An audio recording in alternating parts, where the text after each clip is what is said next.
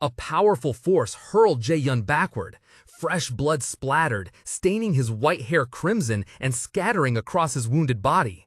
As his consciousness faded, a bitterly sarcastic smile bloomed on Jaehyun's blood-smeared lips.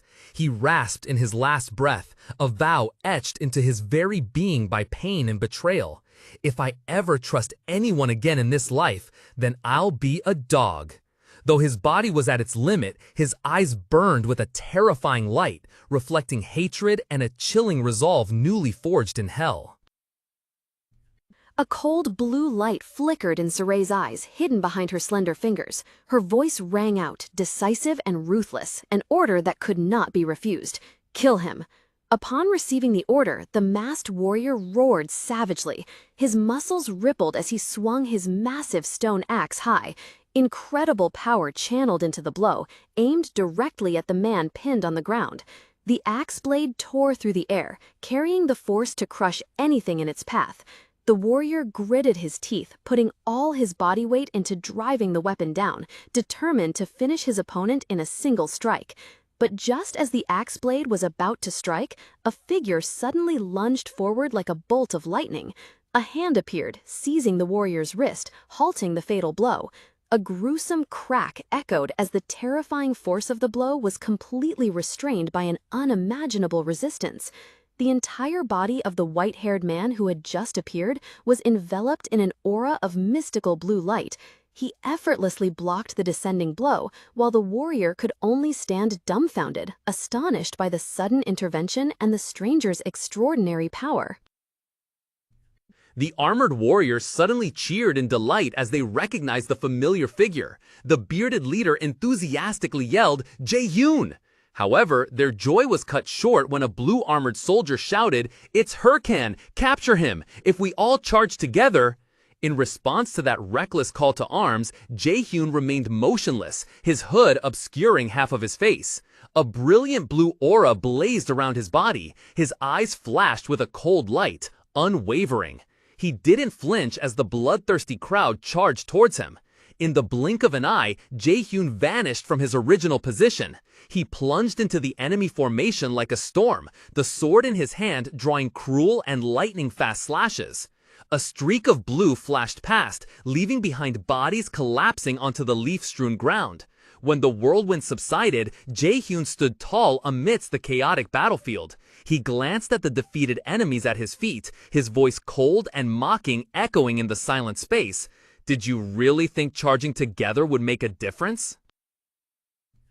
Amidst the floating dust motes, Hyrkan lifted his head, a proud smile gracing his blood-streaked face. He coldly declared, "You can't defeat me." However, his teammates hung their heads, remorse etched on their faces. One of them, seemingly the leader, looked up at Hyrkan with guilty eyes, stammering, I'm sorry, Jaehyun. It's all our fault. We didn't expect those bastards to ambush us here." The smugness on Hyrkan's face vanished. He frowned slightly, his hand tightening on the hilt of the sword behind him. He spoke, his voice somewhat annoyed. "No, what are you apologizing for?" Without hesitation, he reached out to the teammate kneeling on the ground. A soft green light emanated from his palm, enveloping the space before him. The man looked up in astonishment, meeting Hyrkan's determined gaze. "I'm fine. Get up." "Jaehyun! Jaehyun!" The man in golden armor's voice trembled, desperately pleading. "Actually, it wasn't our fault, right?" In Hyrkan's mind, the venomous words of the past echoed like sharp knives. Blame that pathetic loser who always lags behind because she lacks skill. Isn't that right, you idiot? Rage flared in his blue eyes. Hyrkan gritted his teeth, his fiery gaze meeting Sirre's self-satisfied smirk. Seated majestically on her throne, she spoke in a cold, sarcastic tone. "What a touching friendship. Why are you all being so sentimental? Even when garbage gathers together, it's still just garbage." The sound of resolute footsteps echoed. Sirre and her entourage advanced coldly. Amidst the dreamlike green space, Sirre stood with proud confidence, her long black hair gently swaying in the wind. Her piercing blue eyes stared straight ahead, a faint yet condescending smile gracing her lips. Facing her, Hyrkan merely scoffed. Who's the one who always grinds their teeth and charges in every time they're defeated by trash over and over again? His tone was full of mockery, a sharp smile etched on his angular face. The smile on Sirre's lips instantly froze, replaced by a stunned expression mixed with rising fury. Her eyes flashed, and she warned through gritted teeth, "Watch your mouth. Don't come crying and regret later." Regret? Hyrkan repeated her words, his face showing amusement, as if he had just heard a very funny joke. Without another word, Hyrkan slowly raised his left hand, a dry click echoing as he activated the high-tech watch on his wrist. The watch face flashed, displaying the words "slot on." Immediately, a brilliant blue energy, like streams of digital data, poured from the device, enveloping Hyrkan's arm and entire body in a powerful aura. The surrounding air became extremely tense, signaling an unavoidable battle. Glimmering blue data blocks sparkled and dissipated around Hyrkan's figure. He stood there, katana gripped tightly in his hand, the mask concealing the upper half of his face but failing to hide his smug smirk. That's a feeling only weaklings like you can have, he scoffed, his sharp gaze fixed on his opponent. Hearing the provocation, Sirre's face flushed with rage. She gritted her teeth, her hand clutching her collar as if to suppress her burning fury. "Arrogant bastard! Kill him!" she screamed, her voice cracking with anger. In response to the hateful command, Hyrkan simply burst into arrogant laughter. "Kill me? Don't you ever learn? You'll never be able to kill me!" His words were abruptly cut off. A streak of crimson light tore through the air, slashing directly into Hyrkan's chest. Fresh blood splattered. The confident smile on his lips froze, replaced by wide eyes filled with shock and disbelief. Huh? A sense of unease suddenly washed over Hyrkan as strange figures abruptly appeared before him. What the... Before he could gather his wits, a sharp, chilling pain pierced him from behind. Hyrkan froze, coughing up a mouthful of fresh blood, his eyes wide with horror and disbelief. A razor-sharp dagger, stained red with his comrade's blood, had pierced through his body. Piercing ding sounds rang out continuously as a series of red notification windows appeared before his eyes. HP rapidly decreasing, movement restricted. Hyrkan's body began to dissolve into streams of blue data as he collapsed to the damp ground. "What is this? Cuff?" He wheezed with difficulty, struggling to look up at his attacker. From above, a familiar voice echoed down, cold and distant. "Sorry for deceiving you, Jaehyun. We all have to make a living. Don't blame me for this." What? The cruel explanation struck Hyrkan's mind like a hammer blow. He lay there, drenched in cold sweat, his eyes filled with utter bewilderment at the blatant betrayal. In the silence of the forest, a dry, bitter snort escaped his throat. Phut. Huh. Amidst the lush green forest, Sirre's chilling, gleeful laughter echoed. She clutched her stomach, throwing her head back in a burst of triumphant laughter, her long black hair flying with each tremor of her body.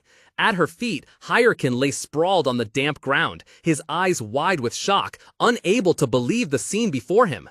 Sirre took a decisive step towards Hyrkan, her heel pressing lightly into the moist layer of leaves. She gently covered her mouth, her eyes curving into a mocking crescent moon. "Oh my, you really are stupid," her voice rang out, sweet yet sharp as a knife. "You got caught up in that ridiculous fantasy of friendship, as if it matters compared to money?" The atmosphere around them suddenly became silent, with only tiny glowing particles drifting in the air. Sirre leaned down, her silky black hair falling close to Hyrkan's bewildered face. Her voice became cold, devoid of any warmth. "Hyrkan, I'm going to eliminate you from this game. If I just keep killing you every time you log in, even you won't be able to progress." She gently smoothed the strand, her blue eyes flashing with a cruel light in the dim forest light. A smug smirk bloomed on her lips, signaling an unshakable verdict. Hyrkan's breathing became labored, each exhausted gasp escaping as he collapsed onto the damp grass. From above, Sirre's voice rang out, cold and condescending. "Oh, right, you're a full-time Warlord gamer, aren't you?" she mocked. Wasn't it you who said you were a worthless piece of trash with nothing but this game? Too bad for you. A twisted, cruel smile bloomed on Sirre's lips, her eyes flashing with madness as she uttered the final words. You're back to being trash again. Each word was like a dagger stabbing into Hyrkan's pride. His hands clenched into the ground, his whole body trembling with rage. Damn it, Hyrkan roared in despair. Shut your mouth! With the last of his strength, he surged to his feet, charging forward in a frenzy of fury. But in response to his desperate attack, there was only a sharp sound, tearing through the air. A cry of pain echoed, followed by a streak of crimson blood spraying, dyeing the space red. A sudden, sharp pain shot through Hyrkan's back. His eyes widened in horror, splatters of fresh blood erupting in his vision. Nearby, Sirre stood motionless, a hint of surprise on her beautiful face. "Oh dear," she murmured, her tone as casual as if she had witnessed a minor incident. The cold blade twisted deeper, and Hyrkan collapsed, his breath catching in his throat. He was being held down by his own teammates, a dagger buried in his body. As his strength ebbed away, Hyrkan saw Sirre slowly fall to the grass, a satisfied smile gracing her lips. "Thank you, everyone," she whispered. Blood began to trickle from the corner of Hyrkan's mouth. He looked up at those who had once been his brothers in arms, his eyes filled with bewilderment and disbelief. Why? You know how much I've given to our guild." The man holding him, the one who had delivered the fatal blow, leaned down and looked at him with contempt. He called Hyrkan by his real name in a cruel tone. "Jaehyun, just die. People are paying us hundreds of millions just to take your life. What else do you expect us to do?" Those venomous words were more painful than the physical wound. Hyrkan's entire body trembled, not from the cold of approaching death, but from the burning rage of betrayal. "Just for money?" he choked out, blood mingling with his words. "Do you even know all that I've done for you?" The man holding him, the one who had delivered the fatal blow, leaned down and looked at him with contempt. He called Hyrkan by his real name in a cruel tone. "Jaehyun, just die. People are paying us hundreds of millions just to take your life. What else do you expect us to do?" Those venomous words were more painful than the physical wound. Hyrkan's entire body trembled, not from the cold of approaching death, but from the burning rage of betrayal. "Just for money?" he choked out, blood mingling with his words. "Do you even know all that I've done for you?" Fresh blood trickled from the corner of his mouth. Hyrkan collapsed, his eyes filled with resentment and despair. His final breath in this virtual world became a pained growl, echoing in the pink-tinged sky of the sunset. "Didn't you say we were family? Damn it!" From above, Sirre looked down at him with an indifferent, almost cold expression, a faint, almost emotionless smile playing on her lips. Beside her, another man grinned savagely, his eyes gleaming with a morbid delight as he witnessed Hyrkan's downfall. Damn it! The last curse echoed in his mind as his consciousness gradually sank into endless darkness. The virtual world shattered. Before him was only a pitch-black screen, torn apart by glaring, blood-red system messages flashing incessantly. Deceased. Warning. The lines of text continued to appear one after another, relentless and cold. Finally, a huge notification appeared, hammering into his retina. Warning. You have died. Penalty. Unable to log in for 48 hours. Hyrkan's eyes widened, his horror reflecting the crimson light of failure. A piercing whoosh sounded. The real world rushed back abruptly and violently. Ahn Jaehyun jolted upright in the login machine, the helmet still on his head. He gasped for breath, his chest heaving violently, trying to gulp in every bit of air in the dark and cluttered room. In the darkness of despair, Jaehyun hung his head, the heavy weight of failure pressing down on his shoulders. I've lost everything. It all started with Warlord. This AI-driven virtual reality game had become a global phenomenon, captivating millions of players. Dramatic sieges, like the scene of a colossal red dragon roaring in a sea of flames, were streamed live to tens of thousands of viewers who readily donated massive sums of money to show their admiration. It was a world that could generate unimaginable wealth, and it was the only thing I had ever been good at. In real life, I was just a useless nobody. But in Warlord, as Hyrkan, I was a completely different person. Under the dim light of the forest, the blood of the recently slain monster still glistened on my sword. A man in armor with a friendly smile and a ponytail approached me. He exclaimed in astonishment, "Wow, what level are you? Your gaming skills are incredible. Would you like to form a guild with me?" He extended his hand, a sincere invitation. That handshake was proof of recognition. It was the only place I truly belonged. It used to be. Tears streamed down his cheeks as bitter memories flooded back, Jaehyun grinding his teeth together. "I forgive them." The whispered words of the past echoed, a self-deceiving promise. He had once grabbed a jacket, slipped on sandals, and rushed out into the night, leaving behind panicked faces, desperate arms reaching out to him. Back then, he had chosen to leave, but now only seething resentment remained in his heart. "I will find them and kill them all." Just then, the phone in his hand vibrated intensely, the screen lighting up with the words, "Dong-soo is calling." Jaehyun stared at it, bitter questions swirling in his mind.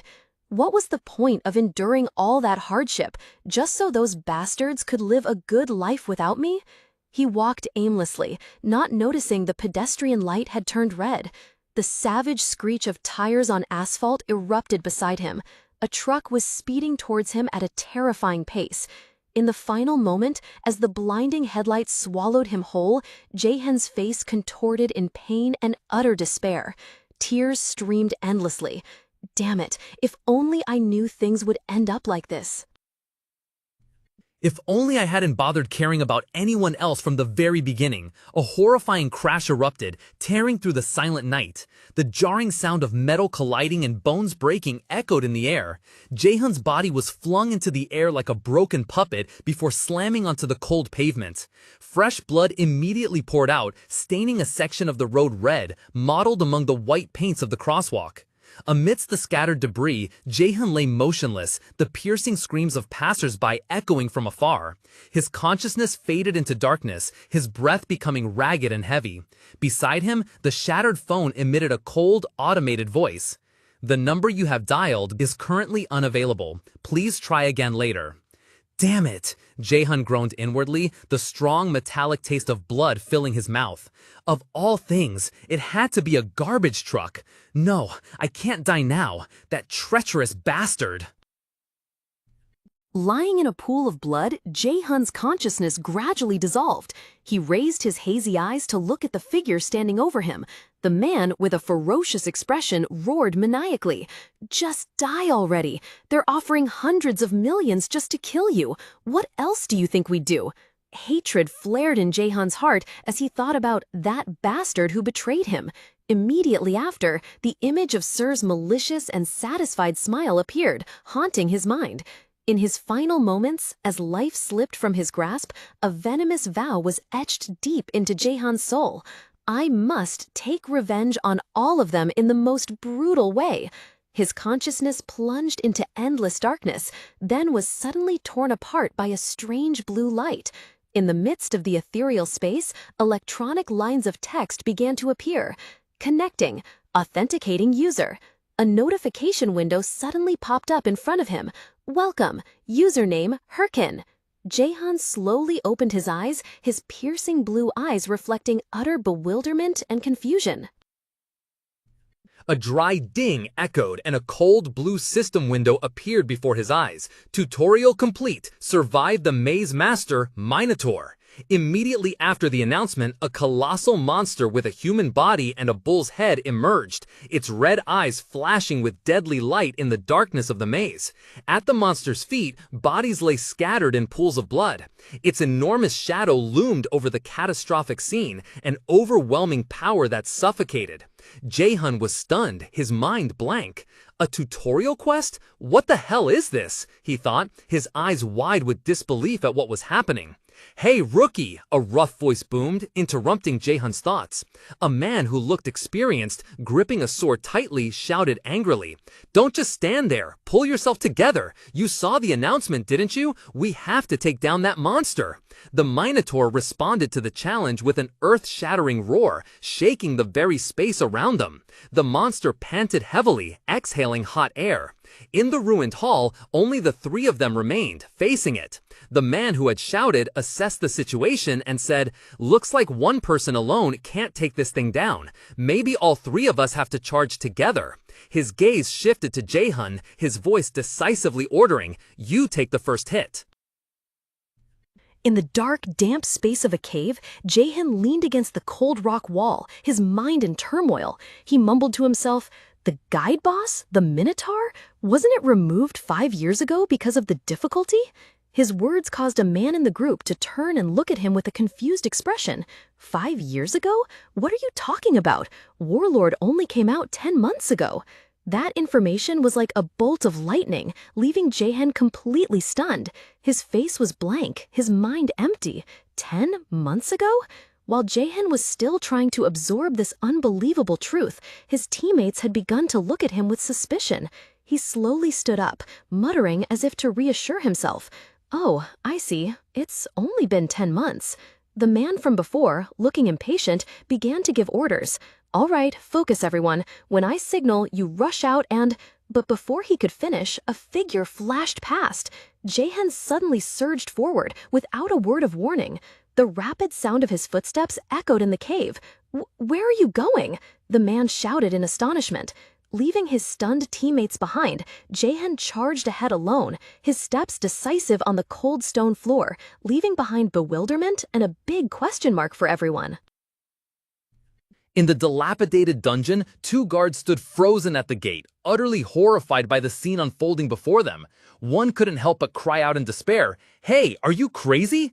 Ignoring the warning, Jaehyun didn't hesitate. He shot forward, his body like an arrow piercing the heavy air, heading straight for the colossal monster. The beast's crimson eyes immediately locked onto the small figure charging towards it.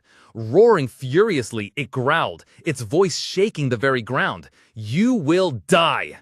It swung its enormous fist, the size of a boulder, down on Jaehyun's position with devastating force. The punch tore through the air, carrying a deathly red aura.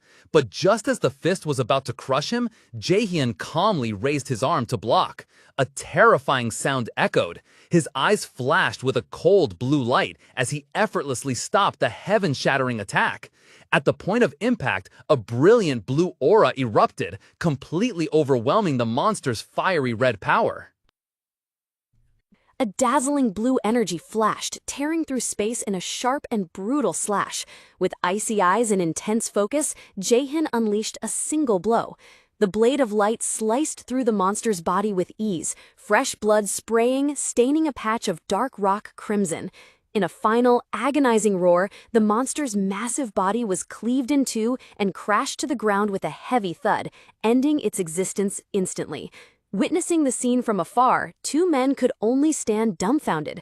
One of them, with an expression of utter astonishment, stammered, "What? That guy just took down that monster with a single blow?" The comrade beside him merely glanced at him, a knowing smirk playing on his lips, as if he had anticipated this outcome. In the desolate and frigid space, a voice suddenly echoed, shattering the heavy silence. Jaehyun, his face smeared with blood, flinched and turned around. Before him, a man with neatly tied black hair was smiling, extending a hand in a friendly gesture. "I don't usually say things like this, but you have real talent. Would you like to join our group?"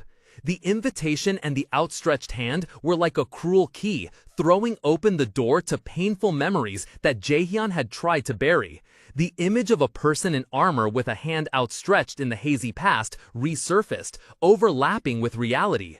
Jaehyun's eyes widened, his previous exhaustion vanished, replaced by horror and a cold, resolute glint. He slowly stood up, the sword in his hand seemingly sensing his master's change. Amidst the shattered stone, Jaehyun lowered himself, his voice deepening, heavy. "I just made a decision a moment ago." The two men stared at each other blankly, completely uncomprehending. One of them asked back in confusion, "Huh? A decision? What decision?" Before he could finish speaking, a blinding light sliced through the air. Jaehyun surged forward like a storm, his blade tracing a deadly blue streak. The faces of the two recruiters froze in astonishment and disbelief as the fatal blow was upon them. A tremendous force hurled Jaehyun backward, fresh blood sprayed, staining his white hair crimson and splattering across his battered body. As consciousness faded, a bitterly sarcastic smile bloomed on Jaehyun's bloodied lips. He rasped in his last breath, a vow etched into his very soul by pain and betrayal. "If I ever trust anyone again in this life, then I'm a dog." Though his body was at its limit, his eyes burned with a terrifying intensity, reflecting hatred and a cold. A soft hiss sounded as the lid of the high-tech pod slowly opened. Jaehyun slowly sat up, his hand gripping the machine's edge for balance. He raised his hand to his helmet, his face still showing a hint of grogginess. Suddenly, his eyes widened in surprise. "This place is," he thought to himself. He stood in the middle of a vast, brightly lit and incredibly modern space. The noisy sounds of people talking and walking echoed everywhere, amidst rows of neatly arranged virtual reality gaming equipment. He stepped out of the pod, looking around at the strangely unfamiliar yet familiar scene. A V-Gear store?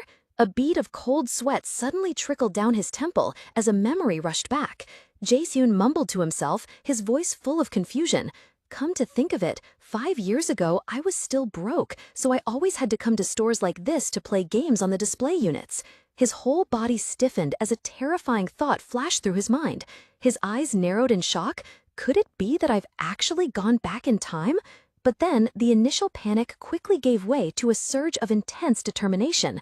He turned around, resolutely running off, his mind fixed on a single thought: I have work to do. Amidst the bustling crowd, Jaehyun darted like an arrow. His face bore a look of resolute madness, his eyes burning with the fire of hatred. His entire mind was now focused on a single objective. "I have 5 years of future information and experience. If I use it, I can definitely get my revenge." He suddenly burst into a tech store, his breath ragged and gasping. The female employee behind the counter flinched at his abrupt appearance. Without a second's hesitation, Jaehyun brandished his hand, thrusting a credit card in front of her. "A basic V-Gear set, please," he yelled, his voice hoarse from exertion. Bracing himself against the counter, Jaehyun panted, sweat pouring down his forehead. The female employee, still bewildered, stammered in response. "Yes, let me help you." Jaehyun paid no mind, slamming the card onto the counter with a smile that was both satisfied and somewhat wild. "Here!" Immediately, his mind was swept into a whirlwind of plans. What should I do first? I need to start by leveling up. Seeing the strange customer muttering to himself, the employee cautiously spoke up. "Sir? Sir?" With a professional but somewhat apologetic smile, the salesgirl handed the card back to Jaehyun. "You don't have enough money." That sentence struck him like a bolt of lightning. Huh? Jaehyun could only utter a sound. The world around him seemed to stop. All colors faded, leaving only a blank astonishment on his face.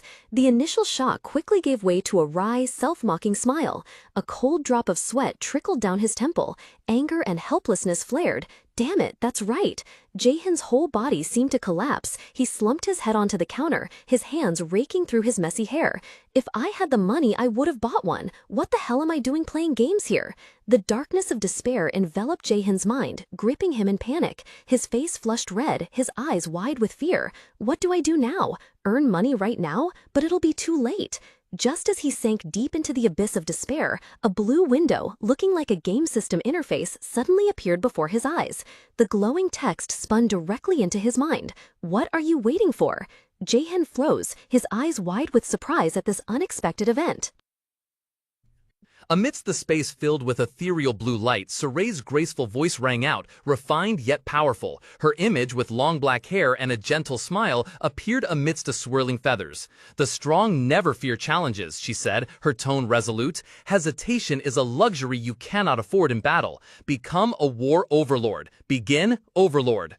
Jaehyun stood there, his back to the voice. Before him on a giant screen was the promotional image for the game, Thunder Queen Sirre, the top-ranked Warlord model, followed by the dazzling Warlord logo with a magnificent golden dragon emblem. The light from the screen swallowed his small figure. He remained silent, deep in thought. Suddenly, the space around Jaehyun plunged into a thick darkness, stained by a terrifying red. Sirre's encouraging smile vanished, replaced by a twisted smirk appearing in his mind, full of contempt. His eyes widened, streaked with the blood-red lines of bitterness and resentment. Another voice, also Sirre's but cruel and cold, rang out like a knife straight to his heart. "You've become a piece of trash again." Darkness enveloped everything completely, and from deep within his throat, Jaehyun uttered an acknowledgement gritted through his teeth. "Yeah." Jaehyun's gaze sharpened. A steely resolve echoed in his mind. Now is not the time for hesitation. The twilight sky, painted a hazy orange and purple, enveloped the quiet residential area. Inside the apartment, a sleek, futuristic, silver-white capsule-shaped machine had just been put into place. Its door slowly slid open with a soft click. The technician, carrying his toolbox and turning towards the door, announced, "The Vigor installation is complete. You can use it immediately. I'll take my leave now." Standing amidst the somewhat cluttered room, Jaehyun absently replied, his eyes fixed on the advanced machine before him. "Yes." Once the technician had left, Jaehyun slowly approached. His hand glided lightly over the machine's smooth, polished surface. In his other palm, he clutched a business card tightly. A calculating look gleamed in his eyes. "The fastest way for me to earn money." It all began with this yellow business card. In the somewhat dim room, Jaehyun sat across from the stranger. The man pushed the business card towards him with a warm smile. The man spoke in a cheerful tone. 10 million won? Of course. But suddenly a knife plunged down, pinning Jaehyun's hand to the table. The atmosphere instantly grew tense, tinged with a threatening red. The friendly smile vanished, replaced by a sinister and malicious expression as the man growled, "If you can't repay the debt, your life will turn into hell." Jaehyun swallowed hard, cold sweat breaking out on his forehead, silently enduring the warning. Clenching the business card in his hand until it crumpled, Jaehyun made up his mind. So be it. Jaehyun's hands trembled slightly as he carefully placed the connection helmet onto his head. His body leaned back, sinking into the state-of-the-art gaming pod. A soft whir echoed as the system began to boot up, and the words "connecting" appeared before his eyes. In the brief moment of synchronization, Jaehyun's mind was engulfed in the flames of hatred. "Even if I fall into hell, I'll make those bastards pay." Sirre's smug, scornful smile and the frantic demeanor of the man beside her appeared vividly, etched deep into his mind. The surging indignation transformed into a furious roar. "Connecting!" Inside the helmet, his eyes blazed with a fierce blue, his face etched with iron determination. The space around him disintegrated into countless data streams. A system screen appeared, the words "Identifying User" blinking. A blue light erupted, enveloping his consciousness. The digital night was replaced by a clear, brilliant blue sky. Confirmed. And then, amidst the vast expanse of the virtual world, a name appeared, asserting his return. Hyrkan.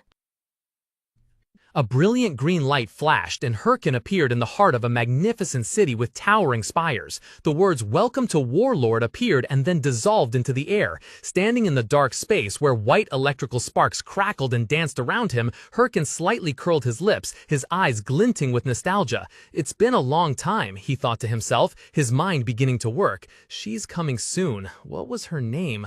Arya." At the same time, a brilliant yellow notification appeared confirming, "Congratulations Congratulations on completing the tutorial. The clear blue sky suddenly brightened. A dazzling golden light beam shone down from above, carrying a figure slowly descending. It was a woman with lustrous golden hair, dressed in an elegant black gown adorned with intricate golden details. A sacred halo radiated around her, majestic and ethereal. The girl with icy blue eyes spoke, her clear voice echoing throughout the space. I am Ahn Jaehyun, here to help you choose a profession. That's right, it's her. Hyrkan silently confirmed in his mind. Ahn Jaehyun continued. Now, adventurer, she slowly extended her slender hand forward, a warm golden energy beginning to gather in her palm, ready to grant him a new beginning. The female NPC's voice resonated like a sacred instruction. You must choose one of the basic classes. There are 3 basic classes in total, and the skills you choose to upgrade here will determine your specific character class later on. The space around them darkened, making way for swirling golden energy streams that formed a robust silhouette. Ahn Jaehyun introduced, first is the warrior. They fight on the front lines with melee weapons. I recommend this class if you want intense action. Hyrkan crossed his arms, thoughtfully gazing at the warrior's illusion. He murmured to himself, a warrior, huh? I could definitely level up quickly since I've played before, but it'll get harder to solo later on. After some consideration, he decisively made his choice. Skip.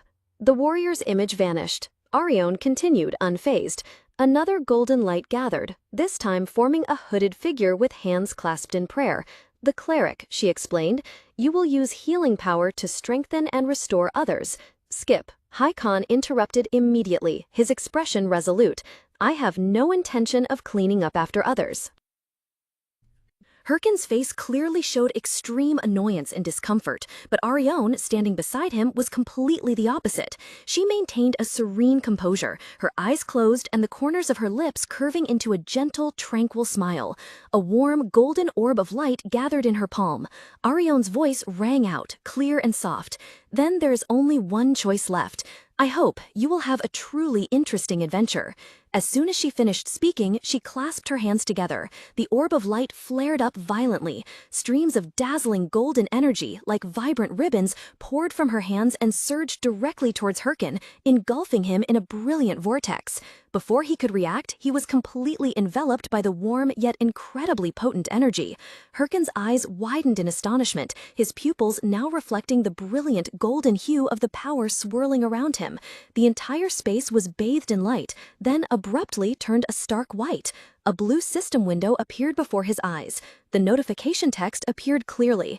You have chosen a basic profession. A column of blue data light enveloped Hyrkan, tearing through space and teleporting him away. As the digital codes dissipated, he found himself standing inside a vast hall, a magical tower with enormous bookshelves reaching up to the dimly lit ceiling. From above, a beam of light shone down, and an ancient scholarly voice echoed. An old wizard with a long white beard, holding a crystal-studded staff, was seated on a massive book suspended in midair. He calmly spoke, "Welcome, young man seeking knowledge. I am Gulko, the guide on the path of magic." Ancient golden magical symbols shimmered around the old wizard. Gulko smiled kindly, looked down at Hyrkan and asked, "So, what kind of magic do you wish to learn? Just tell me any kind you." "Dark magic." Hyrkan interrupted without hesitation, his voice resolute and cold in the quiet space.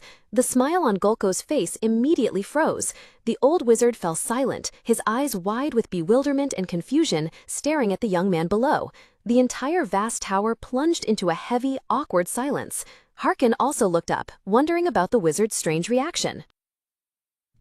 Gulko sat on an enormous book, his hand resting on a staff that emitted a soft glow, and he cheerily said, "Aha, Earth! You want to learn Earth magic, don't you? Please forgive an old man. My ears are a bit—" Hyrkan interrupted him, a cold smile faintly gracing his lips while his gaze remained firm. "No, I want to learn dark magic." This unexpected declaration immediately made Gulko's old confused expression vanish. His eyes widened, seriousness and astonishment clearly visible. "Where did you hear that? Dark magic is very powerful, but it will destroy the user's soul." "I know," Hyrkan calmly replied, the determination in his voice unwavering. "I know the risks, so please teach me." A confident smile appeared on his angular face. Deep down, he affirmed with certainty, "It must be dark magic. It's what I need."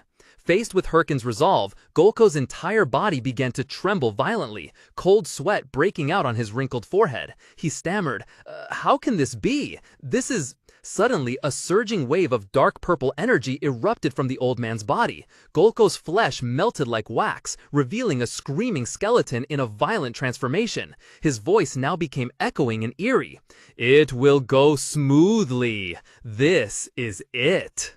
As the dark energy subsided, Golko's true form emerged, a skeleton wearing a wizard's robe, its eye sockets glowing with a ghostly purple light. The staff in the skeleton's hand now radiated a brilliant halo. A dry, chilling laugh resounded. "Ha ha ha ha! It's been so long since a kid chose this path." Amidst the dim space, streams of dark energy swirled around Jaehyun and the massive ancient book before him. Golko spoke, his voice resounding with authority. "If you are truly ready, place your hand on this skill book, but you must choose wisely. This path is too difficult for any ordinary person to—" Hyrkan merely remained silent, his gaze unwavering. Before Golko's warning had ended, he acted abruptly. A crash echoed as Hyrkan's hand forcefully pressed down on the book's cover. Brilliant blue energy erupted from the point of contact, clashing with the surrounding dark aura.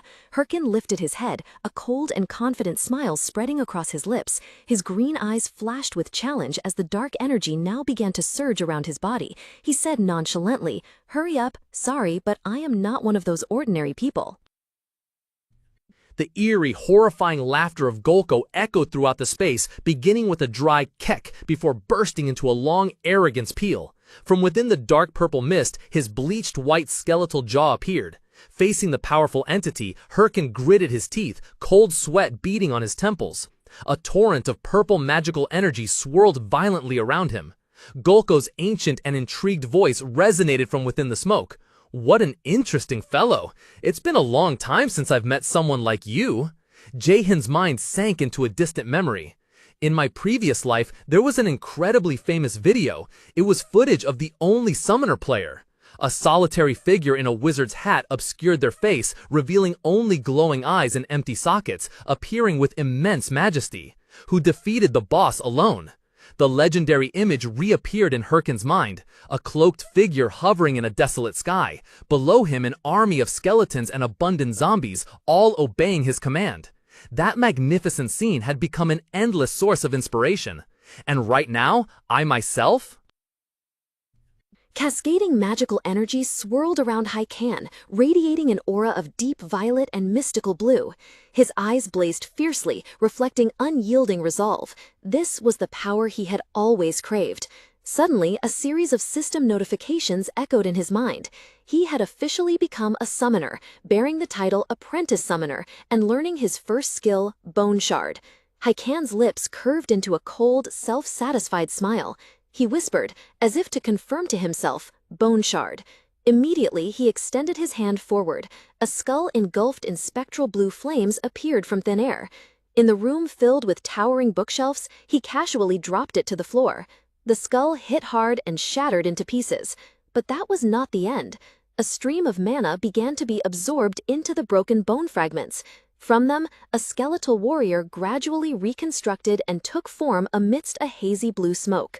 Hyrkan stood there, arms crossed, looking down at his first creation rising from the wreckage, the smile on his face growing even colder. In this life, everything would be completely different. In the decisive moment, a surge of blue magical energy violently erupted. From within the energy vortex, a colossal skeleton gradually materialized. Eerie blue flames blazed in its eye sockets, its entire body exuding an aura of death and authority. Standing before the creature he had just summoned, Hyrkan smirked with self-satisfaction and sharpness. The choice was complete, and the path to power lay open before him. He excitedly planned, "Good, now time to level up. Where's the training dungeon?" Clunk. Hyrkan's words were abruptly cut short by a dry sound. Right in front of him, the skeleton's skull suddenly fell to the ground, rolled a few times, and then lay still. In the vast space, amidst towering stacks of books, Hyrkan and his skeleton stood facing each other in awkward silence. All confidence and excitement on his face vanished, leaving only extreme bewilderment. Huh?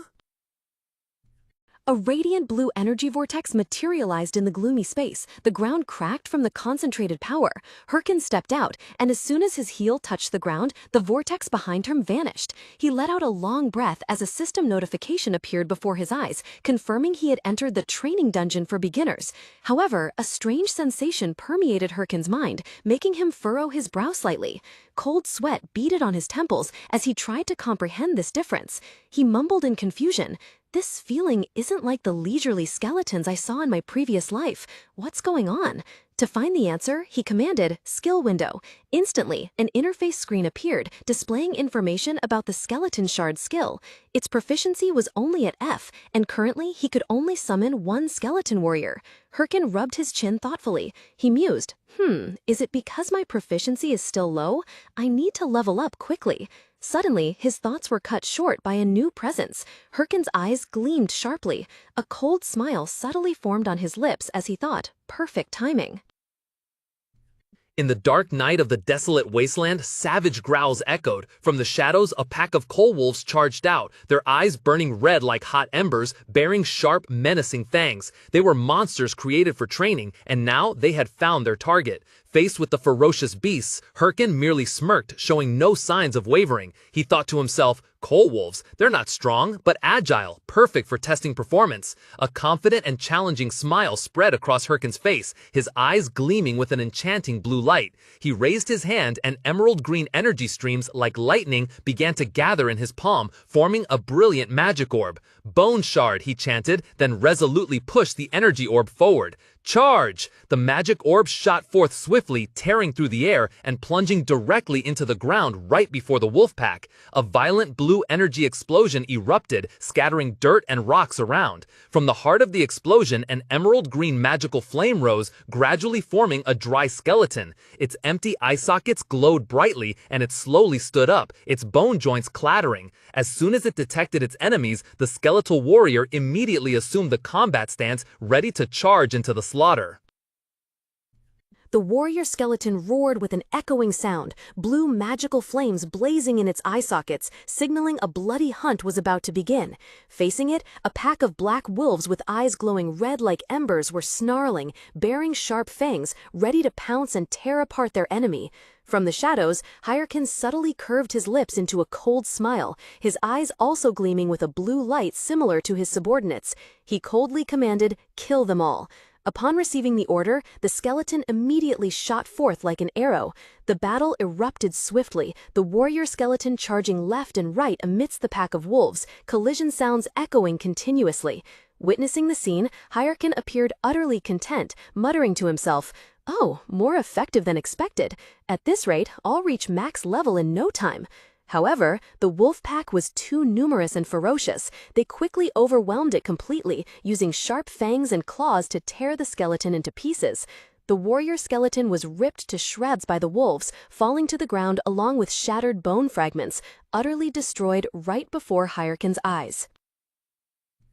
Thump! A dry bone fragment unexpectedly fell, lightly hitting Hyrkan's head, startling him. He looked down in confusion, a flicker of doubt crossing his mind. The skull was not only looking up, but seemed to be weeping, a shimmering tear seemingly about to spill from its azure eye socket as it timidly recoiled. Hyrkan's face contorted with extreme astonishment, his mind a jumbled mess of huge question marks. He cried out in alarm, "Wait, what? Something's not right here! Skill window!" Instantly, a blue system notification panel appeared before him, titled Skeletal Fragment. The skill panel displayed detailed parameters. It had a deep learning system, allowing it to learn from battles and, most importantly, 3 preset modes. Number 1, defensive mode, number 2, offensive mode, and number 3, special action mode. Hyrkan raised a hand to his forehead, letting out a sigh of relief as he understood the issue. He muttered, "So that's it. I didn't set the mode. That was really lucky."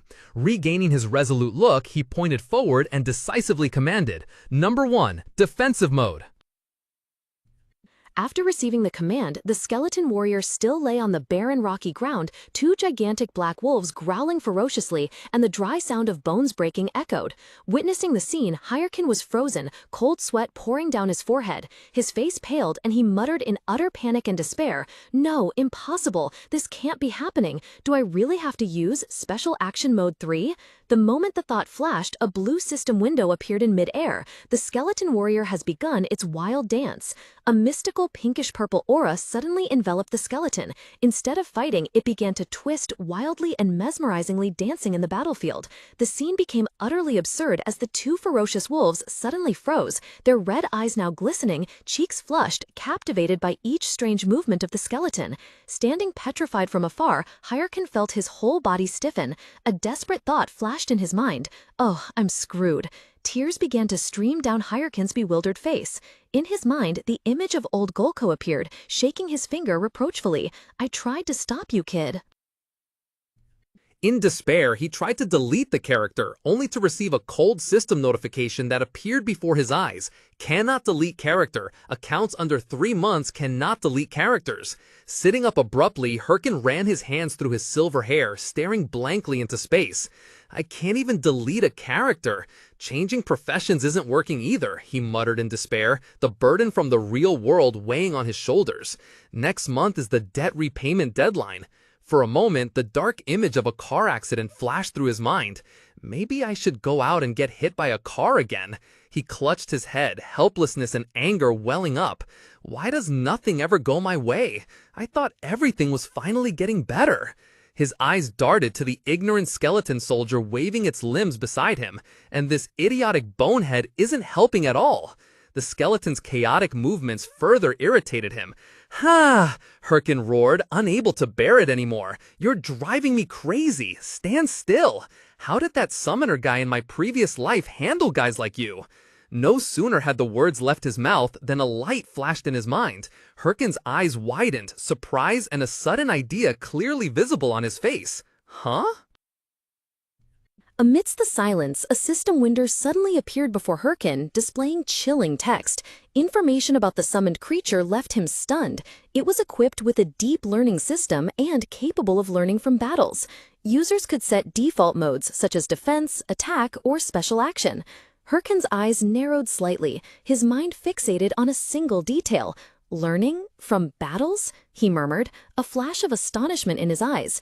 Immediately, the image of his battle with the pack of Cinderwolves vividly returned to his memory. He realized that while he was fighting frantically, the skeleton was not merely a puppet. When I took down the Cinderwolves, it observed me and learned from me. This truth brought a cold smile to Hyrkan's lips. He turned to look at the skeleton standing quietly beside him, its eyes glowing with an eerie blue light in the darkness. He called out, his voice full of self-satisfaction, "Hey, I must look like an easy target, huh? You're truly lucky to have a master like me. I may not look like it, but people used to call me a genius. I even trained all my guild members into top-tier players, you know?" Hyrkan began a special training session for his subordinate. A faint blue light flickered from the eye sockets of the skeleton warrior as it looked up at its master, listening to his instructions. "When fighting, just remember one thing." Hyrkan's voice rang out, cold and decisive. In that moment, his face appeared with a cruelly sharp smile, his blue eyes flashing with a fervent gleam. He snarled, pouring all his power into each word. "If you don't dodge, you'll die." Crash! A heavens-shaking punch struck the skeleton directly, sending it flying like a puppet with cut strings. Its bony body slammed hard against the jagged, rocky ground, creating a dry, cracking sound. Before it could recover, Hyrkan's cruel voice echoed again, like an undeniable command. Again! The poor skeleton was again flung into the air before falling face down. Again! The next impact was even stronger than the last, but the skeleton still stubbornly struggled to its feet. Despite the crack slowly appearing on its skull, the blue light in its eyes did not weaken. Instead, it flared up powerfully and with full resolve. It tightened its grip on the wooden mace in its hand, preparing itself mentally to face the next attack. Again! A blinding white energy tore through space, striking the bone warrior directly. The immense impact force flung it backward, causing the skeleton to stagger and then collapse face down onto the cold ground, fragments scattering everywhere.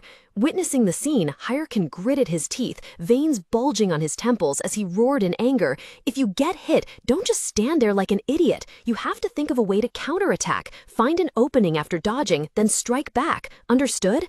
His bellowing seemed to reach the motionless skeleton. A crack sound echoed. Amidst the rubble, it propped itself up with its hands, slowly getting to its feet. Amidst the hazy energy shower, the bone warrior stood upright, the magic gem in its chest also radiating a synchronized light. It gripped the mace tightly in its hand, its two eye sockets burning with a new fighting will, ready to charge into battle once more. Two dark wolves with eyes glowing red like embers roared wildly. It darted towards the skeleton warrior, a hideous black streak tearing through the air. Faced with the monster, the skeleton warrior stood firm, its entire body enveloped in a chilling blue aura. It raised its bone club, promptly blocking the lunging wolf's sharp jaws. The moment the bite was thwarted, the skeleton warrior, without hesitation, swung its other arm, creating a brilliant blue slashing arc. The attack tore through the beast's dark body, causing it to fall to the ground, disintegrating in silence. The battle ended. Amidst the battlefield strewn with wolf corpses, the skeleton warrior stood tall, the last growls of the monster pack fading away. Standing not far away, Hyrkan stood with hands on his hips, quietly observing his subordinate. As if sensing his master's gaze, the skeleton warrior immediately turned. The ruthless appearance of a war machine vanished, replaced by proud and expectant glowing eye sockets, like a child waiting for praise. However, what responded was Hyrkan's stern voice. "Where are you looking? Didn't I tell you not to be distracted during combat?" Hyrkan subtly smirked, his sharp eyes assessing the skeleton standing before him. He let out a sigh of relief, his voice filled with satisfaction. Your last blow wasn't bad." Immediately, a series of system notifications popped up, bright blue windows glowing in the dim space.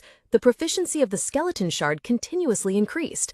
A brilliant golden column of light descended from the sky, engulfing Hyrkan. He crossed his arms, proudly observing his achievement, while the skeleton below was also enveloped in a similar aura. "You passed," Hyrkan departed decisively. A final notification appeared, confirming the training's success. Player level increased. Leaving the dungeon, Hyrkan returned to Figgis Castle, a bustling beginner village. The central square was crowded with people, shouts echoing everywhere. Players in armor, carrying weapons, gathered, seeking teammates. Recruiting members for a family-friendly guild here. Looking for a party to hunt forest spiders. Amidst the noisy atmosphere, Hyrkan walked quietly, lost in his own thoughts. He mumbled, "This skeleton, it's quite worth teaching. A few more days of grinding and I can solo the entire training dungeon. Now, the real challenge begins. First, I need to reach level 10. With determined eyes, Hyrkan pulled up his black hood, concealing his prominent white hair, and blended into the crowd, steadily moving forward. As he walked, Hyrkan suddenly stopped when a rough hand gripped his shoulder tightly. "Hey," the burly man, his face flushed red with anger, growled, "don't you think you should apologize when you bump into someone?" Standing behind him, a henchman quickly chimed in. "That's right, boss." Hyrkan merely gave them a cold glance, mentally assessing, what the hell is this? They look like third-rate thugs. He let out a soft sigh, a weary yet murderous thought fleetingly crossing his mind. Every second of my time is precious. Should I just kill them and get it over with? Hyrkan's indifferent sigh was like a provocation. The big man roared, his face contorted. What kind of person sighs in the middle of a conversation? As soon as he finished speaking, his tightened fist swung straight at Hyrkan's face. But a figure, quick as lightning, blocked the punch. It was a strange man with blonde hair, wearing sunglasses and a flamboyant Hawaiian shirt who had appeared out of nowhere. His hand easily clamped the thug's fist. Hyrkan remained still, a hint of surprise in his eyes at this unexpected intervention. He could only watch in silence. A smug, somewhat condescending smile spread across his stubbly face. He casually spoke, his tone partly playful yet entirely patronizing. "Phew, but that's no reason for you to just go around hitting people indiscriminately, okay?" Immediately, another man with a tense expression rushed over. He pressed suspiciously, "Who are you? Are you on his side?" The blonde man remained unfazed. He merely glanced indifferently, giving an ambiguous reply. Not exactly." Hyrkan's eyes fixated on the blonde man, a mix of surprise and recognition flashing in his mind. This guy is... A cautious and calculating smile slowly formed on his lips. With a whoosh, a firm hand suddenly shot out, grabbing the collar of the man about to strike. Hyrkan, still on the ground, looked up in astonishment. The stranger with flowing blonde hair and tanned skin let out a soft sigh of relief, giving a casual smile. "Phew, hey pal, there's no need for physical violence like that.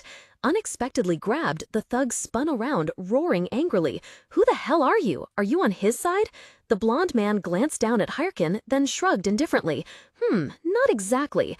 Lying on the ground, Hyrkan's eyes widened, astonishment clear on his face. A spark of recognition flickered in his mind as he observed the newcomer. That's him! Those muscles, and that bizarre fashion sense too. He couldn't mistake the rippling physique hidden beneath the flashy floral shirt and the sunglasses perched on that blonde hair.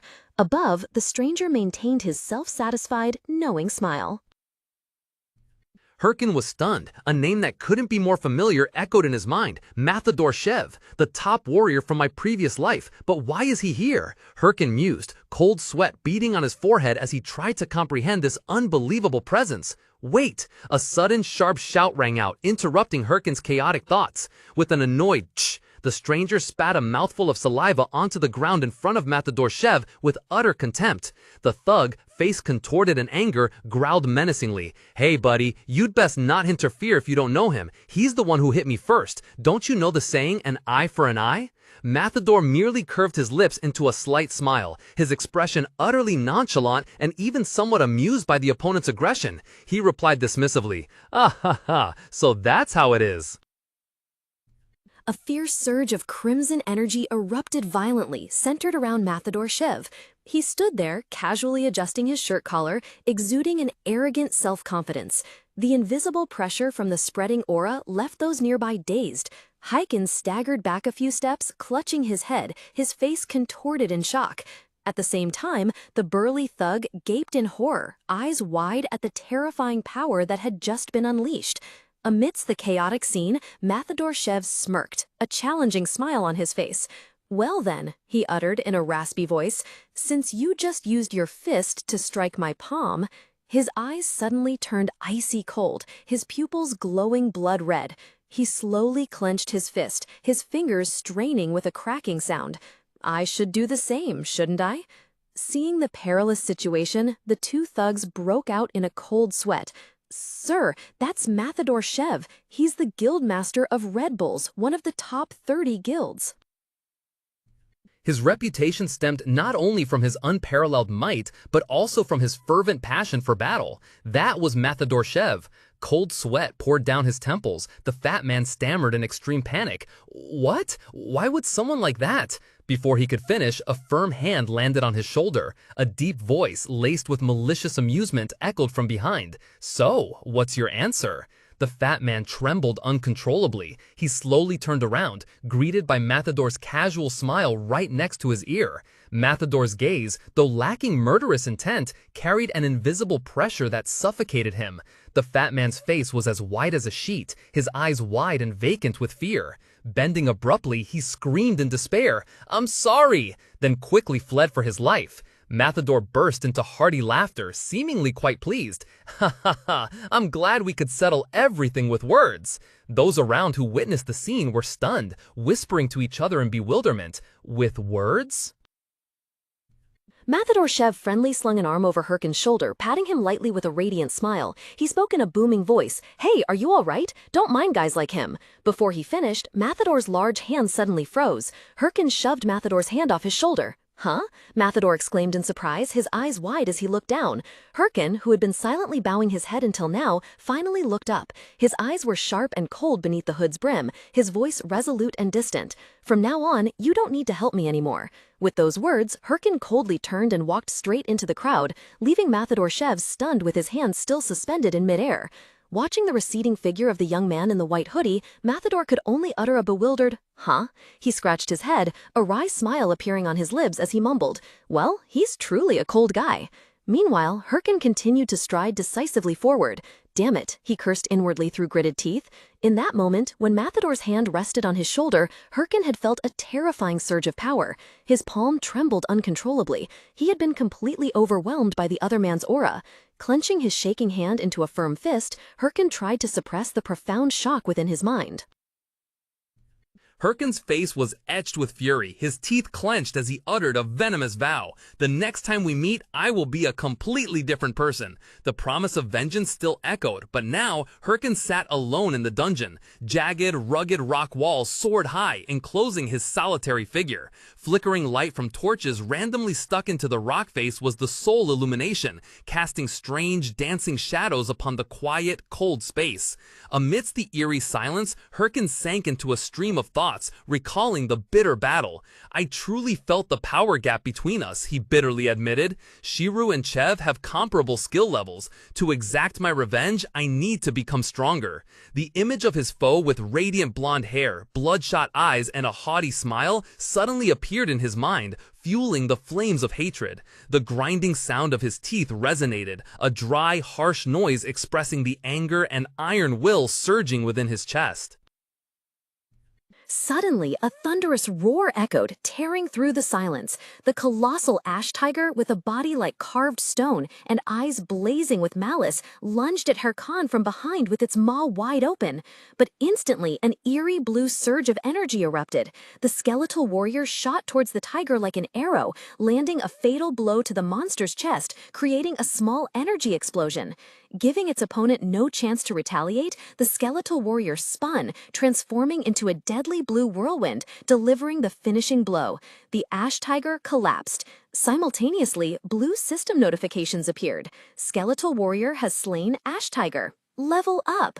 A brilliant flash of light pulsed from the skeleton's eye sockets, signaling its completed power upgrade. The battle aura faded, returning the skeletal warrior to its somewhat diminutive appearance. It held its wooden staff, its blue eyes sparkling with expectation as it looked at Hyrkan, as if awaiting praise.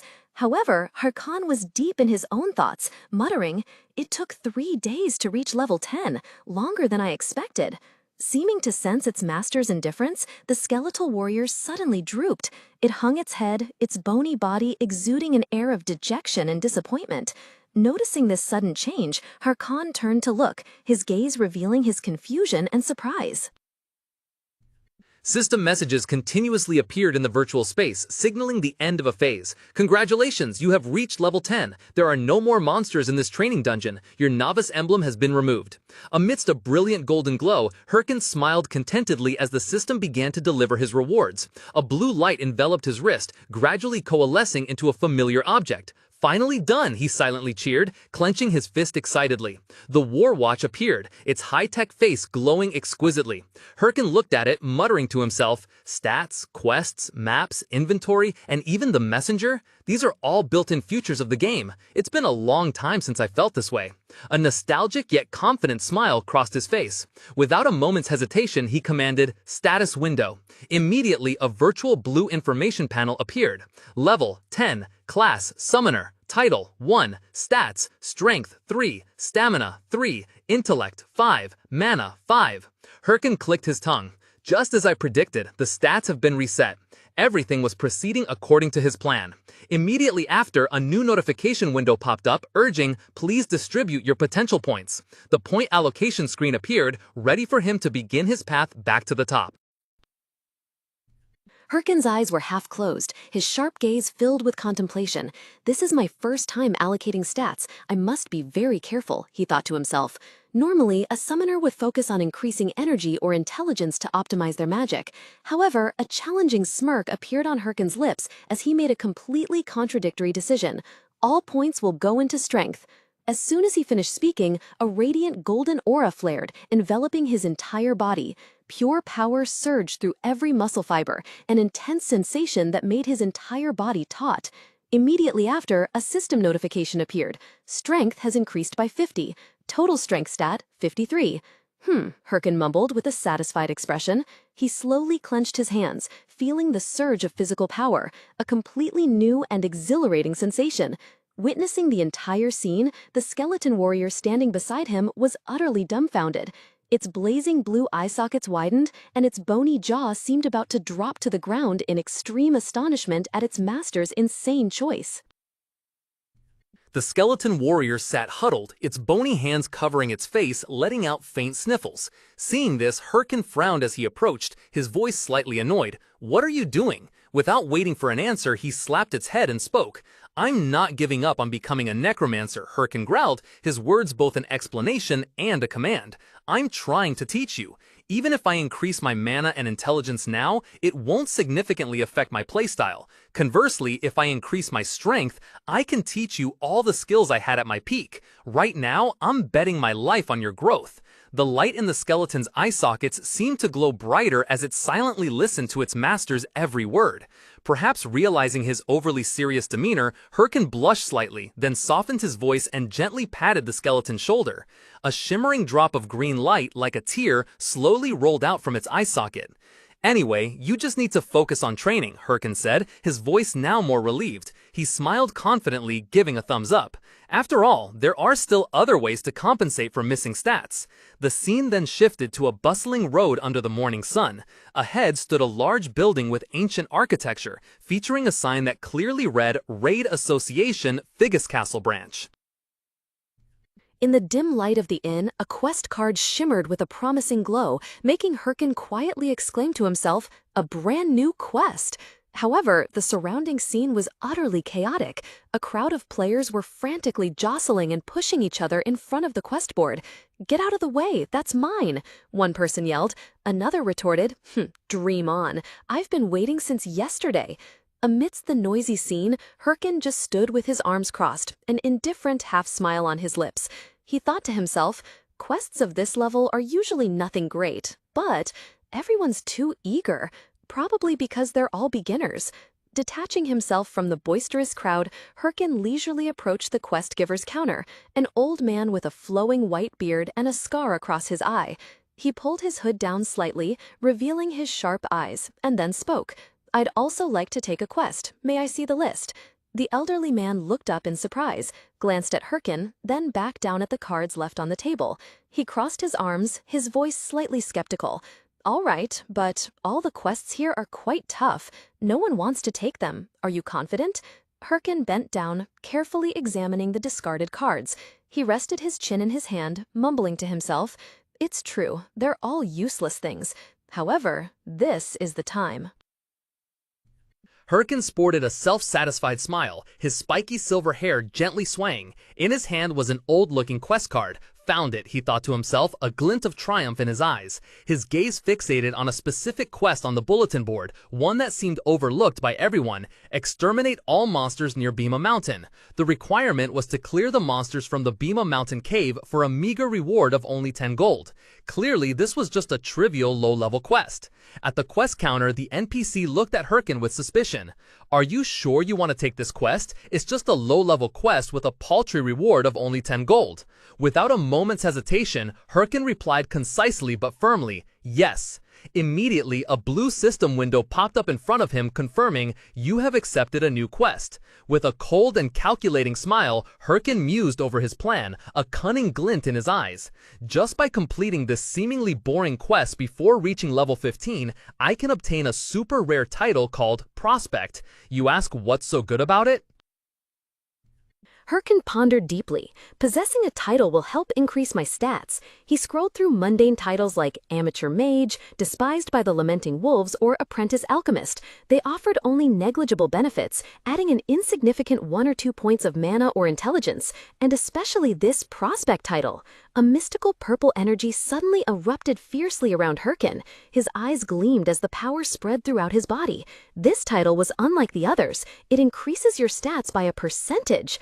A sharp, ambitious smile appeared on his face. Hyrkan clenched his fist, feeling the surging latent power. In other words, it will kickstart my career to become an overwhelmingly powerful character. Breaking free from his thoughts, he declared decisively, "All right." A resolute footstep echoed on the wooden floor, signaling a decision had been made.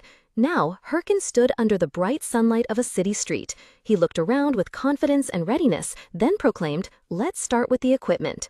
The scene then shifted to a distant, rugged mountainous region known as the Bima Mountains. Gigantic, time-worn rock pillars soared into the clear sky, foreshadowing a challenging adventure that awaited ahead. However, Hyrkan's face darkened and extreme rage flared in his eyes. He stood frozen in the grass, his whole body trembling as he looked down at his ridiculous outfit, a bizarre combination of a colorful clown suit and the pink hooded hat with long floppy rabbit ears. Even the shoes he wore were shaped like monstrous claws. He trudged into a gloomy forest where sunlight struggled to penetrate the dense foliage. Crows incessantly cawed, caw, caw, circling above his head and brazenly perching on his shoulders as if mocking his pathetic appearance. Finally, unable to endure the humiliation any longer, a silent, furious scream erupted in his mind. Damn it! The reason for this misery became clear. He recalled the moment he tried to buy decent leather armor, but the system window coldly displayed the message, insufficient funds. Hyrkan bitterly thought, after buying gear for the skeleton, I didn't have enough money left, so I just had to buy whatever I could, which led to this. After a moment of despair, a flame of determination ignited within him. Hyrkan sprang up, his face etched with resolve, despite the silly rabbit ears flopping on his head. He gritted his teeth and made up his mind. All right, I just need to complete the quest quickly to get new gear first. I'll deal with this as quickly as possible. Hyrkan's voice echoed resolutely through the dense forest. He shot forward like an arrow, his oddly dressed figure gliding past the tightly packed trees. His speed blurred the surroundings, leaving only the distant path ahead. Suddenly he stopped. An unusual silence enveloped the area. His gaze fell upon the ground, where fresh bloodstains, not yet dry, were splattered. A blood-stained hand tremblingly reached out from the bushes, twitching in pain. Lying in the mud, a severely wounded man looked up with vacant eyes, his breath ragged. He gasped in despair, "Help me, please." Just then, a chilling, eerie cackle began to echo from the shadows of the thickets. From the darkness, 3 figures slowly emerged, each bearing a cruel smile. Their eyes gleamed with sadistic pleasure as they witnessed the victim's pain and despair. The clear blue sky glittered with square data fragments, signaling a wondrous virtual world. Beneath the dense forest canopy, sunlight filtered through, creating a picturesque scene. "Finally, we're here!" Malty shouted excitedly. He puffed out his chest, hands on his hips, a smug look on his face. "I, Malty, will begin my journey at Mount Bima." "Only level 11 yet. I must really have a knack for this game, huh?" Malty stroked his chin, a self-satisfied smile on his lips. What can I do? At this rate, I might become a ranked player." Just as Malty was lost in his own delusions, a desperate cry for help echoed from deep within the forest, shattering his self-satisfaction. Suddenly, a desperate scream rang out. "Is anyone there? Help! Please, my friend is injured. Please save us." Startled, Malty spun around. "What?" He quickly ran towards the sound. As he got closer, he saw a horrifying sight, a player kneeling beside a motionless teammate lying in a pool of blood. Malty asked as he approached, "What happened?" The other player looked up, his voice trembling and panicked. "We were attacked by an unseen monster. We struggled hard to escape, and we don't have any health potions." Before them, his companion lay motionless, blood trickling from the corner of his mouth, his breath shallow. Although exhausted himself, Malty still managed to rummage through his inventory. He told the seemingly miserable group in front of him, "I have some here, please wait." Hearing this, the person wiped away a tear, their voice filled with emotion and gratitude. Thank you very much. We will definitely repay you." But as soon as the promise ended, a bloodshot, murderous gaze flashed in the darkness. One of the group members swung a spiky mace, engulfed in dark energy, then suddenly delivered a fatal blow to Malty, who was still bowing his head, completely unprepared. Crash! A terrifying impact echoed, fresh blood splattering everywhere. Malty collapsed onto the cold ground, blood gushing from the wound on his head. He could only let out a weak groan in his daze. Ugh, cuff? Looking down from above, the group of gamers had completely shed their false masks. Sinister smiles were clear on their faces. The one who had just expressed gratitude now spoke with a sarcastic tone. "Thank you. We'll make sure to make the most of these items." Lying slumped on the damp ground, fresh blood dyeing a patch of grass red, Malty glared at his enemy with utter resentment. His breath was ragged, bitter words escaping his gritted teeth. "You tricked me, you coward!" His curses were met with a sarcastic tone from the silver-haired gamer. He looked down at Malty with contempt, a smug smile on his lips. Hey, why say such unpleasant things? You're the fool for falling for it so easily. With that, his smile grew even more malicious. Without a moment's hesitation, he swung the blood-stained sword, delivering a fatal blow that ended Malty. A cold system notification appeared in midair. Player, Malty, has died. Malty's body slowly dissolved into sparkling blue light particles and merged with the air, leaving the killer standing silently, admiring his achievement. Immediately after, another notification appeared. Player's watch is dropping. From the blue light stream, his watch materialized and fell onto the blood-splattered ground. At this moment, his accomplices approached, surrounding the spoils with joyful expressions. One of the scam gamers laughed gleefully. "I told you, messing with newbies is always fun. Did you see his face just now?" Another in the group spoke up. "All right, guys." With a savage grin, the gamer from the scam group licked his lips thirstily, his eyes gleaming with malice as he uttered, "Let's find the next prey." Dry leaves rustled down in the gloomy forest. From the shadows, savage growls echoed as two wolf-like monsters with eyes burning red like embers suddenly appeared. Facing them, a skeletal warrior stood firm, its body radiating cold blue magical energy, ready for battle. Behind it, Hyrkan's blurry figure emerged. Without hesitation, the two werewolf-like monsters darted forward, their fierce barks echoing through the air, bearing sharp fangs at the skeletal warrior. Witnessing the scene, Hyrkans merely smirked. A decisive snap of fingers rang out. Immediately he commanded, "Attack mode!" From within the green smoke, the skeleton warrior appeared, its eye sockets blazing with murderous soul fire. Without a moment's hesitation, the skeleton warrior, with the new sword in hand, charged straight into the snarling pack of ancient tree wolves. The blade, enhanced by magic, carved deadly green streaks through the air. The faint whimpers of the monsters echoed as they were cut to pieces, their wooden bodies shattering under precise and ruthless sword strikes. In just a moment, the entire wolf pack was wiped out by overwhelming power. Observing the scene from afar, Hyrkan smirked with satisfaction. He thought to himself, now that it has a sword, an entire pack of wolves is nothing to it. Yes, prioritizing equipping the skeleton warrior first was absolutely the right decision. A powerful wave of emotions surged, and tears of happiness welling up in the corners of Hyrkan's eyes as he admired his achievement. He folded his arms, proud of his wise decision.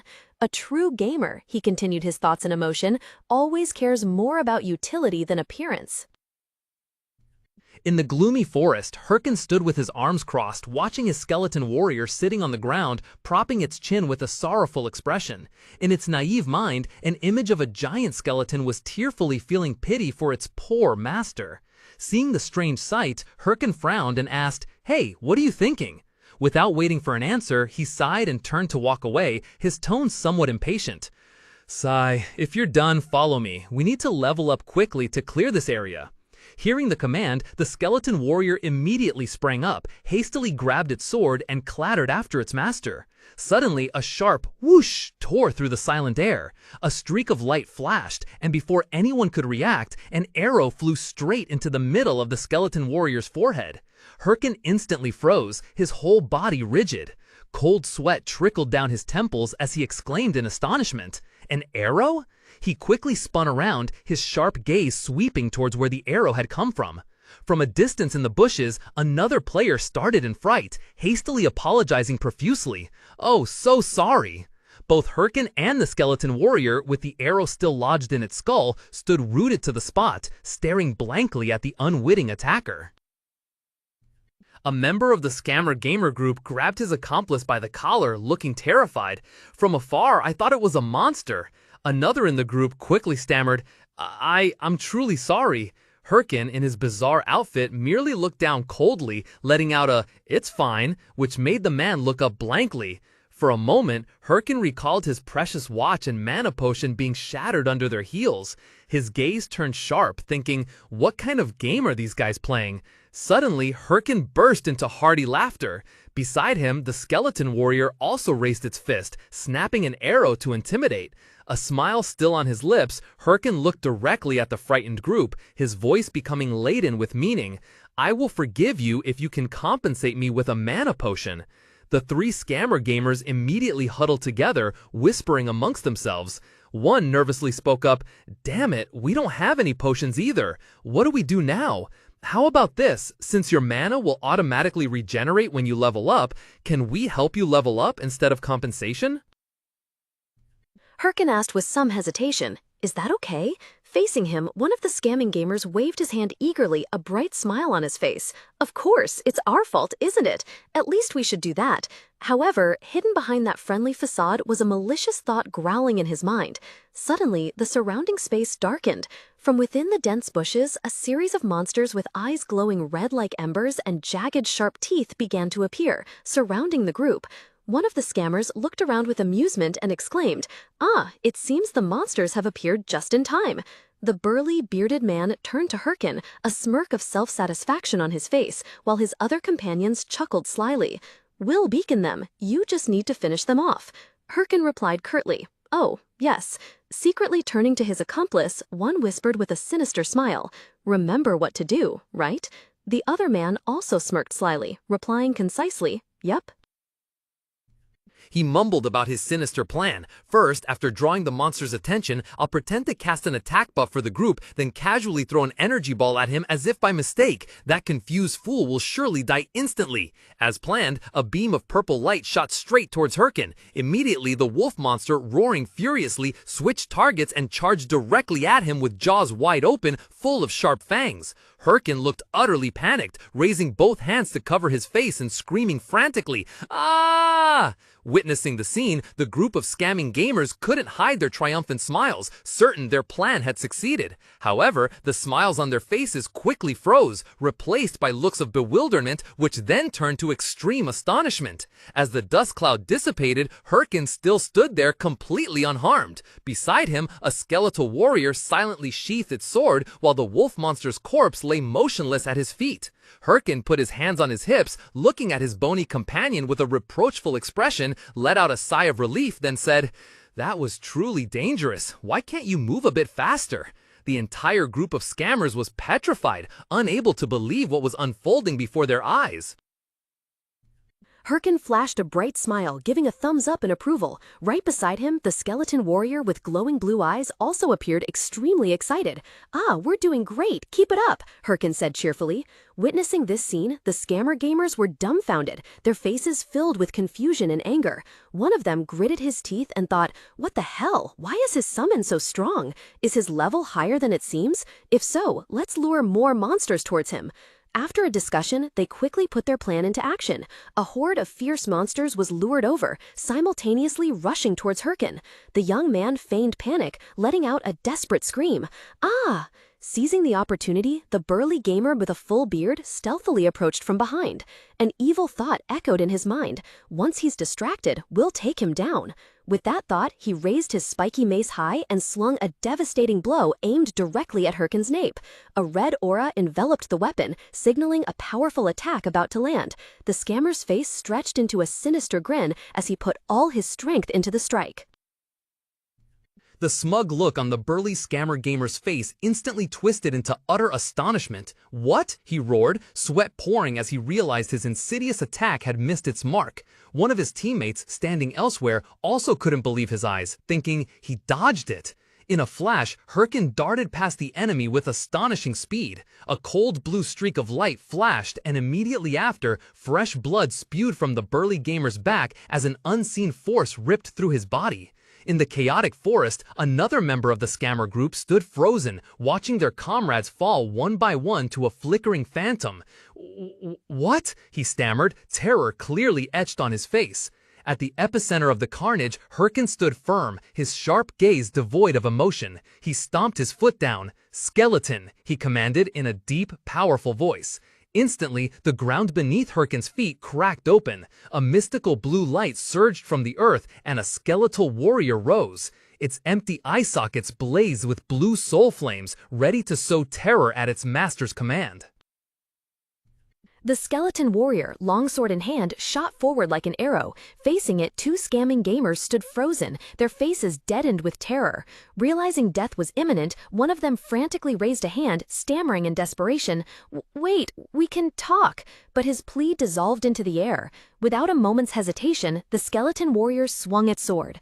A sharp blue streak of light swept through, piercing both scammers with a chilling slash. Screams of pain and horror shattered in the air. Fresh blood splattered as their bodies were violently flung high by a tremendous force, then flopped onto the cold ground like two severed puppets.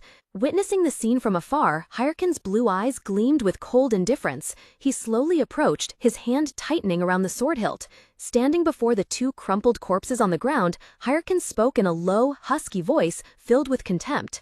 "I know bastards like you too well. You're the kind who backstab those who trust you and steal everything they have." With that, he turned and along with his skeleton warrior quietly walked away, leaving behind those who had paid the price for their deceit. His footsteps faded into the silence of the forest. Standing tall over a pool of blood, Hyrkan coldly stared down at the dying scammer at his feet. "If it were the old me," he said monotonously, "your trick might have worked." The scammer's face turned ashen, filled with utter horror as death drew near. He stammered a plea, his voice hoarse with fear. "Wait, I'll give you items. I'm sorry, so please." "No, I'm the one who should apologize," Hyrkan indifferently cut him off, all pity completely gone from his eyes. Without a moment's hesitation, he raised his dagger high. The sharp blade gleamed in the light, reflecting Hyrkan's resolute and cold face. "I no longer trust humans." Slash. The blade plunged down, ending the scammer's life in a blink.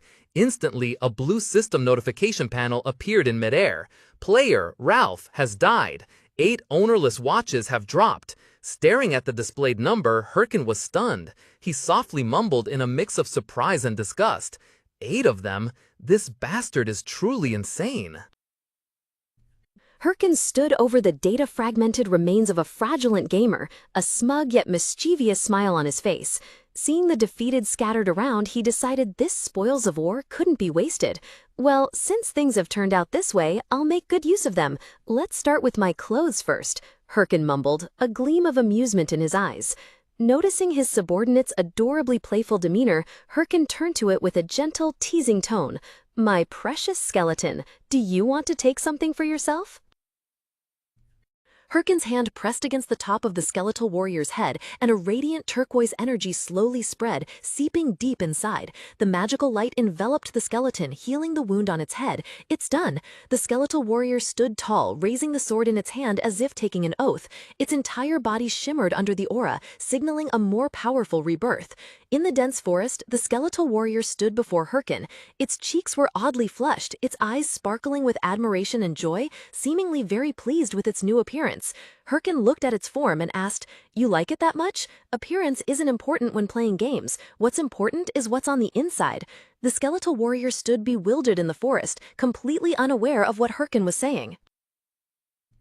With a mischievous smile, Hyrkan eagerly turned to the skeleton warrior standing beside him, its eyes gleaming with a bewildered blue light. He couldn't hide the excitement in his voice. Their war clocks really hit the jackpot. Selling the war clocks obtained from other players truly unlocked a treasure trove. Each clock had a chance to drop a random item from its former owner's inventory, and luck smiled upon Hyrkan. From rare equipment like the Black Goblin pants that increased mana and intelligence, the powerful ancient spirit sword, to valuable skill books radiating a deep purple magical aura like the demonic curse, and of course, sparkling gold coins raining down. Hyrkan could no longer hold back, throwing his head back and laughing heartily amidst the rain of gold. He spread his arms wide, embracing the unexpected wealth. "Muhaha! This is what you truly call hitting the jackpot." Thanks to that enormous fortune, he was able to achieve his goal. In the quiet forest, Hyrkan smiled contentedly, a radiant blue energy mass converging in his palm. "Thanks to that, I was able to create this." The energy mass gradually condensed, quickly forming a familiar object. Faster than expected, in an instant, a perfectly formed bone haho mask with strange patterns appeared, resting neatly in Hyrkan's palm. In the serene quiet of the forest, Hyrkan subtly smiled, a calculating grin. From now on, I'll start documenting my gameplay, and creating a good image for that purpose is very important. His words were cut short by a painfully familiar voice from the past. I told you, creating an identity is very important. Memories flooded back, sharp as a cut. He saw his past self sitting beside his old comrade, face radiant with enthusiasm. Holding up a Haho mask, he excitedly proposed. Everyone in the guild wears Haho masks. We'll become famous. Just watch. All right, let's name our guild Haho Mask. Returning to reality, the smile had vanished, replaced by a cold, pensive expression. He looked down at the mask in his hand, a completely different creation. I even thought of using a completely different identity. However, a spectral blue energy suddenly flared from the mask, its ethereal flames dancing wildly, transforming it into the shape of a grotesque skull, exuding an intimidating aura. I will not let others steal what belongs to me ever again. His hand tightened around the glowing Hade mask. I will use this. Hyrkan's lips curved into a sharp, resolute smile. He told himself this was the time to prove he was right. Amidst the gloomy, fog-shrouded forest, Hyrkan commanded his companion, "Let's go, skeleton." As they neared their target, he raised a hand to adjust his Hade mask. A mesmerizing blue energy flared around him, and his eyes behind the mask glowed a deadly red. Standing right behind him, the skeletal warrior was also ready for battle, its eye sockets flashing with deep blue light. Before them lay a magnificent yet desolate sight, colossal, jagged rock pillars reaching straight for the sky. Right at a towering rock mountain, a swirling blue spatial gate radiated an ethereal light, marking the dungeon entrance. Without a moment's hesitation, Hyrkan and the skeletal warrior stepped directly into the energy vortex. A system notification appeared as soon as they passed through. You have entered Bima Mountain Cave Dungeon. Inside, the dark and damp space of a rock cave enveloped them. Hyrkan's footsteps echoed in the silence, each step filled with caution. He walked while observing his surroundings, his mind quickly analyzing the situation. "I think the blue werewolf will appear in this cave dungeon," he mumbled. Inside the dark, dusty dungeon, Hyrkan narrowed his eyes, a confident, cold smile appearing beneath his Hade mask. He thought to himself, this isn't an easy dungeon, but with better equipment than I currently have, I'm sure I'll get through it. The goal is to finish in 10 minutes. Let's go. With that, he shot forward like an arrow, his black cloak billowing in the air. Right behind him, his loyal skeletal warrior swiftly followed its master, its ghostly blue eyes glowing brightly in the darkness. A few hours later, a loud crash shattered the silence. Hyrkan froze, his silver hair standing on end, his eyes wide with astonishment. He had unknowingly taken off his mask, revealing a face of extreme bewilderment as he looked around the empty cavern. He yelled in confusion, "Why are there no monsters at all?" The vast space only answered him with a deathly silence. Hyrkan ran a hand through his hair, muttering in despair, "This is insane. If someone had cleared this dungeon, there should have been a notification. Could it be a game bug?" Suddenly, he felt a slight movement behind him. Hyrkan spun around, veins bulging on his forehead, his eyes blazing as he glared at his subordinate. He growled, "What in the world are you doing?" Hyrkan suddenly stopped, his eyes behind the Hade mask widening, a strong sense of unease rising within him. "Wait," he whispered, his voice tense. Simultaneously, the skeletal warrior beside him also assumed a wary stance. The ground beneath their feet began to tremble slightly, and a dark purple magic circle appeared, emitting an eerie glow. Hyrkan exclaimed in surprise, "This is..." Before he could finish, energy erupted violently. A massive, deep purple magical vortex surged from the ground, swirling furiously and roaring like a caged beast. The blinding purple light consumed the surrounding space, casting the shadows of Hyrkan and the skeletal warrior onto the cliff face, making them dance wildly. At the heart of the energy storm, a cold blue system message appeared, its text glowing brightly. "You have discovered an instant dungeon, the stage. Do you wish to enter?" The powerful magical current made Hyrkan stumble and fall to the ground. He let out a sigh, finally understanding the oddity of this dungeon. No wonder there were no monsters at all. This was an instant dungeon. These are one-time dungeons that appear randomly within other dungeons. When activated, the regular dungeon becomes completely empty until the instant dungeon is completed. Their difficulty is much higher than normal, but the rewards received are, consequently, many times more appealing. Hyrkan stared at the energy vortex, a cold bead of sweat trickling down his temple. Opportunity and danger walked hand in hand. The problem was... Standing at the threshold of a challenge where failure meant death, Hyrkan pondered, his mind in turmoil. He turned to his skeletal companion, his voice filled with hesitation. Logically, I should give up. If I die, I won't be able to play for 2 days. It's better to quit and do other quests. But then, a flash of determination ignited in his green eyes. His hesitation vanished, replaced by an unyielding, steely will. The moment he made his decision, a cold system message appeared before his eyes. You have entered the stage. Instantly, a mystical purple energy surged intensely, enveloping Hyrkan and the skeletal warrior. Amidst the magical vortex, his face glowed with resolute conviction. I just need to get through this. He decisively raised his hand, the familiar ha-ho mask covering half his face, transforming him back into the notorious hero slayer. When the light faded, a vast and desolate space appeared. Hyrkan and his skeletal warrior found themselves standing isolated in the middle of a colossal, ruined Roman amphitheater. Shattered stone seats stretched high, silent as mute witnesses to countless bloody battles of the past. The skeletal warrior curiously looked around. Hyrkan gazed up at the terrifyingly magnificent scene and exclaimed, "Is this an arena? It looks pretty daunting. Wonder what will appear here."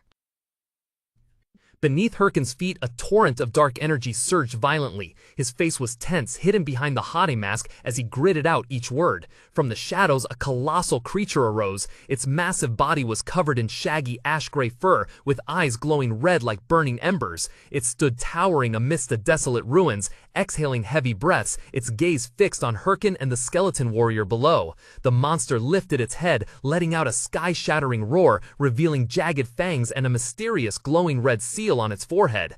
A notification window appeared before Hyrkan, confirming the enemy's identity. Fallen werewolf, level, ? Hyrkan's eyes widened in astonishment. He murmured in confusion, "Fallen? Why would something like this appear here?" Before he could finish his words, the werewolf lunged forward like a blurry black shadow. With horrifying speed, its razor-sharp claws traced a vivid red streak through the air. Instantly, Hyrkan barely managed to raise his sword to parry its claws, to Skeleton's surprise. A world-shattering crash echoed as Hyrkan was thrown straight into the stone wall, causing it to shatter into pieces. He let out a faint, painful ugh. Not far away, amidst the swirling dust, the loyal skeletal warrior turned around with a start.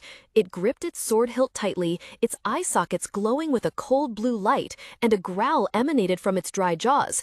However, contrary to expectations, a phut escaped Hyrkan's lips, quickly bursting into a mad cackle, ha ha ha, echoing throughout the ruins. He propped himself up with his sword from the rubble, his eyes gleaming with extreme excitement as he realized something. Hyrkan looked towards his skeleton warrior, his voice filled with exhilaration.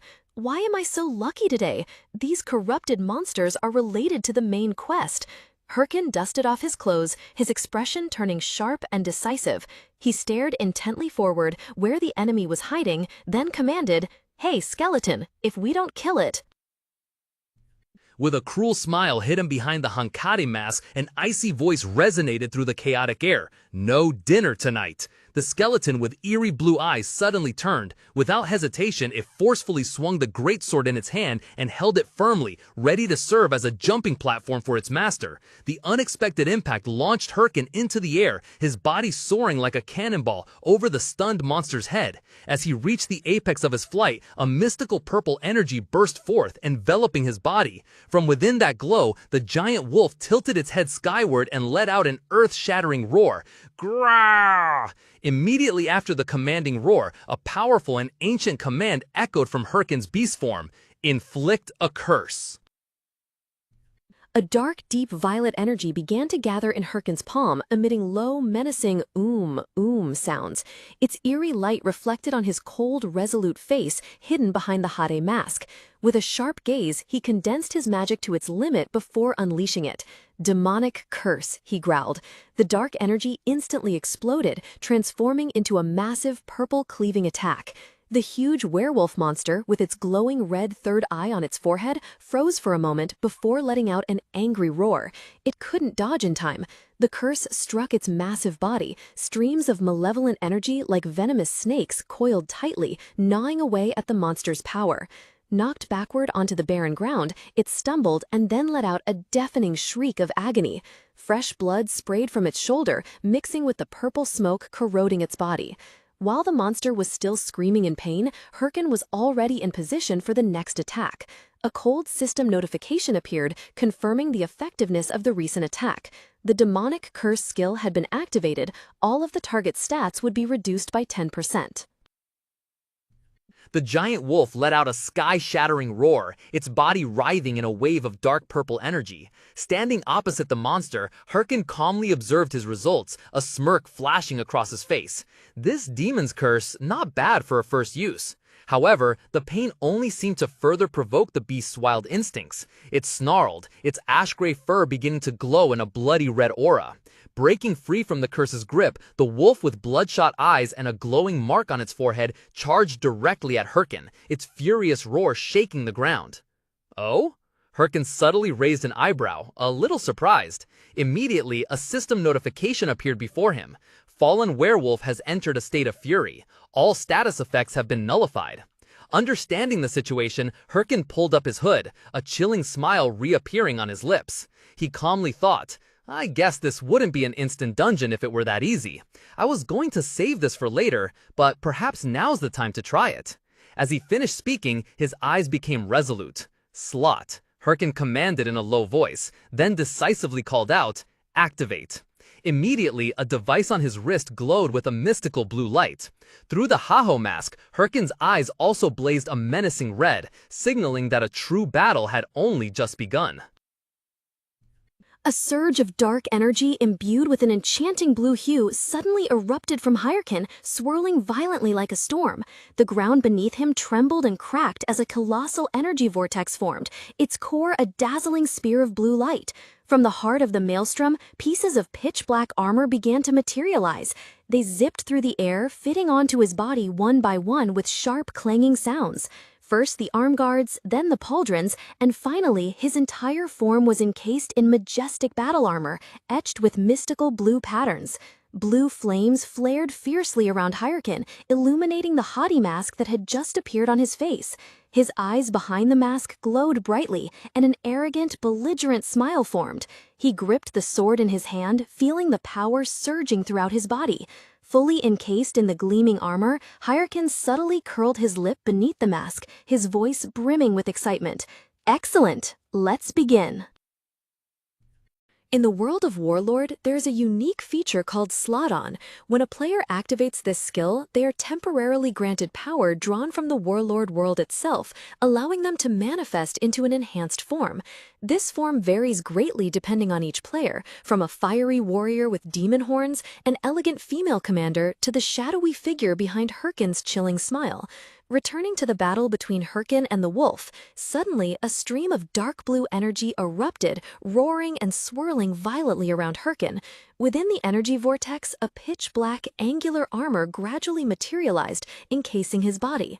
The familiar Haho mask now glowed eerily, its lines seemingly animated by a mysterious blue light. This is what most players powerfully refer to as overdrive mode.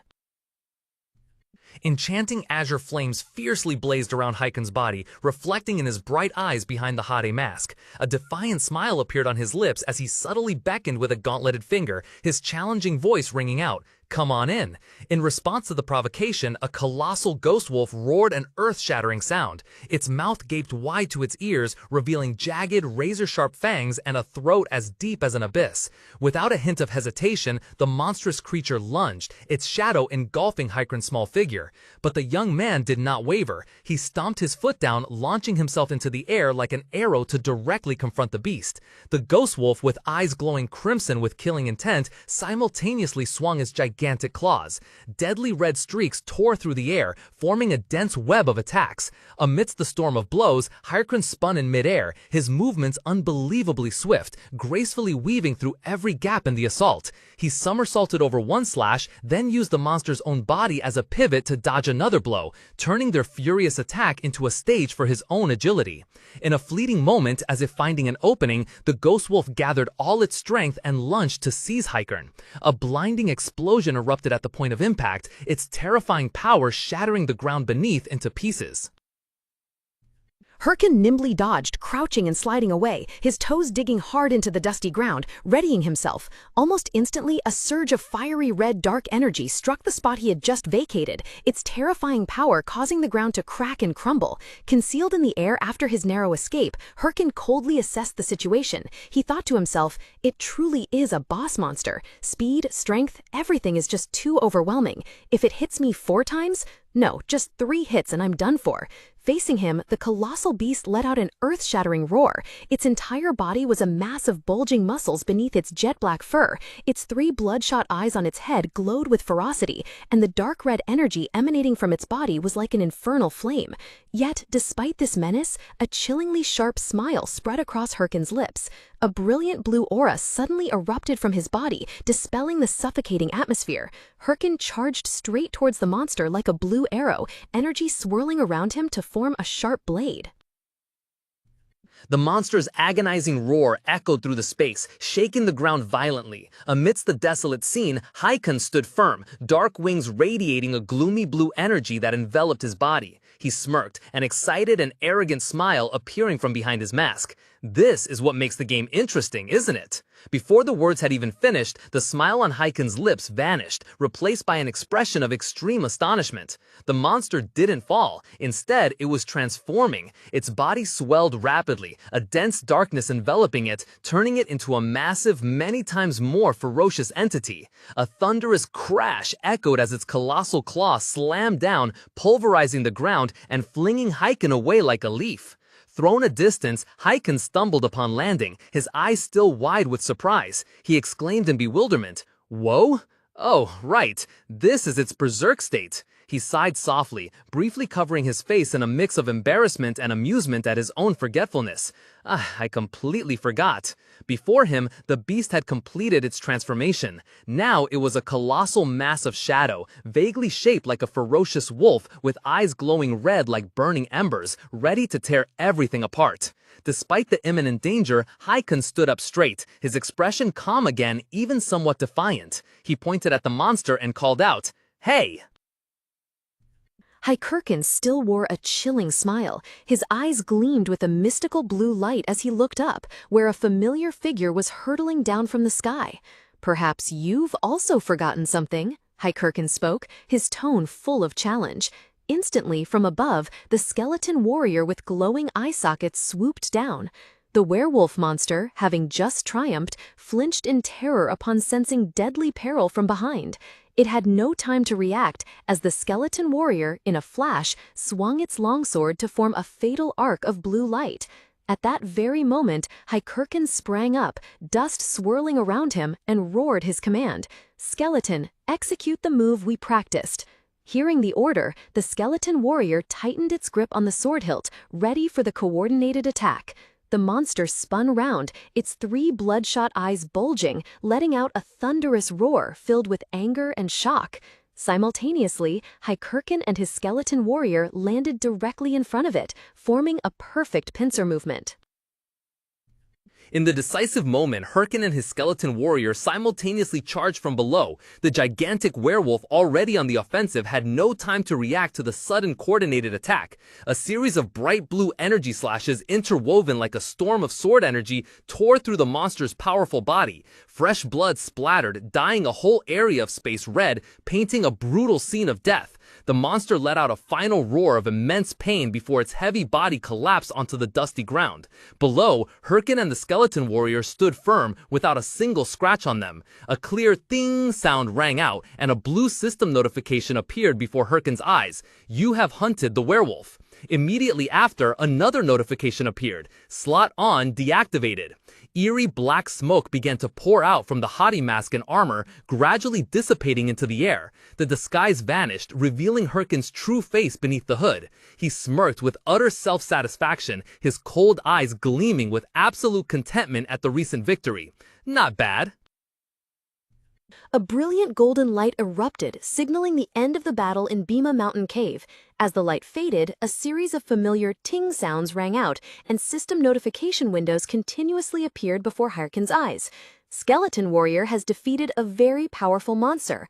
Bone Shard skill has increased to rank E. Standing nearby, Skeleton also seemed to sense the change, its eye sockets flashing with excited blue light.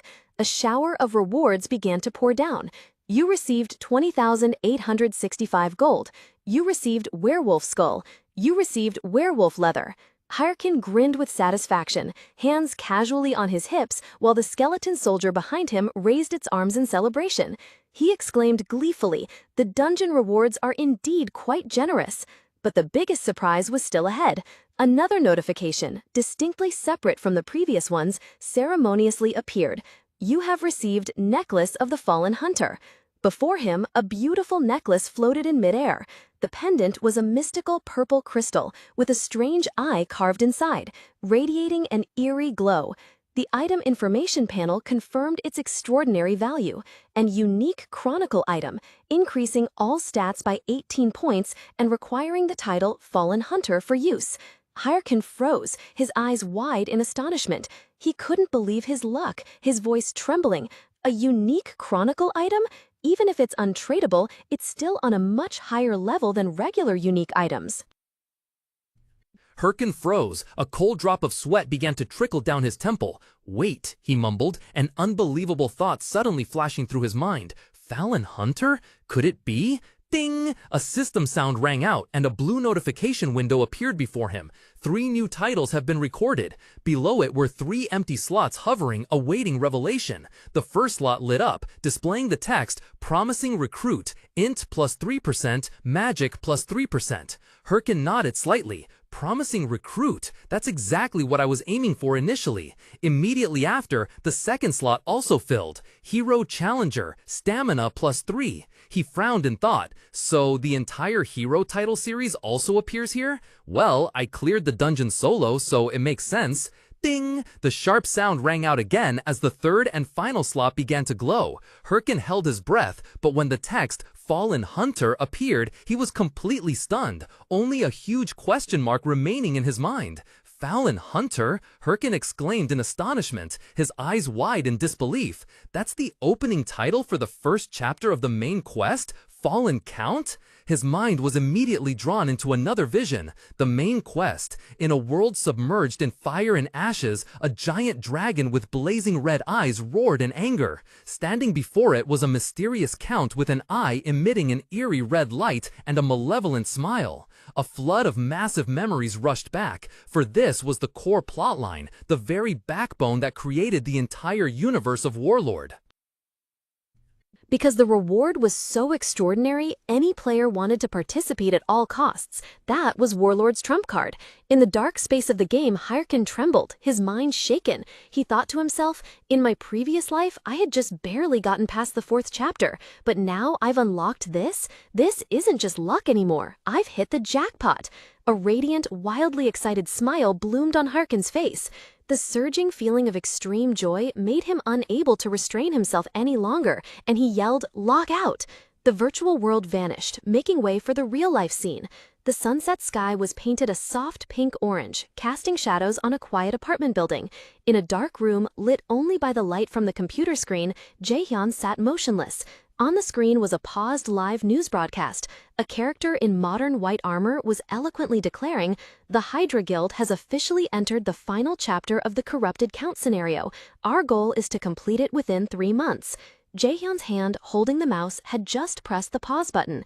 He silently looked at the screen, the other hand holding a cup, lost in deep thought.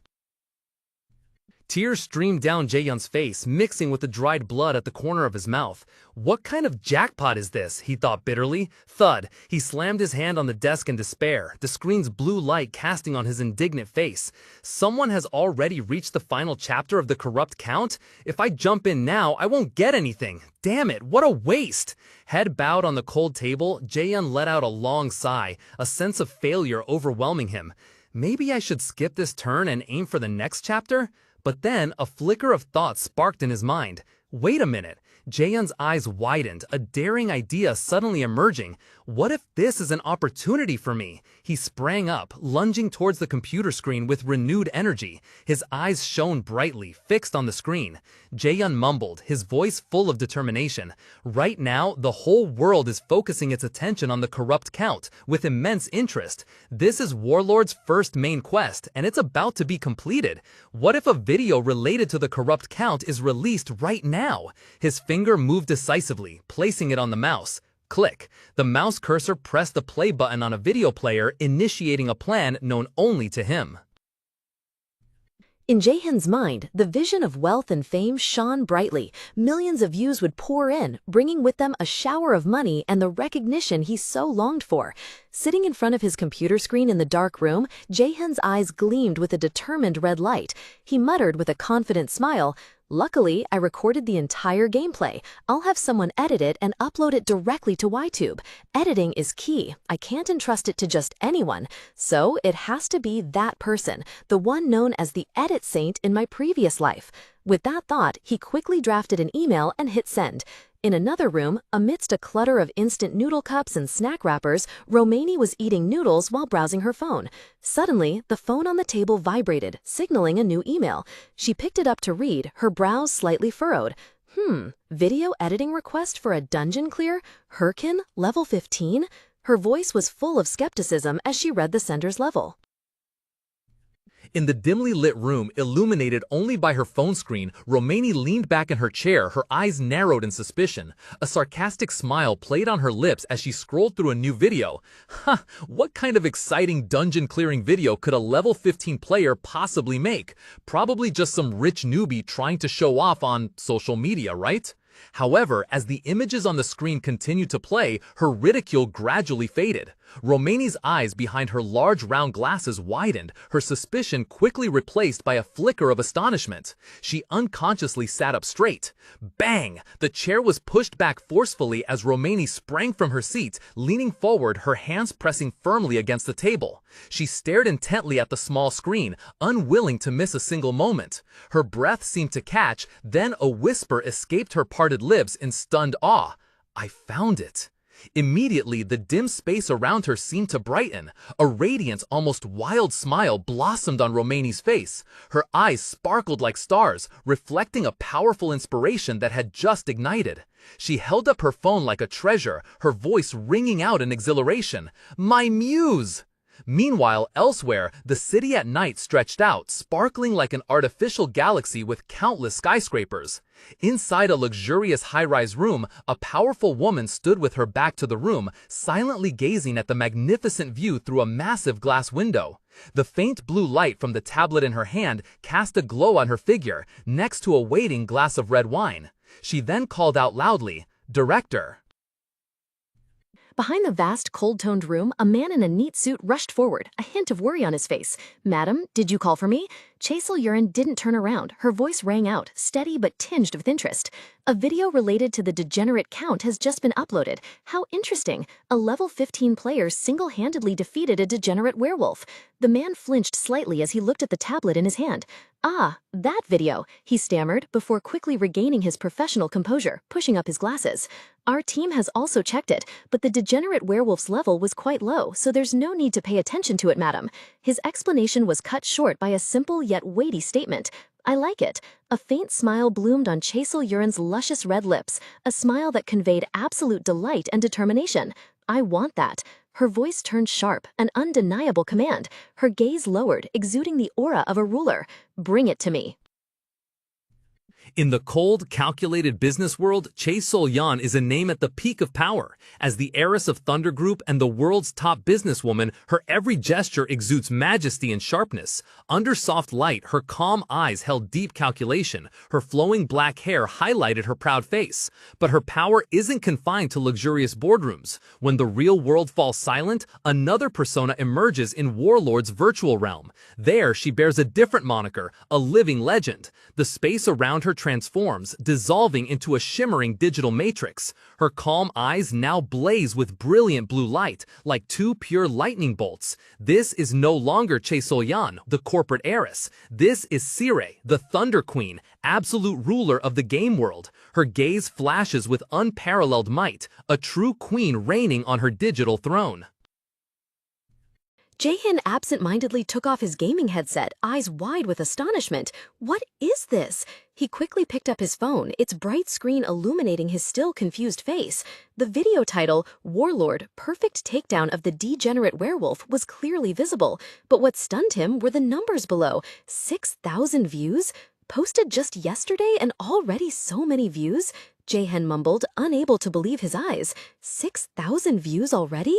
In my past life, it took me months to reach that number. Just then, a message notification flashed on the screen. He realized another thing had changed compared to the past. The sender was Romeni with a short message.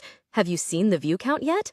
Jaehyun froze for a moment. Romeni contacted me first, he thought, a cryptic smile flashing across his lips. Normally, she'd never do that, wanting to maintain an air of mystery.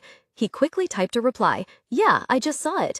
Romeni's message arrived instantly. She excitedly replied, haha, crazy, right? That's my level. Of course, it's also thanks to you for providing such high-quality raw footage. Jaehyun stared at his phone screen, silently annoyed to see a message sending a cheesy red rose picture. I really want to block this person, he thought irritably. Probably some old gamer. It seemed Jaehyun didn't know Romeni was a girl. Another message notification rang, this time from Romeni. When will there be a new video?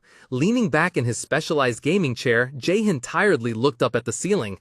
I'm wondering that too, he muttered to himself, his voice full of concern. I really don't know what to do for the next video. How can I find a monster like the desert werewolf again?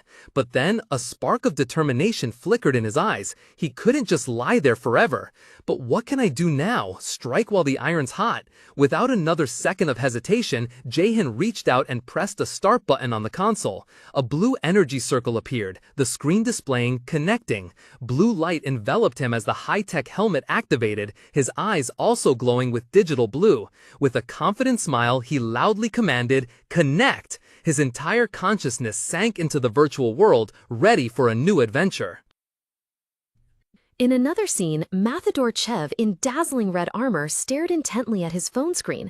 On it, a video of Hyrkan fighting played repeatedly. He muttered to himself, eyes gleaming with admiration. Hyrkan of the Ha-Ho mask, huh? His movements are so impressive, no matter how many times I watch them. He narrowed his eyes, a vague sense of familiarity rising within him. But he looks strangely familiar. I wonder where I've met him before. Suddenly, footsteps echoed from the stairs behind him. A woman with fiery red hair, clad in a charming purple evening gown, descended confidently. She asked, "Who looks familiar?" Matador turned, a slight smile on his lips as he recognized the newcomer. "Oh, Yell," he explained. "I'm talking about Hyrkan of the Ha-Ho mask. He's quite the hot topic lately." Yell sighed softly, hands on her hips with a hint of exasperation. Him again? You watch him so much, it'd be strange as you didn't recognize him. Matador let out an awkward chuckle, scratching his head. "Oh, I guess you're right." But Matador Chev was deep in thought, his eyes gleaming with admiration mixed with excitement. He murmured to himself, his voice full of enthusiasm, "This game feels as real as moving in actual life, so first-time players tend to be hesitant with every move." Yet, he was nothing like that, and the way he trained his summoned beasts, it's on a completely different level compared to other summoners. My God, I wonder what it would feel like to fight him. He probably wouldn't accept a duel invitation, would he? "Stop!" A sharp voice cut through his thoughts. Yell stepped forward, her face scowling. She grabbed Matador's arm and pulled him away. "If you're just going to ramble on about useless things, get inside now. We're going live in 5 minutes. Pulled out of his imaginary world, Matador startled. "Huh? That fast?" Immediately he changed his attitude, winking and giving her a charming smile. "I'm always grateful for you, you know that, right?" Yell was unimpressed. She looked down, her voice still serious. "Then make sure you do well on today's live stream. Over 200,000 people have already bought tickets to watch it live." In a dark room, the only light came from a computer screen, where a barrage of messages was exploding in the livestream's chat channel. Amidst the excited cheers of the virtual audience, a solitary figure sat there, eyes glued to the screen.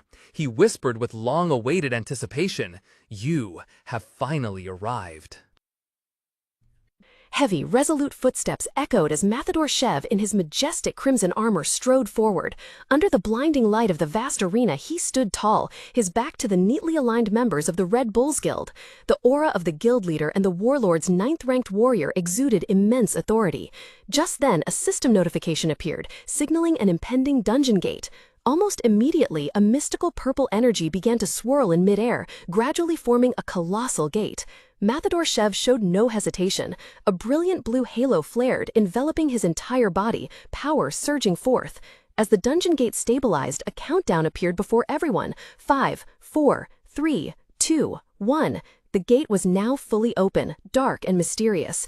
Facing the entrance, a confident and challenging smile spread across Mathador Shev's face. He gave a resounding command, his voice echoing through the space. "All members!" In a chaotic space brimming with deep purple magical energy, Mathador Shev, clad in his blazing red armor, roared a sky-shattering cry, "Prepare for battle!" His sword swung up, ready for a bloodbath. Meanwhile, in a completely different place, the atmosphere was strangely peaceful. Beneath a clear blue sky, the towering building of the Figgis Castle Branch Raid Association buzzed with players coming and going. Inside the noisy main hall, Hyrkan, in his dark cloak, moved through the crowd, his sharp gaze constantly searching. But then, a flicker of disappointment crossed his face. Not here. His disappointment quickly turned into vexation. He approached a wooden table where quests were listed and slammed his hand down in frustration. "There aren't any quests here at all." Hyrkan slumped his head, his silver hair falling over the cheap quest cards. He gnashed his teeth, staring at the trivial requirements before him. Weed control, hunt 3 wolves, find a lost dog. He muttered in despair. "I kind of expected this, but I can't believe there isn't a single decent quest. This damned beginner town. It looks like I'll have to stop making videos for a while." Hyrkan was deep in thought when a warm, deep voice suddenly spoke, cutting through his reverie. "I knew it! You were the adventurer who cleared the Bima Mountain Cave dungeon." Hyrkan startled, looking up sharply. Before him was an elderly man with silver hair and beard, a long scar on his face. His eyes gleamed with determination. Hyrkan was momentarily stunned, a sudden realization flashing in his mind. Isn't he the one from before?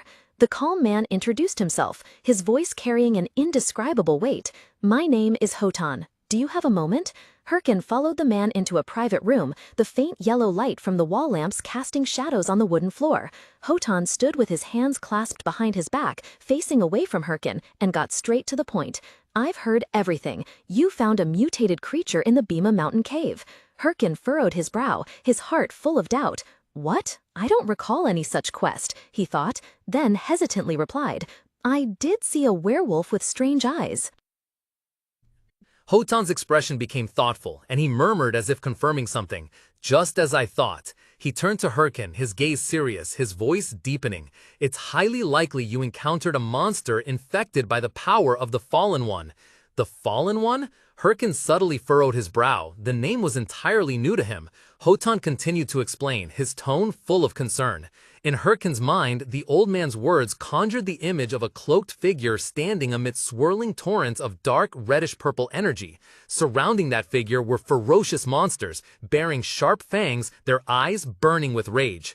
"We haven't precisely identified who they are," Hotan said, stroking his silver beard. "But one thing is certain, their power is driving monsters insane, and many people have become victims. That's why the Raid Association has offered a reward for—" Hotan's words were abruptly cut short. Crack! Hyrkan suddenly grabbed his hand, squeezing it with unexpected force. With strangely glowing eyes and a face full of fervent determination, Hyrkan earnestly said, "I want to devote all my strength to helping capture that bastard. Lovely? No, evil one." Hotan was completely bewildered by the young man's excessive reaction, only managing to blurt out, "Huh?" Meanwhile, Hyrkan's inner self was roaring with delight. "It's a hidden quest!" Hyrka held Hotan's hand tightly, a look of concern clear on his face. Hotan said, "I think it's too early for you to confront," but Hyrkan interrupted him, his bright blue eyes glowing with unshakable confidence. "I'll be fine," he asserted, gently squeezing the elder's hand with sincere gratitude. "Thank you, sir." Seeing the burning determination in the young man's eyes, Hotan chuckled softly, seemingly convinced. "Ha, if that's the case, I'll give you a chance, depending on your performance. There's a person named Ahimbri at Bangsu Castle, east of Figus Castle. He'll be able to teach you, and I'll write you a letter of recommendation." Hyrkan's eyes twitched slightly upon hearing the familiar name. Almost immediately, a notification sound chimed, and a blue quest window appeared before him. The new quest, Ahimbri's Teachings, required him to find Ahimbri and deliver the recently received letter of recommendation. The reward was a skill book. Hyrkan's entire body began to tremble violently. He clenched his teeth, trying to suppress the immense joy that was about to burst forth. Yes! Stepping out into the wide, stone-paved courtyard, Hyrkan could no longer contain himself. He raised his fist to the sky and let out a triumphant shout, celebrating the precious opportunity he had just gained. A radiant, almost wild smile spread across Hyrkan's lips as he looked up from his conversation with Hotan. "Is this real?" he silently cheered in his heart. "Did I truly just receive a quest to become Ahimbri's disciple?" In Hyrkan's mind, the image of a legendary figure appeared. Ahimbri, one of the 7 disciples of the great archmage Boken, an NPC every mage in this game yearned to meet, for he was the one who provided the rarest skill books. Hyrkan almost couldn't contain his excitement, covering his mouth to stifle a laugh as he envisioned those priceless treasures. He thought to himself, in other words, he's an extremely important NPC. Perhaps I got this golden opportunity because my Rising Star title resonated with the Fallen Count main quest. If I do well, from now on, I'll never have to worry about lacking material for videos again. His heart swelled with exhilaration. But then, while running at full speed, he suddenly stopped short. Wait a minute. Hyrkan's lips curled into a faint smirk, his eyes glinting with cunning. "I almost forgot. Before doing this, there are a few things I need to take care of first." A light breeze swept through, rustling the lush green leaves on the branches, as if signaling an impending action. In the silent forest, Hyrkan stood alone in the clearing, a smug, cold smile twisting subtly on his lips. He softly called the item's name, Bone Shard. Instantly, a mystical blue energy surged, swirling and converging, quickly forming a bone warrior that appeared before him. Looking at his creation, Hyrkan mused, "I haven't checked the rewards from the previous battle yet. First, I'll use the werewolf skull that I've kept." As soon as he finished speaking, a translucent blue energy wolf skull materialized in his palm, radiating a powerful aura. A system notification appeared before him, presenting an option. "Do you want to use Werewolf Skull to enhance the Bone Warrior?" Without a moment's hesitation, Hyrkan simply replied, "Yes." Instantly, the wolf skull flew towards the Bone Warrior, merging into its head in a blinding blue light. Another notification appeared, confirming the enhancement's success. Bone Warrior has gained werewolf characteristics, durability +2. In the dim space, Hyrkan smiled contentedly as he held up a necklace with a dark gemstone pendant. "Now, necklace of the fallen chaser," he murmured softly, then decisively commanded, "Eclipse." Instantly, the necklace around his neck flashed brightly, and a surge of new power spread throughout his body. A series of system messages appeared, confirming the item's effects were activated, significantly increasing all his stats, especially those related to his character class. Hyrkan nodded slightly, whispering with satisfaction, "Excellent. All preparations are complete." Suddenly, one of his skeletal warriors appeared right beside him, tilting its bald head in confusion, seemingly wanting to attract its master's attention. Hyrkan turned, his eyes briefly surprised, then quickly shifting to understanding. He looked down at his palm and muttered, "Bone shards." There, skull-shaped fragments of matter were emitting an eerie blue aura. A cold smile reappeared on Hyrkan's lips as he channeled energy into his hand. The skull fragments instantly transformed into spectral energy spheres, hissing in the air and shooting off at terrifying speed. Two large warrior skeletons exuding a powerful aura gradually materialized from the void, their eye sockets glowing with cold blue light. Skeleton gazed up in astonishment at its two newfound kin, confusion clearly visible in its own luminous eye sockets. It immediately turned to Hyrkan, looking utterly bewildered, its two bony hands raised as if in question. Hyrkan commanded. From now on, the three of you will fight as one team. Get along with each other. Upon hearing the harsh declaration, Skeleton froze. It clutched its skull, gaped its mouth, and let out a desperate cry of, "No!"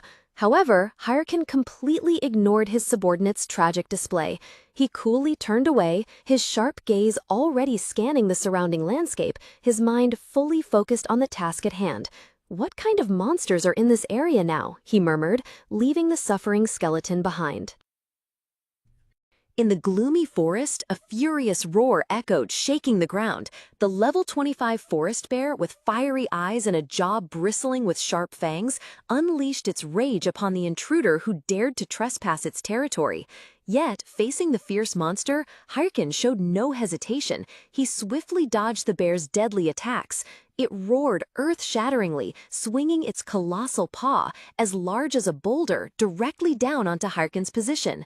The strike carried terrifying power, seemingly capable of crushing everything. The monster's speed was faster than anticipated. Unable to completely dodge, Hyrkan could only raise his arm instinctively. Ah!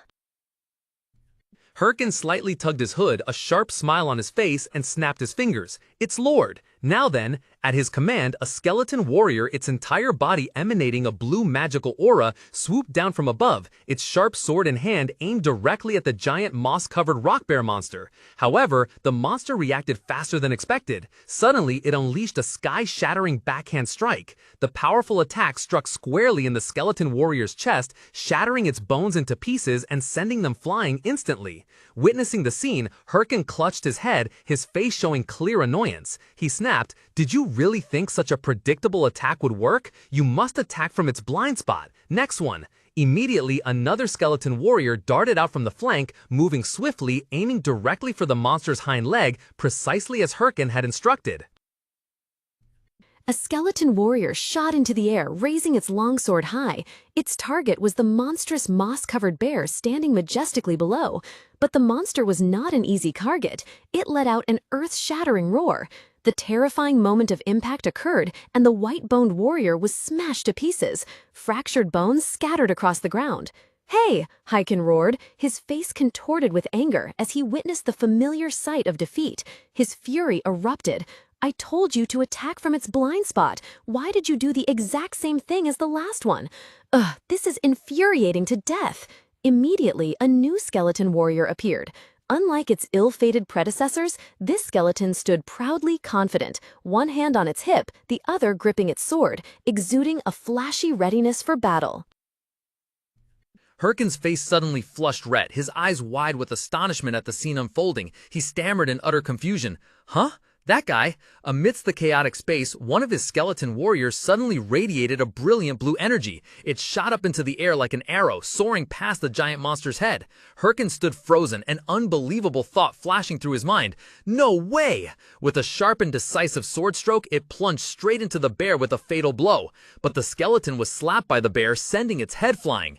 Hyrkan felt an uncontrollable rage surging within him. He ran his hands through his white hair, his face contorted in anger. He roared, his furious scream echoing throughout the forest. "You stupid idiots!"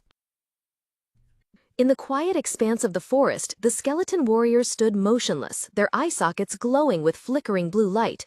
Ugh! Hyrkan let out a frustrated sigh, his sharp gaze sweeping over the three skeletons awkwardly holding their own heads. Behind him, the corpse of a giant monster lay motionless on the damp ground.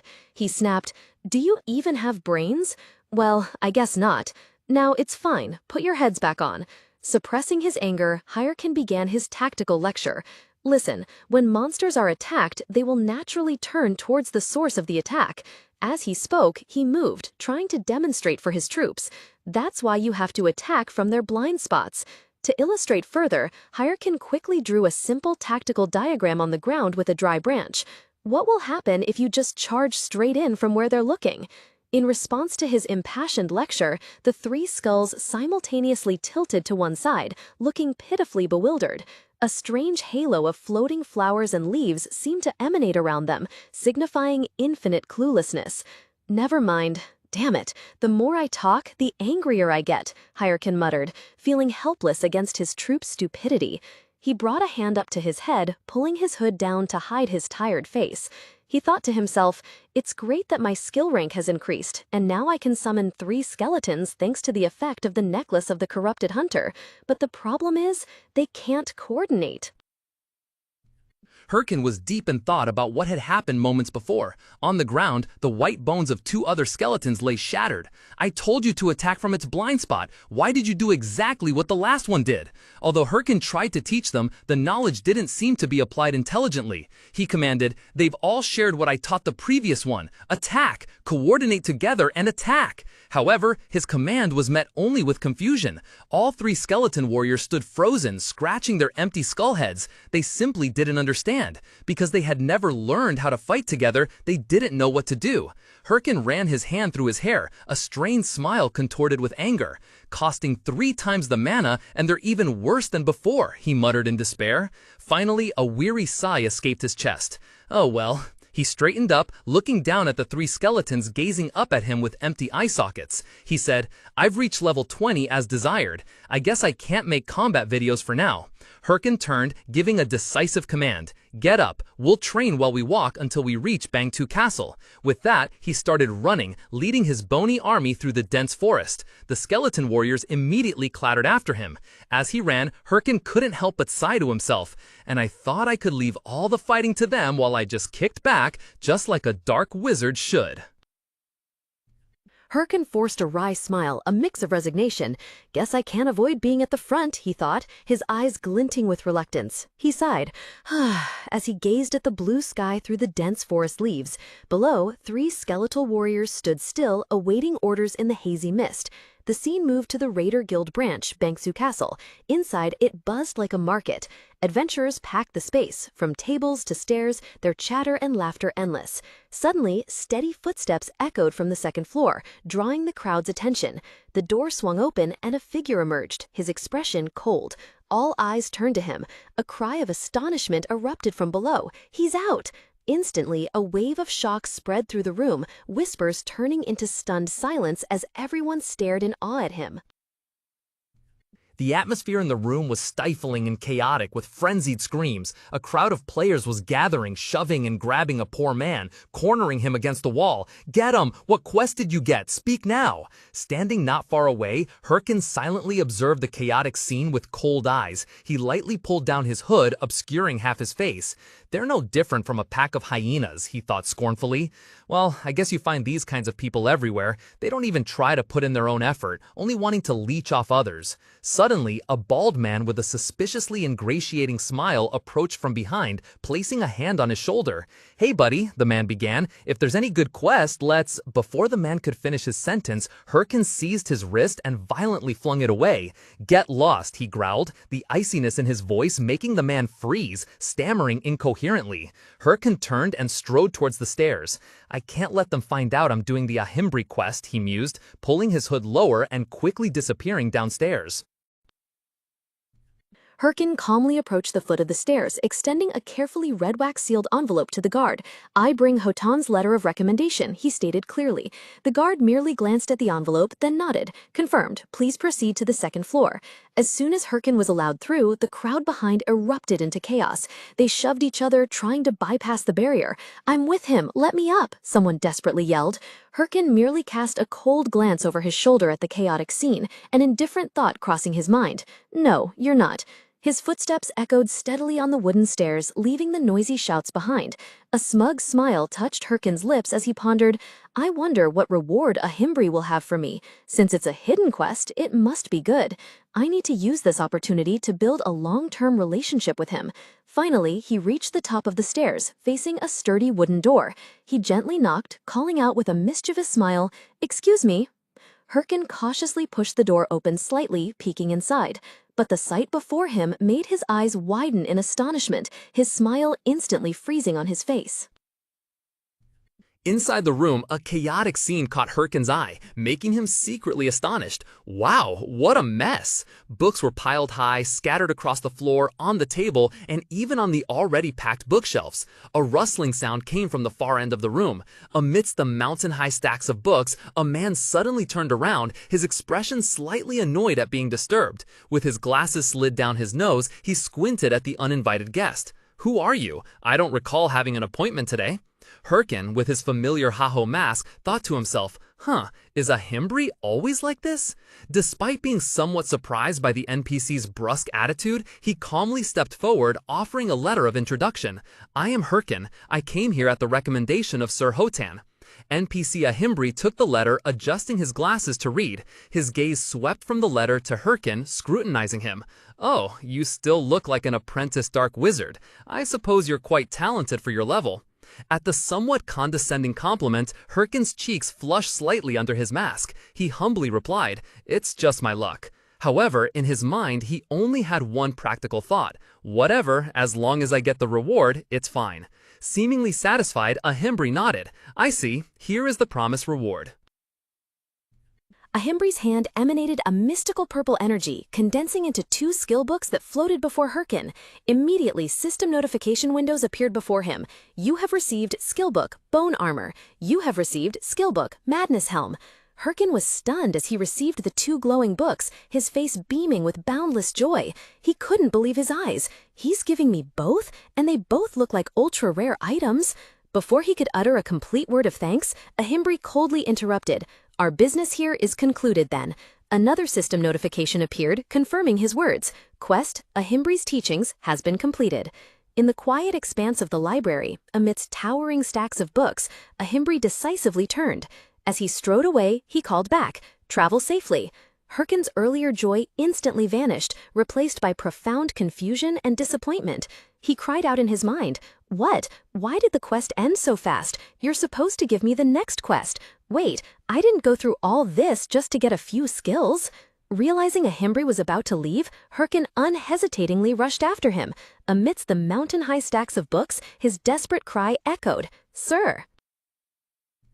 In a moment of desperation, Hyrkan rushed forward, his hand grabbing the hand of NPC Ahimbri, who stood amidst mountain-high stacks of books. His voice urgently rang out, "I'll do anything, please sir, just give me a chance." Suddenly, Ahimbri's hand tightly grasped Hyrkan's as if it were the only lifeline. Standing still amidst the cluttered study, Ahimbri looked down, slowly repeating, "You'll do anything?" Abruptly, a bizarrely radiant smile bloomed on his face. Ahimbri's eyes widened behind his glasses. He squeezed Hyrkan's hand and exclaimed excitedly, "Thank you very much!" Before Hyrkan could even comprehend what was happening, a system window abruptly appeared before his eyes. Quest, egg in the nest. Bring back the egg from the nest. Reward, none. A cold current ran down Hyrkan's spine as he read the last line. He tricked me. His face stiffened, his eyes glazed over as cold sweat poured out. His mouth hung open in silence. Only the screams of regret and bitterness echoed in his mind. The bustling atmosphere of the crowded streets suddenly quieted as a tall figure entirely enveloped in gleaming plate armor strode through. All eyes turned toward him, ceaseless whispers rising from the multitude.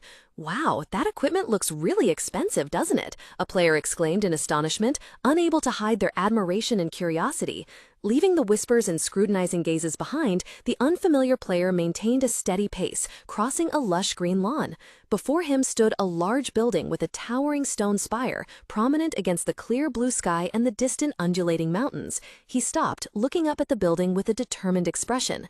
Through the narrow slit of his helmet, his green eyes gleamed with a sharp light, reflecting an unshakable resolve. The surrounding atmosphere seemed to freeze, leaving only a tense silence. "That's where the haho mask is," he murmured to himself, his voice deep and firm. In that moment, the scene behind him seemed to ignite in the brilliant red of sunset, signaling an impending confrontation. His fist, encased in an iron gauntlet, clenched tighter, emitting a metallic creak, ready for the destined battle. The heavy creaking sound echoed as the wooden door slowly swung open, letting a faint streak of light into the gloomy space inside. As soon as Hyrkan stepped in, the door slammed shut behind him, plunging him into the room's silence. He stood motionless on the wooden floor, his solitary shadow stretching long before him. A tear rolled down Hyrkan's cheek, though his face was mostly obscured by his hood. So, there comes a day when I get tricked by an NPC, he thought bitterly, his teeth clenched in indignation. I thought he'd give me a quest related to the main storyline, but what is this damn egg quest? Before him, the quest notification window appeared. Egg in the nest prominently displayed over an image of an egg with a large question mark. The description was even more ironic. Retrieve the egg from the nest. Reward? None. Not even a reward. Hyrkan clenched his fist, a profound sense of betrayal swelling within him. He muttered in despair, "Damn it, do I really have to do this?" Suddenly, a deep voice echoed right next to his ear, interrupting his thoughts. Hyrkan flinched. Another player had approached him unnoticed, their face alight with sharp curiosity. A sudden sense of unease swelled, making him realize what the start. Immediately, a throng of players with eager, greedy faces swarmed like vultures. "This guy got the quest! Get him!" a voice rang out, stirring the crowd. They pushed and shoved, hands reaching out to grab Hyrkan, determined not to let him escape. Pinned to the ground, Hyrkan panicked, realizing his mistake. "Damn it, I forgot about these guys," he cursed under his breath. Trapped amidst the aggressive crowd, his mind reeled. What should I do? Just kill them all and get it over with? But suddenly a voice rang out, "Stand back." A powerful surge of green energy suddenly exploded from Hyrkan's position, flinging all those who clung to him far away. When the shockwave passed, Hyrkan sat up amidst the chaotic scene. A strange player in full enclosed armor slowly walked towards him. He stopped, looked down at Hyrkan sitting on the ground, and calmly asked, "Do you have a moment?" A calm, deep voice resonated from behind the tall knight's fully enclosed helmet. "I want to talk in a quiet place." Hyrkan flinched, vigilance rising within him. He frowned, spinning around to face the stranger. Who the hell is this? He thought, his eyes flashing with annoyance and confusion as he eyed the armor completely concealing the opponent's identity. "Get lost. Why should I?" Hyrkan snapped, but before he could finish, the knight calmly interjected, "Please cooperate, Sir Haho Mask." The name struck him like a bolt of lightning. A glint of light shone from a slit in the stranger's helmet. Hyrkan's eyes widened in astonishment, utter shock and bewilderment clearly etched across every line of his face. They arrived at a small, deserted alley. The stranger approached, his voice muffled from behind the sealed helmet. "Sorry to bother you. I feel we won't be able to talk properly with others around." As soon as he finished speaking, he raised his wrist and pressed his war watch. His helmet vanished into shards of light, revealing a bespectacled man with hair seemingly made of digital data. Hyrkan was stunned for a moment, cold sweat breaking out. He internally assessed, "Looking at this equipment, he must be at least a ranker, but I have no memory of this person at all. Who is he, and how does he know who I am?" As if reading Hyrkan's thoughts, the stranger subtly pushed up his glasses, his sharp gaze fixed directly on Hyrkan as he asked, "You are Haho Mask, aren't you?" A thought suddenly flashed through Hyrkan's mind. In situations like these, In the deserted, stone-paved alley, Hyrkan decided he had to act as if he knew nothing. He faced the man in glasses, his tone provocatively naive. "Who is this haughty mask you're talking about? I followed you out here because you wanted to talk, but what the hell is a haughty mask?" The strange player was stunned for a moment, seemingly not expecting this reaction. He tremblingly raised a hand to his chin, trying to regain his composure. Didn't you get the quest just now from an NPC named Ahimbri?" Hyrkan's attitude immediately turned aggressive. He lunged forward, growling with extreme anger. "Who the hell are you, and why should I share information with you? Just dragging me out here is enough to drive me crazy. Are you looking for trouble? Then bet your whole account and kill me." Despite appearing furious, Hyrkan was incredibly calm deep down. "I don't know who he is, but all I need to do is pretend not to know." His eyes were sharp, silently challenging his opponent. "What's your next move?" Faced with Hyrkan's rage, the strange player remained silent, his glasses glinting in the dim light, his expression inscrutable. Suddenly, he extended his hand and said, "It seems I've made a mistake. I apologize." A cold, sneering smile flickered across Hyrkan's lips. Their handshake in the sunlight seemed to mark the end of the unexpected clash. However, the moment he released the handshake and turned to leave, Hyrkan uttered a defiant, sarcastic remark. Huh, scared are we? I'll let you off this time. Just another pathetic bastard looking for trouble. With that, he turned his back and walked away, waving dismissively without looking back. The armored player stood silently, watching Hyrkan's disappearing back with a thoughtful gaze. A figure with dark purple hair and mysteriously glowing eyes appeared beside him. The armored player mused. I don't think that was him. Or was it? One thing's for sure, he's not a skilled player. His metal-clad hand slowly clenched. If you've played Warlord for a while, you should know well not to carelessly swing your arm when wearing a war watch. His expression hardened, eyes flashing with sternness behind his glasses, jaw clenched as he emphasized the danger of reckless action. Standing beside him, a hooded figure let out a tired sigh, raising a hand to cover their face, questioning, do we really need to continue guarding around a Himbri? The Fallen Count mission is almost over. Even if someone discovers us now, what could they do? In response to that impatience, the man with glasses turned his head, his gaze sharp, and he sternly adjusted his frames. The egg in the nest mission is the main objective, he emphasized, his tone resolute. We shouldn't take unnecessary risks. With a grumble of dissatisfaction, the cloaked figure reluctantly accepted. Well then, I'm returning to my post. As soon as they finished speaking, the person transformed into a stream of shadows, shooting away. The man with glasses called out, "See you later," then turned and walked towards the building. The door swung open with a blinding flash of light welcoming him inside.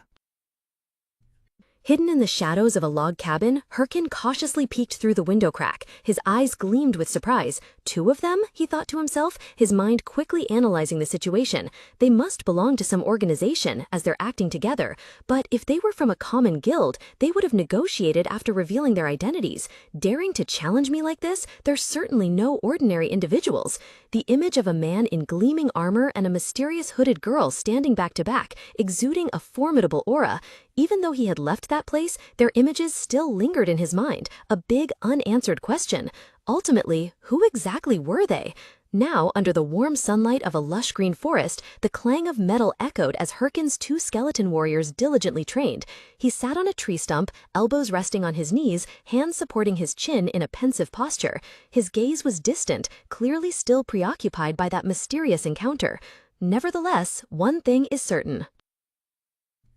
Hyrkan's eyes narrowed, suspicion creeping into his mind. There was something unusual about the nest egg quest he had just received. He began piecing together the events. They must have seen my video, he thought to himself, the image of his perfect fight with the corrupted werewolf surfacing in his mind. That was the only way they could know that Hahoe Mask would accept the quest from a Himbri.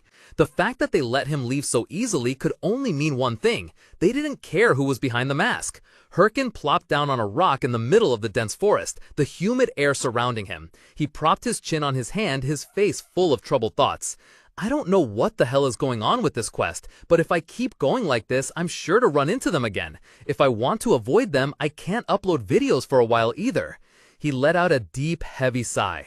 His face contorted into a frantic and irritated expression, a tear of resentment almost welling up. Why do these crazy people keep ruining my life like this? That woman alone, Chae-Sel-yeon, is already giving me enough headaches. At the same time, elsewhere, inside a cold metallic pod, a faint bzzz sound echoed. Chae-Sel-yeon, the woman with long black hair, sat silently with vacant eyes. In the luxurious room, Park Soo-ji hurried to the high-tech pod where Chae-Sel-yeon was seated, a bottle of cool water in hand. With a somewhat worried expression, she asked, "Madam, you've worked hard. How was the guild entrance exam?" Chae-Sel-yeon took the water bottle, her eyes showing clear fatigue and disappointment. She replied coldly, "Just a bunch of trash. How can none of them be useful?" Saying so, she took a long gulp, irritation evident on her face. Park Soo-ji paled, forcing a strained smile. "Is that so? That's terrifying." To ease the tense atmosphere, Park Soo-ji awkwardly clasped her hands together, quickly changing the subject. "By the way, any new news from Hahoe Mask that I mentioned last time? Oh, the one who uploaded that video?" Hearing this, Chae-Sel-yeon froze. Her voice deepened, carrying a deadly chill. It seems they've joined another guild, as there's still no reply. Crack. Another guild? Chae Selyen's hand clenched tightly, the plastic water bottle crushed in her rage. A crimson aura of killing intent enveloped her, her eyes bulging, teeth grinding. Witnessing the scene, Park Soo-ji could only silently scream a voiceless cry. Park Soo-ji frantically bowed her head, her voice stuttering with panic.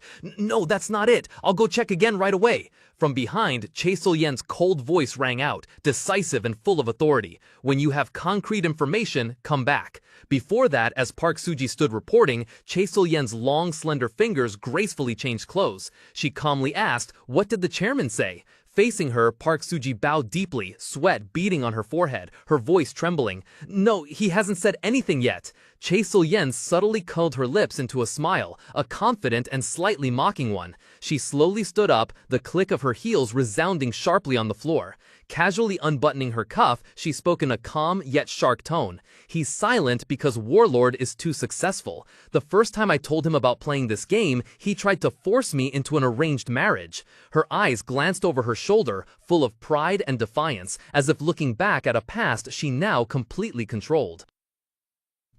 Park Soo-ji stood dumbfounded, her cheeks flushed as she admired the perfect figure before her, unable to help but marvel inwardly. Whoa, her physique! However, that moment was quickly shattered by a cold, authoritative voice. Chae Selyen commanded, "Recruit a new group of candidates and report back to me before tomorrow morning." Pulled back to reality, Park Soo-ji flinched, her eyes wide with dismay. Tomorrow morning? That's too sudden," she stammered in desperate protest. As soon as the magnificent door closed, she finally dared to let out a sigh, muttering with annoyance, what an awful personality." At the same time, in the virtual world of Warlord, the stagnant moss-green water of a gloomy swamp rippled. Hyrkan's sharp eyes swept over the damp, dark scenery. "It's been a while since I've been back to this place, lizard swamp," he thought to himself, pulling his hood deeper to conceal his angular face. A Himbri is currently at Bangsu Castle, so the quest must be around this area. Since the quest involves finding an egg, his face lit up with intense focus, ready for the upcoming search. After careful consideration, Hyrkan determined his prey must be a bird, reptile, or insect-type monster, and when narrowing his search to locations suitable for his current level, only one place came to his mind: Lizard Swamp. The air here was thick with the smell of mud and rotting plants. Hyrkan stood amidst the gloomy scenery, surrounded by giant, winding tree roots rising from the stagnant greenish water. "Skeleton, come here," Hyrkan called. Instantly, a skeletal warrior appeared beside him. Looking at his companion, Hyrkan spoke. "The monsters here are very high level, so perhaps I should use the enhancement skill I learned last time." A skill window appeared before him, displaying information about Mad Hat. The instructions were simple: draw an engraving on the target's head and chant to activate it. Hyrkan muttered to himself, "Need to draw the engraving, then chant. All right." His gaze sharpened, filled with concentration. He placed his hand on the smooth skull of the skeletal warrior, his voice deepening as he began to chant, "Hat up." Instantly, a blazing red magical symbol erupted on Skeleton's skull. Its two empty eye sockets flared with eerie, fierce red flames. A surge of blood-colored energy violently burst from the skeleton's body, so powerful it astonished Hyrkan. In the dense forest, a surge of crimson magic violently swirled, engulfing the skeleton warrior. With eyes gleaming with madness and delight, Hyrkan bent down, observing his handiwork. He exclaimed excitedly, "This is amazing! Does it even have horns now?" The dry skeleton had now completely transformed. Its entire body radiated a dark aura intertwined with mesmerizing red hues. An ancient glowing symbol on its forehead attested to the magic just cast. Standing upright, Hyrkan took a few steps back, facing the creature he had just empowered. Despite the system notification about Helm of Madness appearing, warning that the summoned creature might lose its sanity, Hyrkan's smile only grew colder. He spread his arms, boldly commanding with a challenging tone, "All right, time to test it. Come on, attack me." A dull thud echoed, signaling that an attack was about to begin. In the gloomy forest, Hyrkan placed his hand on the bone warrior's smooth skull, his eyes flashing with determination. "Helmet on," he quietly commanded. Immediately, a glowing red ancient character ignited on the skeleton's forehead, and its two eye sockets blazed with an eerie light. A sudden violent burst of crimson and black energy erupted from the bone warrior, momentarily stunning Hyrkan. This furious energy swiftly enveloped the skeleton, transforming its form. Gazing at the creature he had just empowered, Hyrkan exclaimed excitedly, a nearly insane smile on his lips. "This is incredible! It even has horns now?" Before him, the bone warrior had completely transformed. It was now a colossal, bony monster with a pair of demonic horns, its entire body enveloped in a menacing red aura. He commanded, "All right, we need to test it. Come attack me." In response to the provocation, the bone warrior merely let out a deep, menacing growl. A savage roar suddenly echoed, shattering the peace. The warrior skeleton, one of Hyrkan's minions, abruptly erupted with a surge of furious dark energy. It charged to attack its master. Hyrkan flinched, eyes wide with astonishment at his subordinate's unusual behavior. He couldn't believe what he was seeing. This one, without a moment's hesitation, anger flared in Hyrkan. He swung his hand, delivering a mighty punch straight down onto the rebellious skeleton's skull. Struck by the unexpected blow, the skeleton fell sprawling onto the forest's damp ground, lying motionless in an odd posture. Two other skeletons nearby merely stood like statues, witnessing the entire event. Hyrkan approached, his voice icy but laced with sarcasm. "Did you just roar in my face? How dare you?" Lying on the ground, the pathetic skeleton trembled violently, cold sweat appearing on its skull despite having no flesh. It was utterly silent before its master's wrath. Seeing his subordinate's exaggerated reaction, Hyrkan's anger gradually subsided, replaced by a bewildered expression. He raised his hand to look at his wrist, frowning in thought. Is this some kind of error? Hyrkan stood silently in the damp forest, his gaze fixed on the dry skeleton lying motionless on the ground. Nothing had changed. Disappointment welled within him, and he muttered irritably, "I didn't think anything would change. Don't tell me even skills are a scam now?"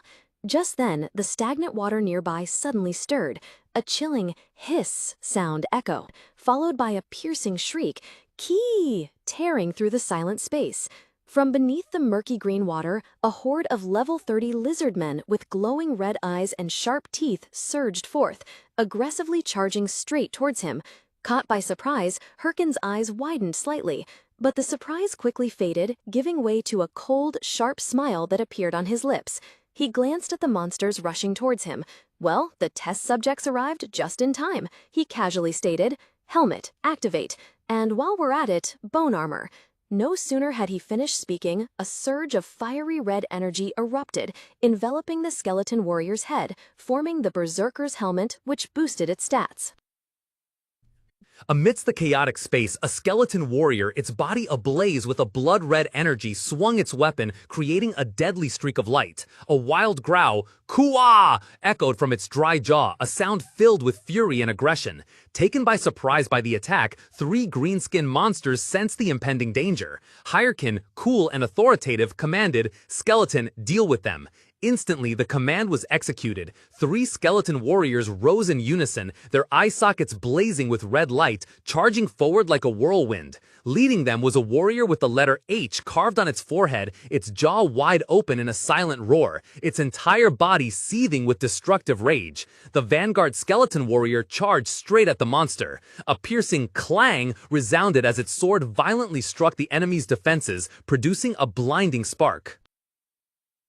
The lizard man's bloodshot eyes bulged, a terrifying scream still trapped in its throat abruptly cut short. Right before it, a surge of crimson killing intent erupted ferociously. The skeleton warrior, with its eye sockets blazing with malevolent fire, charged like a destructive whirlwind. Its enormous sword, cloaked in dark energy, drew a deadly arc through the air. Slash! In an instant, the monster's body was sliced in half, green blood splattering everywhere. Not just one, but the entire pack of lizardmen fell before the terrifying might of the bone warriors. Immediately, cold ding sounds echoed in Hyrkan's mind, followed by two consecutive notification windows appearing. Skeleton warriors have annihilated 3 lizardmen. Experience points plus 864. Level up! Level up! New power surged through the skeletons. Witnessing the scene, Hyrkan couldn't hide his extreme elation. His cheeks flushed and a radiant smile stretched from ear to ear across his face. He exclaimed, filled with excitement, "This is absolutely amazing!" Amidst the muddy landscape stained red with blood and monster corpses, Hyrkan outlined the next plan for his army. His voice rang out with determination. "All right, in the coming week, we will hunt monsters to find the egg, and if this isn't the quest area, then we'll go somewhere else." With that said, he boldly shouted, "Let's go," and led the skeleton warriors deep into the gloomy forest, where sunlight struggled to penetrate the dense foliage. Hidden behind the nearby bush, a figure silently observed them from afar. Her eyes followed Hyrkan's retreating back and his strange army as they faded into the mist. A mysterious smile subtly appeared on her lips, and she unconsciously licked them lightly with delight. The scene suddenly shifted, brightening into a shower of light pink petals. The woman stepped out, her long black hair fluttering in the wind. She wore an outfit that was both elegant and powerful, each step exuding absolute confidence. With enchanting purple eyes and a radiant smile, she introduced herself. "My name is Ilya. As you can see, I am a top-tier beauty."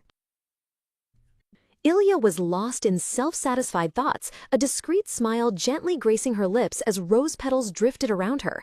In her mind, a magnificent scene unfolded. She was enthroned, surrounded by countless devotees shouting her name and offering precious gifts. "I don't want to say it myself, but it's the truth, so I have to accept it," she mused. "No matter what I do, everyone loves me. That's why my life is so easy. All I have to do is show a little distress, and my slaves will rush to help at once." Her arrogant thoughts were abruptly cut short by a slippery sensation underfoot.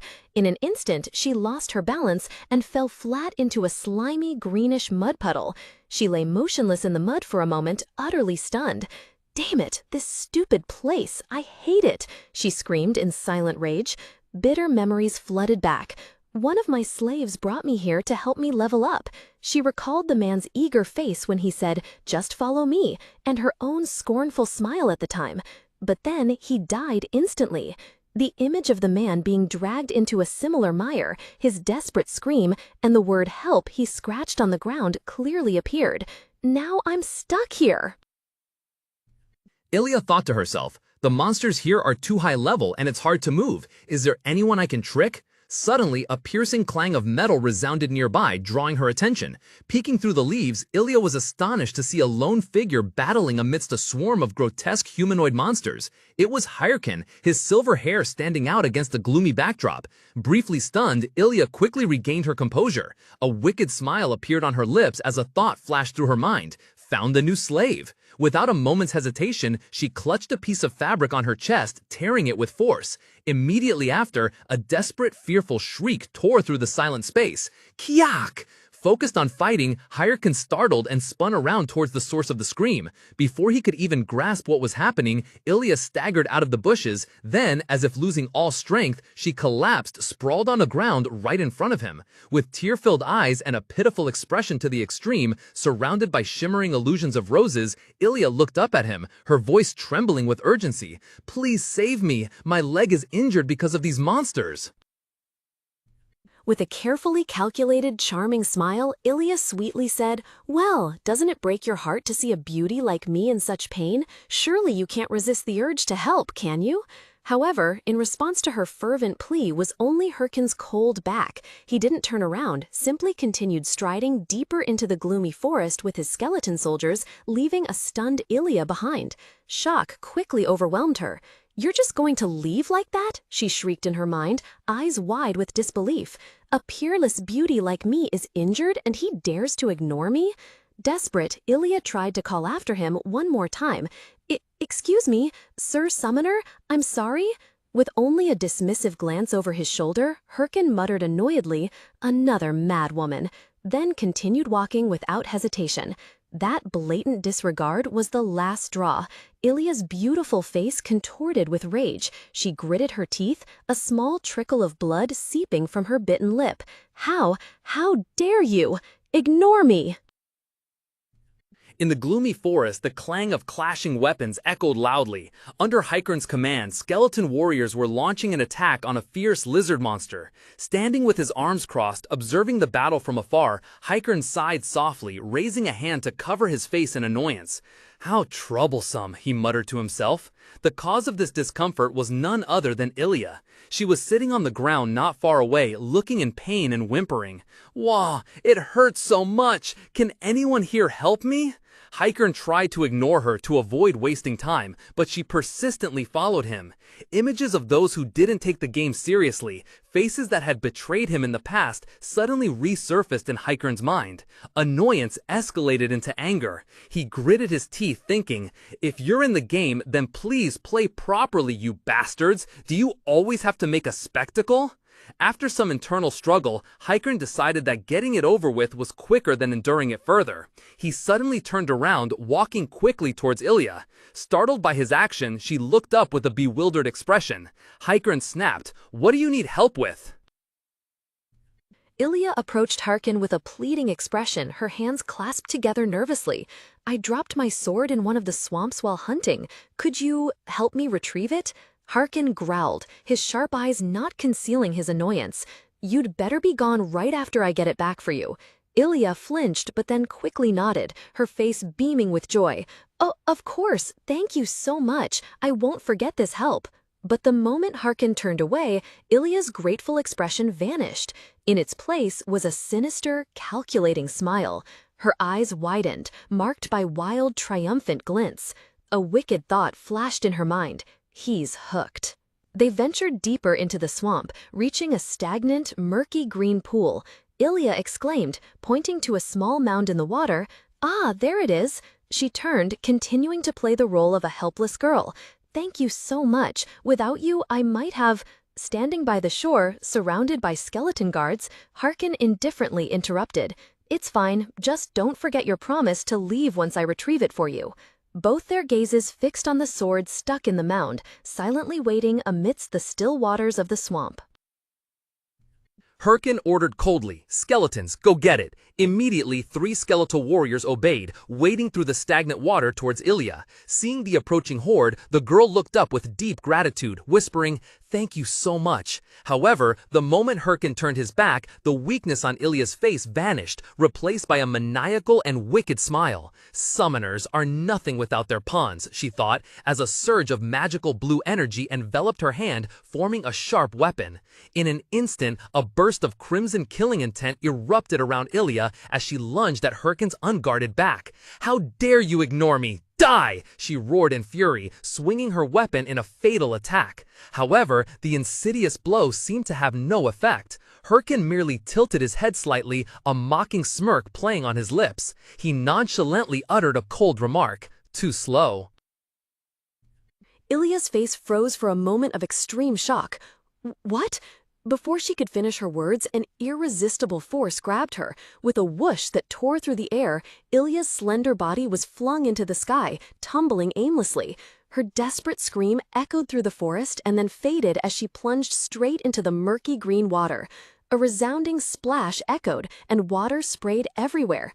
On the bank, Hyrkan stood coldly. Beside him, the silent white skeleton warriors, his gaze fixed on the rippling surface of the lake. A few seconds later, Ilya resurfaced, her black hair matted to her mud-streaked face. Breathing heavily, her eyes burned with fury as she stared at Hyrkan. "You bastard!" she roared, her voice hoarse with anger. "Do you really think you'll get away with this? My bodyguards will destroy you immediately." In response to her threat, Hyrkan merely smirked. He raised a hand to cover his mouth, trying to suppress a mocking chuckle. Then he casually pointed behind her back. "Behind you." Amidst the murky green waters of the dense forest, Ilya turned her head, her face aghast. "What? Behind me? What's behind me?" Directly behind her, the water violently foamed. A crash echoed, and from beneath the surface, 3 lizard-like monsters with greenish-gray scales emerged. Their fiery red eyes glowed menacingly, their sharp fangs wide open, ready to devour their prey. They lunged, pulling Ilya down into the muddy water. "Ah!" Her desperate shriek echoed through the forest, then quickly silenced. From the bank, Hyrkan stood with crossed arms, his skeleton warriors beside him, silently watching the scene. Ilya, instead of sinking into despair, now stood firm in the water, her beautiful face contorted with fury, glaring daggers at Hyrkan. Hyrkan spoke, his tone both sarcastic and casual. "If you're going to trick me, at least do it better. I saw through you from the start, you fool." As he spoke, he pulled one eye down, sticking out his tongue to tease. But then, the smirk on Hyrkan's lips vanished, replaced by a cold, gloomy stare. He subtly covered one eye, his voice deepening, filled with weariness and disgust. "I've had enough of these tricks. What a waste of my time." Having said that, he turned his back, not bothering to glance at the furious woman behind him anymore. "Skeletons, let's go." Hyrkan suddenly stopped, his eyes showing clear annoyance. His skeleton warriors, instead of being vigilant, were putting on a ridiculous show. One was pressing another against a tree trunk, mimicking an overly cheesy flirting pose, while the other two stood by, covering their bony hands over their mouths, feigning extreme astonishment. Hyrkan growled, "Stop those idiotic games right now! I will kill you all!" Hearing the threat, all three skeletons immediately cowered, shambling behind their master with remorseful expressions. Just then, a ting sound rang out, and a system notification appeared before Hyrkan. Player Ilya has died. A brilliant golden light enveloped Hyrkan. He was surprised, then burst into hearty laughter. "What is this? So I got points too? I didn't directly kill her, so I didn't expect anything. What luck!" In her final moments, Ilya sank into the swamp, her beautiful face contorted with horror and anger. She screamed in despair. "Do you really think you'll escape after doing this? My bodyguards will annihilate you in an instant." Hyrkan sneered, his eyes flashing with contempt. He mumbled with a sinister smile, "Huh, bodyguards, my foot. I'd bet my life that someone like her has no bodyguards." At the same time, elsewhere, three men, seemingly Ilya's love slaves, were staring furiously at a screen. The image of Hyrkan and his skeletal warriors moving through the forest was clearly displayed. In the gloomy, swampy forest, the air was thick and stagnant. A sharp swish echoed, tearing through the silence, as severed green leaves scattered through the air. The stagnant water rippled gently before quickly returning to its inherent stillness, reflecting the shadows of decaying trees and tangled vines. Beneath the dense foliage, a strange man knelt slumped on the damp ground, panting. A cold sword blade rested against his throat, a drop of fresh blood dripping, soaking his armor. Amidst his ragged breaths, he gritted his teeth, glaring hatefully at the figure standing before him. "Damn it, Miss Ilya's enemy. I must avenge her." Standing above him, Hyrkan looked down with indifference, his eyes glinting with a mix of curiosity and mockery. "Let me ask you something. Why do you go to such lengths for her? You gain nothing from this. Do you really think she'd date you if you avenged her?" Hyrkan said in a cold, mocking tone, "Why are you so obsessed with a woman you only met in a game?" The stranger, with blood trickling from the corner of his mouth, merely smirked and let out a short "ha." That reaction stunned Hyrkan for a moment before he burst into laughter, an arrogant and contemptuous laugh. "Ha! Bah-ha-ha!" At Hyrkan's taunts, the man suddenly snapped his head up, his face flushed with rage and infatuation, screaming in a frenzy, "Because I love her!" That insane confession seemed to be the last straw. Without a moment's hesitation, Hyrkan swung his sword, glowing with blue energy, downwards. The stranger only had time to look up with a bewildered expression, uttering a "huh?" before the dazzling light engulfed him. "What a farce," he mumbled, digital fragments shattering and floating around. "It's that same weirdo from before." Hyrkan's memories suddenly flooded back, Ilya's face appearing with a sinister smile and crazed eyes. She had relentlessly tried to deceive him. In the gloomy forest, Ilya feigned countless looks of panic and pity. "Please, save me." But he wasn't fooled. Realizing it was just a trap, Hyrkan responded coldly. He decisively acted, a sharp and merciless sword strike tearing through the air, sweeping across the illusion. And then, when submerged in the muddy swamp, Ilya's true face was revealed. Her fear and horror turned into extreme rage. She screamed in despair, "Do you really think you can get away with this? My bodyguards will annihilate you in an instant." Hyrkan never expected that the threat she uttered that day would now come true. Under the dazzling stage lights, Ilya knelt, her hands covering her face, sobbing in despair. "Everyone, I'm so sad," she choked out, her beautiful face tear-streaked, making the crowd of fans below feel a pang of sorrow. "I just wanted to ask for a little help, but that soul summoner suddenly attacked me." Her mournful account was like a match thrown into a powder keg. The crowd of players below seethed with indignation. Everyone's face changed, their eyes bulging with fury on behalf of their idol. Hyrkan cursed under his breath. "Thanks to that bitch." In the gloomy forest, a player suddenly lunged out from the bushes, pointing a finger directly at the cloaked figure ahead. "There you are, Ilya's enemy!" Discovered, Hyrkan froze. He snarled in his thoughts. "And every day I have to run from these lunatics!" He angrily pulled back his hood, revealing his silver-white hair and a chillingly mad smile. I'm already worried enough about not finding a quest, and now I'm being chased by a bunch of lackeys. Hyrkan squinted, his mind filled with calculations. Should I find that bitch and kill her again? No, that might bring more trouble. Dismissing the reckless idea, he decided against causing unnecessary problems. He bent down to collect the spoils of war. A series of system notifications appeared before his eyes. You have obtained an ownerless war clock. You have obtained 5,011 gold. You have obtained elf leather boots. You have obtained a necklace of promise rare. Holding the last item, a necklace with a round face like a clock, Hyrkan froze. His eyes widened in astonishment. Wait, the necklace of promise? Isn't that a super rare item that can be sold for 800,000 won? The image of a bespectacled player with an innocent smile and a heart-shaped headband suddenly flashed in Hyrkan's mind, along with the guy's excited shout, "Never mind, love is great. Do you want to worship a goddess with me?" Recalling his stroke of luck, Hyrkan couldn't help but laugh, raising both hands to the sky with his two skeleton soldiers in an exaggerated celebratory pose. He roared in delight, "Thank you, you bastards!" Suddenly, a bespectacled player appeared, stammering in fright. "Ah!" Instantly, the look of panic turned to determination. He pointed directly at Hyrkan's face and shouted, "There he is! I've found Lady Ilya's enemy!" In the dark space, Hyrkan let out a crazy smile, his voice echoing with defiance and arrogance. "Yes, I am the trash who killed Ilya." He spread his arms wide as if welcoming old friends, but his eyes were as cold as knives. "Welcome all, everyone!" From the darkness of the dense forest, a crowd of players armed with weapons gradually emerged. Standing before that formidable army, Hyrkan and a few skeleton warriors looked tiny. "Too many," Hyrkan thought to himself, his smile slightly stiffening. The players, eyes blazing with fury, simultaneously charged forward, their roars echoing throughout the forest. "Get him! Kill him!" Before the storm-like assault, Hyrkan's face changed and he turned to flee, a single question resounding in his mind. How many of them are there anyway? Hyrkan could not believe his eyes at the scene unfolding. Unbelievable, he thought to himself. How could so many be infatuated with that woman? On the opposite side, Ilya sported an arrogant smile, her eyes glinting with self-satisfaction as she pointed forward.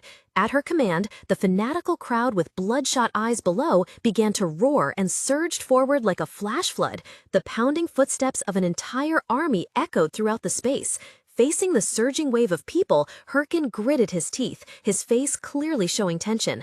"Damn it," he muttered irritably, his eyes sharpening. Without a moment's hesitation, Hyrkan swung his hand forward, roaring a decisive command, "Skeleton!" Immediately, two skeletal warriors standing guard in front of him responded to the summons. Bright blue magical energy flared fiercely in their empty eye sockets, ready to confront the charging enemies. It truly is skeleton summoning, just as we heard. "Everything depends on you," the strange player mumbled, eyes gleaming with determination behind his glasses. He lunged forward, drawing his sword and whispering, "Skill." A blinding pink light suddenly erupted, enveloping the battlefield in a bizarre scene of glittering hearts and stars. Amidst that absurd space, Hyrkan's bone warriors shattered under an incredible power named Love Power. Hyrkan was utterly stunned, shouting in extreme disbelief, "There's no such skill!" But a cold system notification appeared before him, confirming the harsh truth. "Your skeletons have been destroyed." Hyrkan gnashed his teeth, his astonishment quickly turning into anger and caution. He silently assessed the situation. "Damn it, they seem higher level than me, and there are many of them. Looks like I can't confront them directly." In the gloomy forest, Hyrkan dashed swiftly, his body agilely dodging the pursuing attacks from behind. As he vaulted over a narrow crevice, he looked back, uttering a provocative challenge. "Wait until I level up, then you're dead for sure." Behind him, the pursuers were stunned, dodging an unexpected attack. One of them, a player of unknown identity, roared in frustration. "Ah, he's getting away! Chase him!" Weaving deeper into the dense forest, Hyrkan finally managed to temporarily shake them off. He gasped for breath, leaning against a gnarled, moss-covered ancient tree. Exhaustion washed over him, yet his eyes still shone with determination. He muttered to himself, "These leeches, so hard to shake them because my level is lower. For now, I just have to keep moving." Just as Hyrkan was about to move, a strange sensation overwhelmed him. His eyes widened in surprise. A mysterious black smoke suddenly billowed out from nowhere right in front of him. His mind went blank, and the forest scene seemed to vanish. Huh? Where am I? Hyrkan stood alone amidst a gloomy landscape, utterly different from any place he had traversed before. Beneath his feet, the ground was a pitch-black, muddy mire, surrounded by gnarled, bare tree roots reaching up like dry skeletons. The atmosphere was heavy and eerily silent. "This place seems different," he mused, his sharp eyes scanning the surroundings. A hint of confusion crossed his face as his hand unconsciously tugged at his cloak's hem. "I don't recall the lizard marsh having a place like this. I've been searching around here for days, but a black swamp like this? Never." His train of thought abruptly halted. After a brief silence, Hyrkan's eyes gleamed with sudden insight. The bewilderment on his face vanished, replaced by a confident, cunning smirk. "Aha, so that's it." Nearby, splashing sounds echoed, breaking the stillness. A group of players with hostile expressions hurried through the marshy forest, their eyes constantly darting around in search. One person in the group couldn't hide his annoyance, gritting his teeth and cursing. "Damn it, that cursed summoner! Where the hell did he run off to?" His train of thought abruptly halted. After a brief silence, Hyrkan's eyes gleamed with sudden insight. "Aha, so that's it." Nearby, splashing sounds echoed, breaking the stillness. A group of players with hostile expressions hurried through the marshy forest, their eyes constantly darting around in search. One person in the group couldn't hide his annoyance, gritting his teeth and cursing. "Damn it, that cursed summoner! Where the hell did he run off to?" Amidst the tense atmosphere, one of the opposing players suddenly shouted, "Over there! I see one of his skeletons!" An unbelievable, bizarre scene unfolded before their eyes. The space suddenly shimmered with enchanting purple light. A disco ball slowly descended from above, casting dazzling beams everywhere like a true dance floor. Immediately after, under the spotlight, Hyrkan's skeleton warriors began to writhe and dance frantically and excitedly, swinging their arms and legs to an invisible tune. The other players were completely stunned, their minds blank, unable to comprehend what was happening. Their faces were dull, sweat pouring down as the dry skeletons continued their wild dance.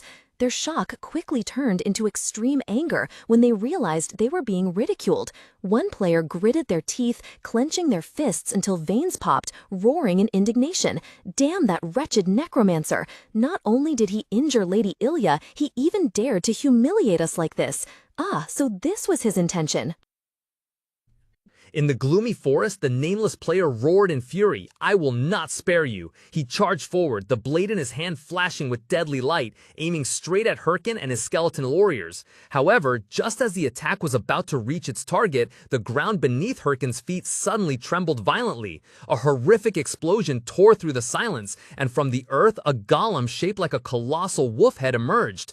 Dark energy swirled around it as its fanged mouth gaped open in a silent roar, its eyes burning menacingly red like glowing embers. Facing such an overwhelming and terrifying sight, Hyrkan and his 3 skeleton warriors remained strangely calm, as if they were the masters of this chaos. The fat man's charge abruptly halted. The anger on his face vanished, replaced by extreme panic and horror.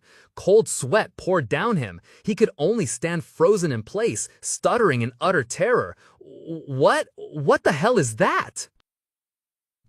A ground-shattering crash echoed, shattering the silence of the dense forest. A player in heavy armor was flung into the air like a torn puppet, their body propelled backward with an irresistible force. The horrific impact made the ground tremble. The player wearing the white headband froze, cold sweat beating on their temples as they stammered, That's a dragon lizard." From the shadows of the forest, a colossal creature emerged. It was a level 40 dragon lizard, the final boss of the lizard swamp. Its scales were as hard as rock, its eyes glowed fiery red like embers in the night, and its spiky head exuded an overwhelming aura that made all who faced it tremble. Amidst the chaotic crowd, a desperate voice cried out, "Damn it! Don't let it! Stop it!" From a concealed position, Hyrkan silently observed the chaotic scene before him, a cold thought crossing his mind. I never thought this nest would be the dragon lizard's nest. Hyrkan held his breath, observing a cold bead of sweat tracing a path down his temple. The corner of his mouth curved into a tense yet determined smile. Before him, a terrifying creature materialized, the dragon lizard. It was a notorious boss monster with formidable defense, immense health, and devastating attack power. In the past, defeating it was a struggle, requiring a party of 20 players with an average level of 40. Those battles always ended in a sea of blood, a testament to its horrifying might. As Hyrkan's cold gaze fixed on the monster, calculations raced through his mind. From what I've heard, the Dragon Lizard raid was completed long ago. Normally, this boss wouldn't be here. However, if someone brings a related quest into this area... Just then, a virtual quest notification appeared before him displaying egg in the nest. Then the monster will respawn. Hyrkan slightly curled his lips, a cold smile appearing on his face. A thought flashed through his mind. In other words, since the dragon lizard is here, then this is where Ahimbras's quest takes place. Initial belief was quickly replaced by skepticism as he leaned against a gnarled tree trunk in the gloomy forest, lost in thought. Wait, so Ahimbras sent me here to defeat that thing and bring back the egg when I'm only a level 20 player? That's swindler. How could he do something so absurd? In his mind, Ahimbras's bekestable smug face appeared, but then Hyrkan quickly regained his composure, anger replaced by cold calculation. He cautiously hid behind a large tree trunk, his gaze fixed on another group of players cautiously entering the distant forest. A knowing smile reappeared on his lips. Well, fortunately, I've recruited a few good teammates, so it should be fine. Amidst the chaotic space, a player, panicked, blurted out, "This dragon lizard is too much for us. Should we retreat?" And, however, a cold, authoritative voice cut off his suggestion. "You are not allowed to do that." It was Hyrkan. A sharp, cold smile appeared beneath his ha-ho mask, and he decisively snapped his fingers. Immediately, a surge of crimson energy violently erupted, swirling like a vortex of fire. From within it, a towering skeleton warrior appeared, its entire body engulfed in a blazing red aura, blocking the path of the players attempting to flee. They were stunned for a moment, then realized in horror that not just one, but an entire army of skeletons with glowingly monstrous red eyes had completely sealed off their escape route. "Damn it, they've blocked our way," one person muttered in despair. However, his teammate showed more stubbornness. He gnashed his teeth and roared, "It's fine, just break through with force and we'll be okay." No sooner had he finished speaking than he was snatched by the dragon, soaring into the air amidst a resounding, desperate shriek. The colossal dragon lizard with its rock-hard scales and shark teeth was furiously lashing its spiky tail, hot on the heels of a group of players running for their lives. One of them desperately screamed, "Damn it, the dragon lizard is right behind us!" From high on a tree branch, hidden by dense foliage, Hyrkan quietly observed everything. When a player spotted him, he quickly retreated deeper into the shadows. The player pointed at him, yelling in anger and panic, "Ah, that necromancer is running away! Catch him!" Ignoring the accusations, Hyrkan turned away, a cold and calculating smile on his lips. He thought to himself with extreme sarcasm, "Thank you, comrades. I'll never forget your sacrifice." His smile grew even more triumphant as he glanced at the scene of the players struggling to lure the monster away. "All right, it's time," Hyrkan whispered to himself, his eyes glinting mischievously, "to loot the empty nest dry." Without a moment's hesitation, he dashed away with nimble feet, heading straight for a colossal, spiky cave, now completely undefended. Through that chaos, Hyrkan shot down like an arrow. He landed forcefully, bracing himself with one hand against the ground to break his fall, creating a small shockwave that cracked the earth. Quickly standing upright, his black cloak fluttering, Hyrkan wore a self-satisfied and cold smile. He spoke with full confidence. "I'm in now. Thanks for the egg." However, his smile suddenly vanished. He froze, his green eyes wide, darting around in disbelief. "Huh?" A drop of cold sweat slowly trickled down his cheek, confusion and panic clearly etched on his face. He stared dumbfounded at the empty space before him. What is this? The egg isn't here? The entire colossal nest was now just a desolate mess, with no trace of the treasure he had risked his life to obtain. Hyrkan frantically rummaged through the rugged terrain, his frustration mounting. "No way! It has to be around here somewhere," he muttered, his voice betraying impatience. Suddenly, his fingers brushed against a hard, oval object buried in the dirt. He carefully dug it out. Resting in his palm was a strange object, resembling a stone egg covered in intricate cracks and patches of green moss. A mystical symbol glowed with a faint, eerie purple light. Hyrkan frowned, examining the object in his hand intently. He mused to himself, "I found the most suspicious thing possible, but it looks more like a stone than an egg. Well, there's nothing else even remotely resembling an egg here anyway." Just as he was contemplating, a sharp electronic chime rang out. A faint blue system window abruptly appeared before his eyes, its notification text glowing ominously. "Bone Warrior has been annihilated." Hyrkan's eyes widened in astonishment. This unexpected information struck him like a bolt of lightning. Suddenly, a slight tremor ran through the ground, startling Hyrkan into alertness. The dragon lizard must have detected the intruder and is returning, he thought. My time is up. Instantly, the ground beneath them shook violently before exploding in a localized seismic event. From below, a gigantic creature with scales hard as armor and eyes glowing red like embers emerged, letting out an earth-shattering roar. The dragon lizard roared a frenzied "Keeve!" its colossal body lunging forward, destroying its own nest. Hyrkan managed to dive aside just in the nick of time. Letting out a sharp breath, he muttered, "Phew, that was close." He quickly concealed himself behind a massive tree root, observing the monster growling in anger. "Now that the dragon lizard is back, I can't search the nest any further." Hyrkan analyzed the situation, his eyes sharpening. In that case... Hyrkan clutched the rough object in his hand, his face full of determination, yet unable to hide his tension. "It seems I have no other choice. Even though I know this isn't an egg, I still have to carry it." For a moment, the image of NPC Ahimbri appeared in Hyrkan's mind. Still that solemn demeanor, hands clasped thoughtfully, glasses reflecting light concealing his deep, inscrutable eyes. It seemed he had known everything beforehand when assigning him this troublesome quest. The memory faded, giving way to a familiar blue system window. The words, "Egg in the nest," stood out. The quest had only one requirement: bring the egg back from the nest. But what worried Hyrkan most was the text below. Reward, none.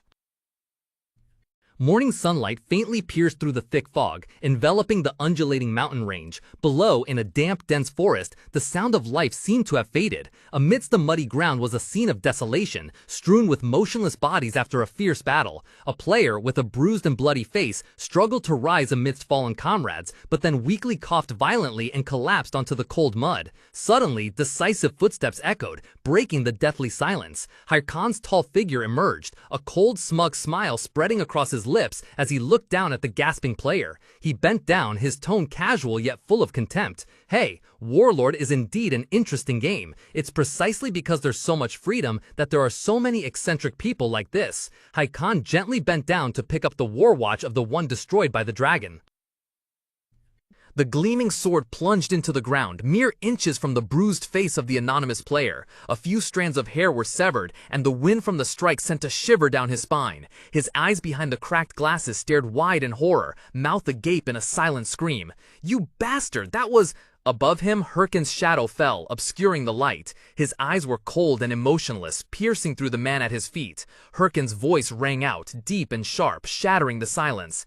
"Let me make myself clear. I was just toying with you, but I've bet a lot on this game. I warn you, and that woman too. Next time, you won't get off so easily." With that, Hyrkan walked away without hesitation, sparing his life. In the dark expanse of the forest, desperate screams of "I" and rang out before fading. Hyrkan nimbly leaped over the corpses of Ilya's crazy fans. Silently stepping on the decaying leaf litter, Hyrkan muttered to himself, vexation clear in his cold, sharp eyes. "I swear, if they dare to follow after being warned, this will be an all-out war." After a few steps, he suddenly stopped. An idea flashed in his mind, replacing anger with a bold and calculated plan. "All right," he thought, a cunning smirk appearing, "it's time to earn some extra money." Standing amidst the gloomy scenery of the Lizardman Swamp, where tree trunks stretched up like skeletal remains, Hyrkan activated a communication device. His voice rang out, cold and decisive. Ah, is this Bangsu Guild? I just discovered a lizard dragon in the Lizardman Swamp, and I'm selling its exact location for 100,000 G. What? You think this is a prank call? I'm very serious. After the call, in a dimly lit room with towering stacks of books, Hyrkan forcefully placed a moss-covered stone shard onto the wooden table, creating a dry thud. In the messy room with towering stacks of books and ancient parchment scrolls, Hyrkan, in his hooded robe, approached the workbench. He cleared his throat, somewhat awkward facing NPC Ahimbri. I've brought what you asked for. As soon as he finished speaking, he carefully placed a fossil egg-shaped object onto the wooden table. Cold sweat unconsciously beaded on Hyrkan's temple as he held his breath, waiting. A stream of anxious thoughts ran through his mind. Please, I hope this is it. I don't want to have to turn the whole map upside down searching again. Ahimbri remained silent, gently pushing up his glasses. His spectacles gleamed with a mysterious light as he intently observed the object. Silence enveloped the space. Ahimbri's gaze was fixed on the cracked, moss-speckled stone egg. After what felt like an endless pause, he finally spoke, his voice contemplative. This is exactly it. Upon hearing the confirmation, Hyrkan's eyes immediately widened, filled with astonishment and relief. Ahimbri took it, nodding in satisfaction. This is exactly what I was looking for. Well done. A spark of excitement flashed in Hyrkan's mind. He couldn't suppress a triumphant and somewhat cold smile. That's right, I guessed correctly. The immense joy made him feel all the effort was worthwhile. Ahimbri observed him, a hint of surprise on his face. You're faster than I thought. I imagined someone like you would take longer. Hearing the somewhat condescending remark, Hyrkan cursed inwardly. You knew that and still gave me the quest? What kind of NPC is this? He suppressed his annoyance, forced a laugh, and said impatiently, I gave it my all. All right, can you give me the next quest? However, instead of continuing, Ahimbri raised the item, his gaze becoming unusually stern. Do you know what this is? The sudden question stunned Hyrkan. His confident and impatient expression vanished, replaced by speechless astonishment. NPC Ahimbri explained with a serious expression, whenever we study the area around where mutated monsters appear, we find this. He held out an egg-shaped object, dark and full of cracks, and that's why I've tentatively named it the Fallen Stone. Hearing that name, Hyrkan's hand clenched slightly. His entire body felt stiff. This must be it, Hyrkan thought, the image of the armored man and the mysterious hooded woman flashing in his mind. Cold sweat beaded on his temples as the final piece fell into place. The reason they were chasing me, he suddenly realized. The stone emitting a mystical purple light in his mind was the Fallen Stone, a crucial item related to the main quest line. He recalled the armored man's serious conversation. They wanted to ensure someone else obtained this item, something that could affect the entire flow of the main quest in the future. And here I thought I'd been scammed when I took this quest. Hyrkan bitterly recalled the egg in the nest quest window that appeared earlier, with a simple request to bring an egg back from a nest and absolutely no reward. A thought full of surprise echoed in Hyrkan's mind. I can't believe this is the main quest. Facing him, NPC Ahimbri spoke with a look of remorse, his eyes reflecting seriousness. I apologize. I know this quest might be too much for you, but we are also facing a powerful and mysterious force. Therefore, I need to test your will. After a moment of silence, Ahimbri looked straight at Hyrkan, his gaze becoming sharp and probing. So, what do you say? Are you ready to fight against corruption? Will? Of course. Beneath his cloak, a cold smile briefly appeared on Hyrkan's face, hidden in shadow. He clenched his fist, his determination surging powerfully. Becoming part of the main quest, this is a golden opportunity beyond compare. Hyrkan declared bravely, I will dedicate my body and soul to... But then he suddenly stopped. Ahimbri continued, not now. Hyrkan's worldview shattered into pieces. He could only stammer, excuse me? Standing opposite, NPC Ahimbri crossed his arms over his chest, calmly explaining, You must have seen how strong the monsters are. I don't think I should give such a quest to a novice like you. Hyrkan froze, his mind screaming in panic. Damn it, is my level too low to continue the quest? Sweat beading on his forehead, he hurriedly stepped forward, trying to justify, but Ahimbri cut him off, continuing with a meaningful tone, However, if you say, Grand Archmage Ahimbrinim, please accept me as your disciple, then perhaps I would be willing to help you train, I think. As he finished speaking, Ahimbri's calm expression vanished, replaced by a chillingly wide grin. He leaned forward, sticking out his tongue, hands outstretched as if about to pounce on Hyrkan. The heavy wooden door closed, and Hyrkan stepped out, donning his cloak. Instantly, a series of system notifications appeared before his eyes. Ding! You have completed the quest Egg in the Nest. You have received the title Disciple of Ahimbri.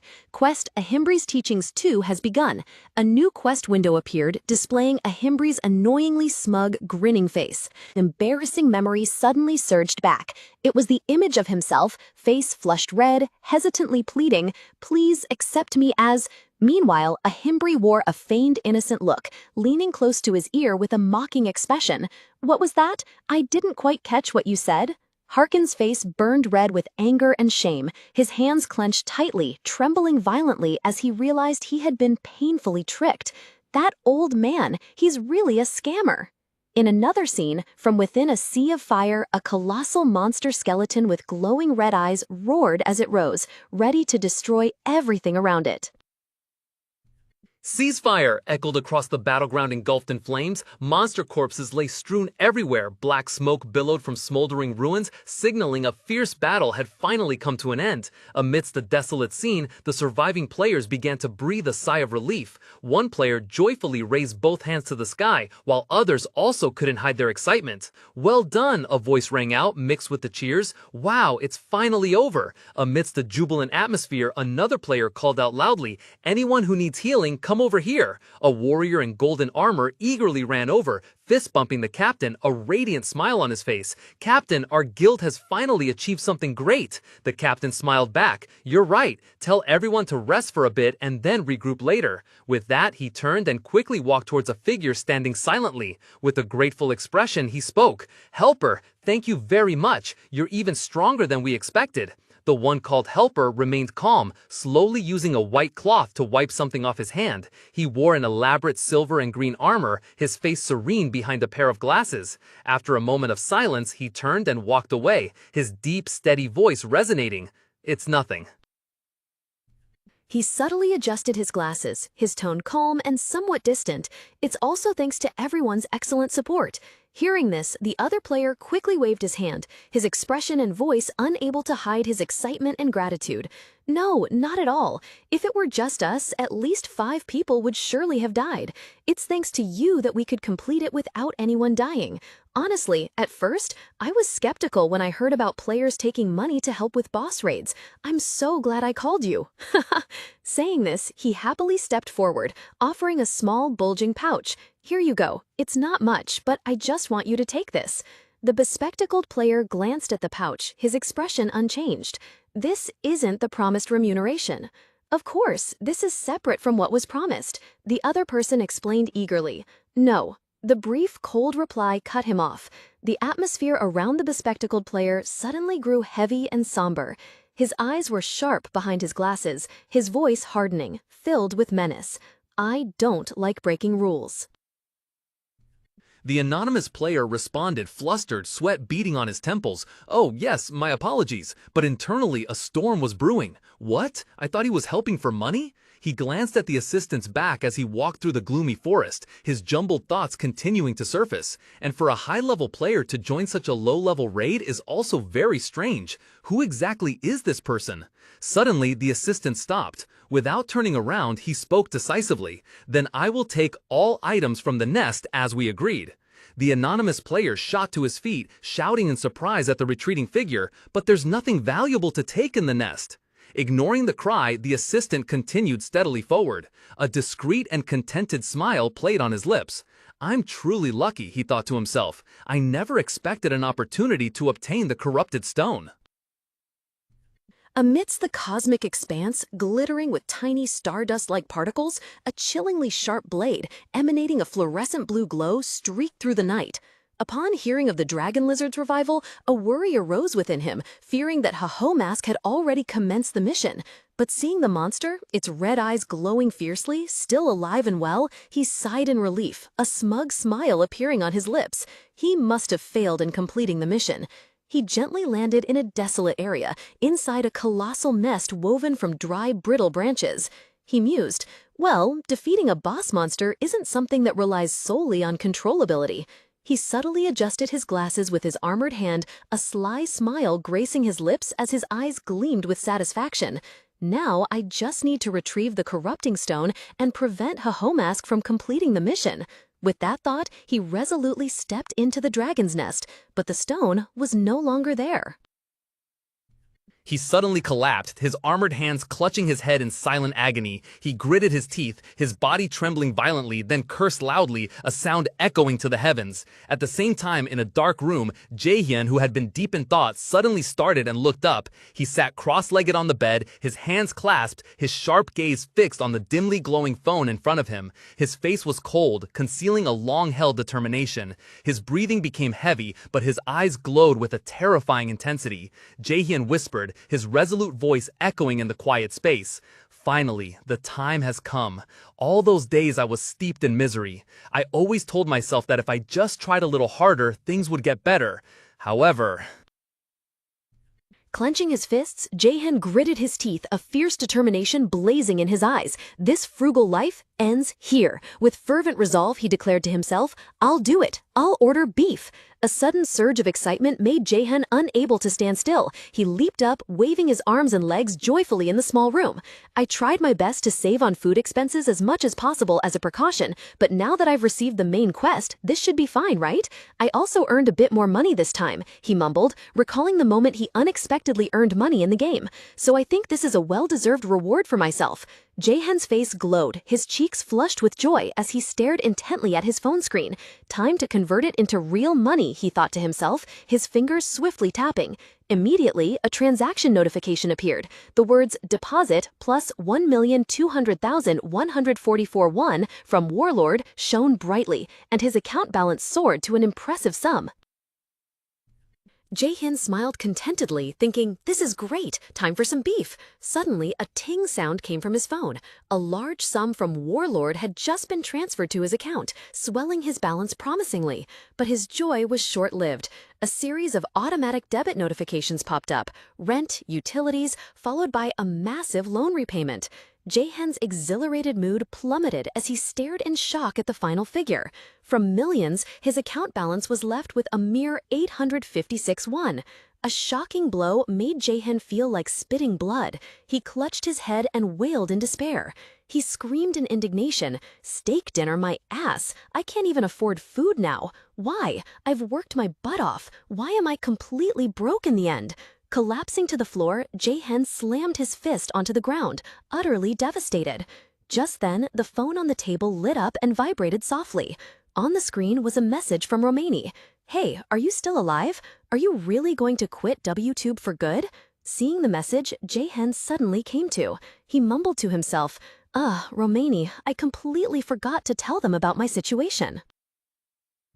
In the pitch-dark room, faint light from his phone illuminated Jaehyun's sweat-drenched face. He was typing a message, looking tired and anxious. "I probably can't make any more videos because some weirdos are tracking me." His finger paused just before hitting send. A sudden thought flashed in his mind. "Wait a minute," he muttered, eyes wide with shock as a harsh truth dawned on him. Anger flared, replacing his fear. The blurry images of his pursuers appeared, but they no longer made him tremble. Why should I be wary of them when I'm about to starve to death anyway? What did I do wrong? I'm just an innocent gamer enjoying my game. His indignation reaching its peak, Jaehyun suddenly shot up. He clenched his fists, his eyes burning with steely determination. "Forget it. I don't care anymore. I'll do what I want." Under the gloomy night sky, the cemetery appeared cold and deathly. Ancient stone tombs lay silent, surrounded by gnarled, barren tree stumps reaching dry, brittle branches upwards like ghostly arms. The chilling silence was suddenly shattered by the piercing caw of crows. On a branch, a pair of black crows with blood-red eyes perched, their cry seemingly heralding an ill omen. Suddenly, an eerie blue light burst forth from the ground, tearing through the darkness. Amidst black smoke and ethereal light, Hyrkan appeared, flanked by 3 loyal skeleton warriors. Immediately, a system notification panel materialized before Hyrkan with crisp text, "You have entered the area, Forest of Death." pulling his hood down to conceal his face, revealing only the Haho mask glowing with mysterious blue light. Hyrkan subtly smirked. His eyes gleamed with confidence and cold determination, ready to conquer this new dangerous land. A blue system notification appeared before Hyrkan as he stepped into the new area. You have entered the Deadwood Forest. He was surrounded by a gloomy, eerily silent space. Gaunt, bare trees reached up into the night sky like giant skeletons, creating a spectral scene. Standing amidst his skeletal army, Hyrkan shivered slightly, thinking, "It sends shivers down my spine every time I come here." However, a confident smile quickly appeared beneath his Haho mask. To him, this place wasn't just terrifying. This is probably the best place for me to grind experience points, and with this eerie atmosphere, it's also great for attracting attention to my videos. Turning to face his loyal skeletal warriors, Hyrkan spoke. "All right, we'll begin our hunt now, but first, we have a new teammate. Magic will be a part of our strategy from now on, so make sure to get along with him." As Hyrkan introduced him, another skeleton appeared, but it wasn't like the other warriors. It wore a dark purple mage's robe, fastened by a vivid blue gem. This was the skeleton mage. Contrary to its fearsome appearance, the skeletal mage seemed a little shy, its bony cheekbones faintly blushing while its skeletal fingers nervously intertwined. Hyrkan looked at his new ally and thought about its origin. This was a skill that the trickster Ahimbri had bestowed upon him. As his skill proficiency increased, they would be able to use more advanced magic. In the dead of night, Hyrkan gently pulled his hood low, a cold bead of sweat trickling down his temple. Ahimbri's warning about a powerful yet extremely mana-costly skill still echoed in his mind, and now his energy source was indeed almost depleted. Despite his exhaustion, his eyes still shone with determination. He jutted his chin towards the empty space ahead, his voice deep and firm. Anyway, what we're hunting today, that's it. No sooner had he spoken than the ground beneath them shook violently. A bony hand emanating a murky red aura full of hatred shattered the layers of earth and stone and emerged. Immediately after, an enormous, abnormally large skeletal figure also lumbered to its feet. It wasn't an ordinary skeleton, but a conglomeration of countless bones, growling within a monstrous aura. A system window appeared, identifying the monster, level 33 skeleton. Hyrkan's skeleton army stood frozen in place. Their glowing blue eye sockets swirled in extreme confusion, completely unable to comprehend what the creature before them was. In stark contrast to his bewildered subordinates, Hyrkan merely curved his lips slightly. He looked at the monster with a calm expression, as if he had anticipated everything. Ah, there it is. Hyrkan slightly narrowed his eyes, his cold voice breaking the silence. "What are you guys doing?" He ordered decisively, his gaze as sharp as a knife. "Go hunt it down." In response to their master's command, the three skeleton warriors remained terrified, not daring to advance. Hyrkan turned his back, beginning to explain the strategy. "Once you start fighting, you'll realize it, but immortal monsters have a different characteristic from regular monsters." However, when he turned back, he was stunned. His mighty skeleton army was trembling with fear, hiding behind a tree and a dilapidated tombstone. Hyrkan couldn't believe his eyes. He raised a hand to pinch his forehead, trying to suppress the rising irritation. "What the hell are you guys doing? Seriously, don't waste any more time. We still have a ton of work to do." Hyrkan commanded, "Hurry up and fight." Instantly, at his master's command, a warrior surged forward, unleashing a massive magical slash. The brilliant blue energy blade tore through the air, striking the invisible enemy with horrifying force. The foe was almost split in two, but it stood firm as if nothing had happened.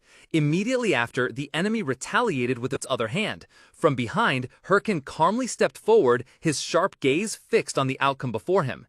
Indeed, normal attacks will have no effect. That is why... In the gloomy space, Hyrkan's hand reached out and a fierce blue halo erupted, materializing into a colossal warhammer, the rare-grade Sorcerer's Hammer, radiating formidable power. With a chilling smile hidden behind his Haho mask, Hyrkan swung the hammer powerfully in a perfect arc. A surge of deep blue energy followed the weapon's swing, striking a thunderous blow upon the withered skeleton lying on the ground. The target's head, which had been glowing with an eerie red light, shattered into pieces with an earth-shattering boom. boom! Bone fragments flew everywhere. The attack concluded in a flash. Hyrkan casually hoisted the hammer onto his shoulder, looking up at a flash of light streaking across the night sky like a shooting star, marking the perfectly successful hit. He turned to his skeleton soldiers, his voice filled with pride and delight. "Well, a home run! Excellent! You see that, right? You have to smash its head with a hammer." And, while their master was enthusiastically explaining, the skeleton soldiers standing behind him could only widen their eyes in horror. All three simultaneously raised their bony hands to clutch their skulls, trembling as if fearing they would be the next practice target.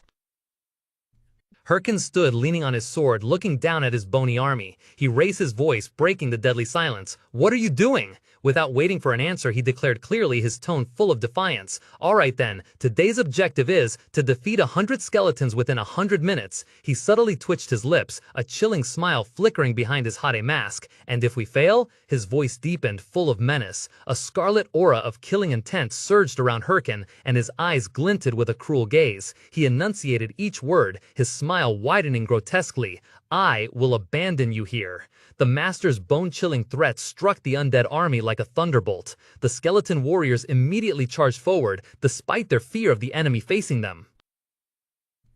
A moment later, in the gloomy, chilling expanse of the desolate graveyard, shattered bone fragments flew everywhere. Amidst the chaotic battle, a series of blue system notifications appeared one after another, confirming each skeletal warrior's demise before culminating in the radiant words, "Level up." Standing amidst his loyal skeletons, Hyrkan hoisted the enormous weapon onto his shoulder, his eyes behind the ha-ho mask sweeping around in satisfied observation. He stepped on a shattered skull, softly muttering, truly excellent."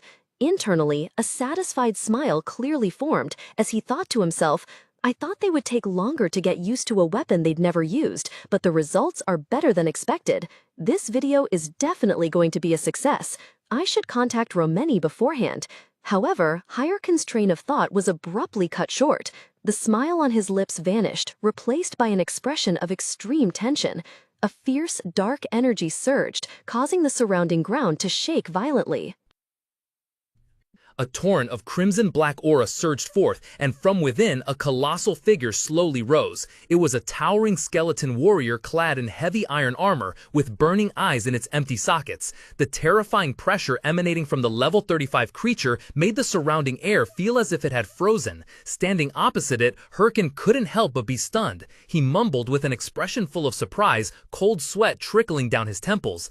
"That's a skeleton warrior, a rare monster that appears randomly. And there's more." Suddenly, a peculiar thought flashed through his mind. The horned helmet of the colossal monster suddenly transformed in his imagination, looking no different from the head of a bull. The initial shock quickly dissipated, replaced by a greedy and excited smile. Hyrkan's eyes gleamed brightly as he thrust his hand forward and roared a firm command. "Charge! My beef!" Immediately, the skeleton warriors under his command, with their glowing golden eyes, charged forward in unison like a flood, directly targeting the massive enemy, which appeared bewildered by the sudden attack. He muttered to himself, his mind seemingly drifting to some grand feast. What should I eat first? Steak or just simple grilled meat? Bulgogi beef sounds good too. His train of thought was abruptly cut short. A massive stream of crimson energy, mixed with purple lightning bolts, suddenly plunged down to the ground. Its terrifying power tore through space, creating a shocking explosion that shattered the earth into large fragments. A violent shockwave spread in all directions, blowing away everything in its path. Hyrkan's skeleton army was sent flying backward. When the dust settled, a scene of devastation was revealed. Hyrkan stood there, cold sweat beading on his forehead, his eyes still marked with shock after his narrow escape from death. He gritted his teeth, muttering to himself in panic, "That was terrifying. I almost died without even getting to do anything." Hyrkan stared at the gigantic skeleton, its arms shattered. He secretly let out a sigh of relief. Thank goodness I aimed for its arm first. So what needs to be done now is, instantly, the bony monster, its eyes burning with furious red light, let out a sky-shattering roar. A crimson aura violently flared around its body as it lunged at Hyrkan like an arrow. Without hesitation, Hyrkan and his skeleton warriors charged forward to meet it. He launched himself into the air, a chilling smile clearly visible behind his Haho mask. At the same time, one of the loyal skeleton warriors also leaped beside him, both swinging their weapons down with horrifying force. Blue magical energy converged, forming a dazzling streak of light as Hyrkan's mace struck directly into the monster's hip. Pelvic Bone Crusher! A piercing clang sounded, seemingly marking the end of the battle. Hyrkan landed softly alongside his loyal skeleton warriors. He exhaled, turning to look at his skeletal army, who immediately saluted him militarily. A faint smile touched Hyrkan's lips as he asked, "Phew, is everyone all right? Easier than I thought." But a terrifying dark aura suddenly surged from beneath the ground. Right before them, a gigantic figure, clad in ancient armor, slowly emerged. Its eyes glowed with a hostile, blood-red light, and a heavy pressure enveloped the entire area. Sensing the roaring surge of power, Hyrkan slightly pulled his hood lower, obscuring half his face. He mumbled with a hint of irritation, "How impatient!" Then a sharp, confident smile reappeared on his lips. "There's still one more." Amidst the gloomy scene, behind it, a small skeleton mage stood firm, its skull raised to face the gigantic skeleton warrior. Suddenly, a warning sign flashed in the air. Immediately, the skeleton mage's eye sockets blazed with fierce purple magical light. It raised its bony hands forward, its slender fingers beginning to gather a blazing orb of energy. The fireball grew, swirling with terrifying power, turning night into day. With a decisive gesture, the skeleton mage thrust the energy orb upwards. A silent roar of magic echoed as the orb exploded. A colossal pillar of flame erupted from the ground, completely engulfing the massive skeleton warrior in a sea of fire. The immense heat warped space, and the ground shook violently. In an instant, the enormous body of the bone warrior disintegrated, shattering into pieces within the firestorm. The earth-shattering explosion left behind only an empty space and scattered debris. Immediately after, a series of blue system notifications appeared, confirming the recent triumph. You have defeated a skeleton warrior. You have gained experience points. You have gained experience points. Hyrkan breathed a sigh of relief. The battle had just ended, leaving behind a desolate battlefield. In the distance, a terrifying explosion erupted, engulfing the colossal skeleton in a dazzling sea of flames, the result of the skeleton mage's work under his command. Standing with his loyal skeleton warriors, Hyrkan smiled contentedly, thinking, "With this video, I should get at least 10,000 views. I'm suddenly so hungry. I guess I'll have to grill some beef to celebrate." But just as he was engrossed in his plans, an unexpected system notification appeared, shattering the relaxed atmosphere. Area boss has detected the death of its subordinate. Hyrkan's eyes widened, astonishment clearly visible on his face. What? Another notification immediately followed, confirming his fears. Area boss has found the intruders. Simultaneously, a brilliant golden emblem, shaped like a coiled dragon, began to glow in the air, signaling an unavoidable confrontation. The ground beneath Hyrkan's feet suddenly trembled violently as a fiery red notification appeared in the air, warning, Field Boss is awakening. Instantly, a colossal magic circle emitting a dazzling golden light materialized directly above him and his skeletal army.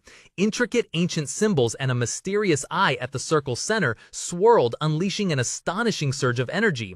Hyrkan and his skeleton warriors could only look up, overwhelmed by the scale of the phenomenon. From the center of the luminous circle, something began to ascend. Bony hands slowly reached upwards, followed by a massive figure draped in a dark robe and a meticulously carved golden crown.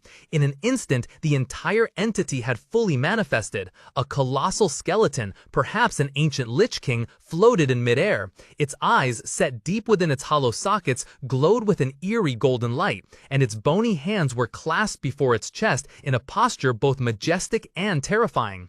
Its entire form exuded an aura of power, with skulls adorning its pauldrons, further enhancing its deathly appearance.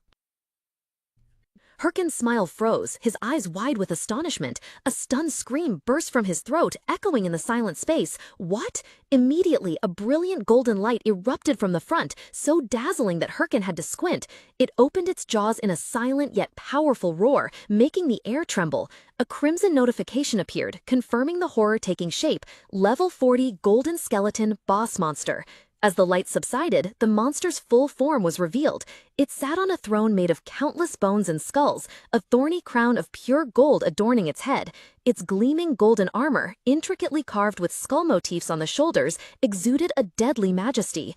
This was the boss of Death's Forest, and also the first magic-type boss. Looking down at the desolate ground, where players' bodies lay scattered in pools of blood, Hyrkan understood why it had the notorious nickname Rookie Hunter. Amidst the immense pressure emanating from the monster, a memory suddenly flickered in Hyrkan's mind. He mumbled to himself, "Now that I think about it, the condition for it to appear was to defeat a lot of skeletons." A cold, sharp smile suddenly bloomed on Hyrkan's lips, hidden behind his ha-ho mask. He muttered to himself, his voice full of confidence mixed with recklessness, "I hadn't even thought of that. I can't guarantee a win, but if it succeeds, this will be a massive haul. I know what to do now. If I fully empower all the skeletons, I'll somehow be able to turn the tide." With determination rising in his eyes, Hyrkan swung his arm forward, commanding his skeletal army waiting in the desolate wasteland. His voice rang out powerfully, "Skeletons, we—" However, before his rallying cry was complete, something unbelievable happened. The entire skeleton army simultaneously disintegrated into countless magical dust particles and vanished into thin air. A cold notification window appeared before Hyrkan's eyes. Summoning spell cancelled due to lack of mana. Hyrkan was utterly stunned, his eyes wide with astonishment. All his plans, all his confidence shattered in an instant. He could only let out a sound filled with confusion. Huh? Hyrkan stood rooted to the spot, his hands frantically clutching his silver hair, his eyes behind the mask wide with utmost astonishment. Hyrkan's mind was a complete blank, all reason vanishing before this absurd sight. He could only let out a shrill shriek, echoing throughout the silent space. What? In midair, a brilliant golden light burst forth, swirling intensely before gradually coalescing into the form of a colossal creature, each golden bone shard as sharp as a blade, connected to form a regal spiny armor. The creature slowly revealed its true form, a majestic Lich King in a splendid ceremonial robe and an intricate crown. Its two empty eye sockets glowed with blinding golden light, its two bony hands clasped before its chest as if performing an ancient ritual. Standing opposite that overwhelming presence were Hyrkan and his bone warriors. Under immense pressure, a glimmer of hope sparked within Hyrkan. "I know how. If I fully empower the bones, perhaps I can do it." Without a moment's hesitation, he roared, lowering his stance. "Bones, we—" With a resounding boom, Hyrkan shot forward like an arrow, tearing through the air. A pop sound echoed, the magical white smoke dispersed, leaving Hyrkan standing alone amidst the desolate, rocky land. Immediately after, a cold blue system notification appeared, the text clearly displayed: "Summoning cancelled due to insufficient mana." Hyrkan froze, his eyes wide with astonishment. Huh? A feeling of emptiness washed over him. Hyrkan clutched his head, shouting in utter bewilderment. Huh? As the days passed, Hyrkan brought a hand to his forehead, rubbing it lightly. He mumbled to himself, his voice full of self-mockery. "Well, it was bound to happen. I summoned all four, and then had the mages cast all sorts of spells like that. How could there be any mana left?" Looks like there's no other choice, Hyrkan thought to himself, his gaze resolute. Before him, a colossal skeleton clad in magnificent golden armor clasped its bony hands together, its eyes in deep sockets glowing menacingly. Dust and dark aura swirled at Hyrkan's feet as he lifted his head to face the towering entity, a seemingly hopeless disparity in size. Yet, despite the overwhelming pressure, a confident and defiant smile appeared beneath his ha-ho mask, his eyes also flashing with an eerie white light. He subtly pulled up his sleeve, his voice resounding with exhilaration. "Time to get this body moving again after a while? Skill slots. Activate." Instantly, a brilliant surge of blue energy erupted from his body, enveloping Hyrkan in spectral flames. His everyday clothes vanished, replaced by a suit of dark armor with joints shimmering with blue light. A massive stream of blue energy began to converge. The air vibrated violently with a deep, resonant sound, signaling an imminent explosion of confrontation. Facing him, the Lich King wore magnificent yet decaying royal vestments, its eye sockets blazing with a dazzling golden light, full of power and death. But Hyrkan did not waver. Hidden behind his Hade mask, his eyes also flared with a cold blue flame, and a haughty, challenging smile spread across his lips. He whispered softly, his resolute voice echoing in the suffocatingly silent space. "Let's go." Immediately, dark energy enveloped Hyrkan and exploded. He surged forward like a black arrow, tearing through the air. His entire body was a blur of furious power, leaving blue afterimages in his wake. A brilliant golden halo burst forth, enveloping the dry skeleton clad in solemn ceremonial robes and a resplendent crown. Its eyes glowed eerily as it clasped its bony hands together, chanting an ancient spell. Horrifying energy converged, forming a colossal, intricate magic circle that radiated a blinding light. Without a moment's hesitation, the bony creature completed the incantation. From the magic circle, countless destructive light rays shot out like a meteor shower, tearing through space and hurtling towards Hyrkan. Each ray carried enough power to level everything in its path. Hyrkan moved like a phantom. He weaved and dodged amidst the deadly barrage of light, his body enveloped by a faint, dark aura.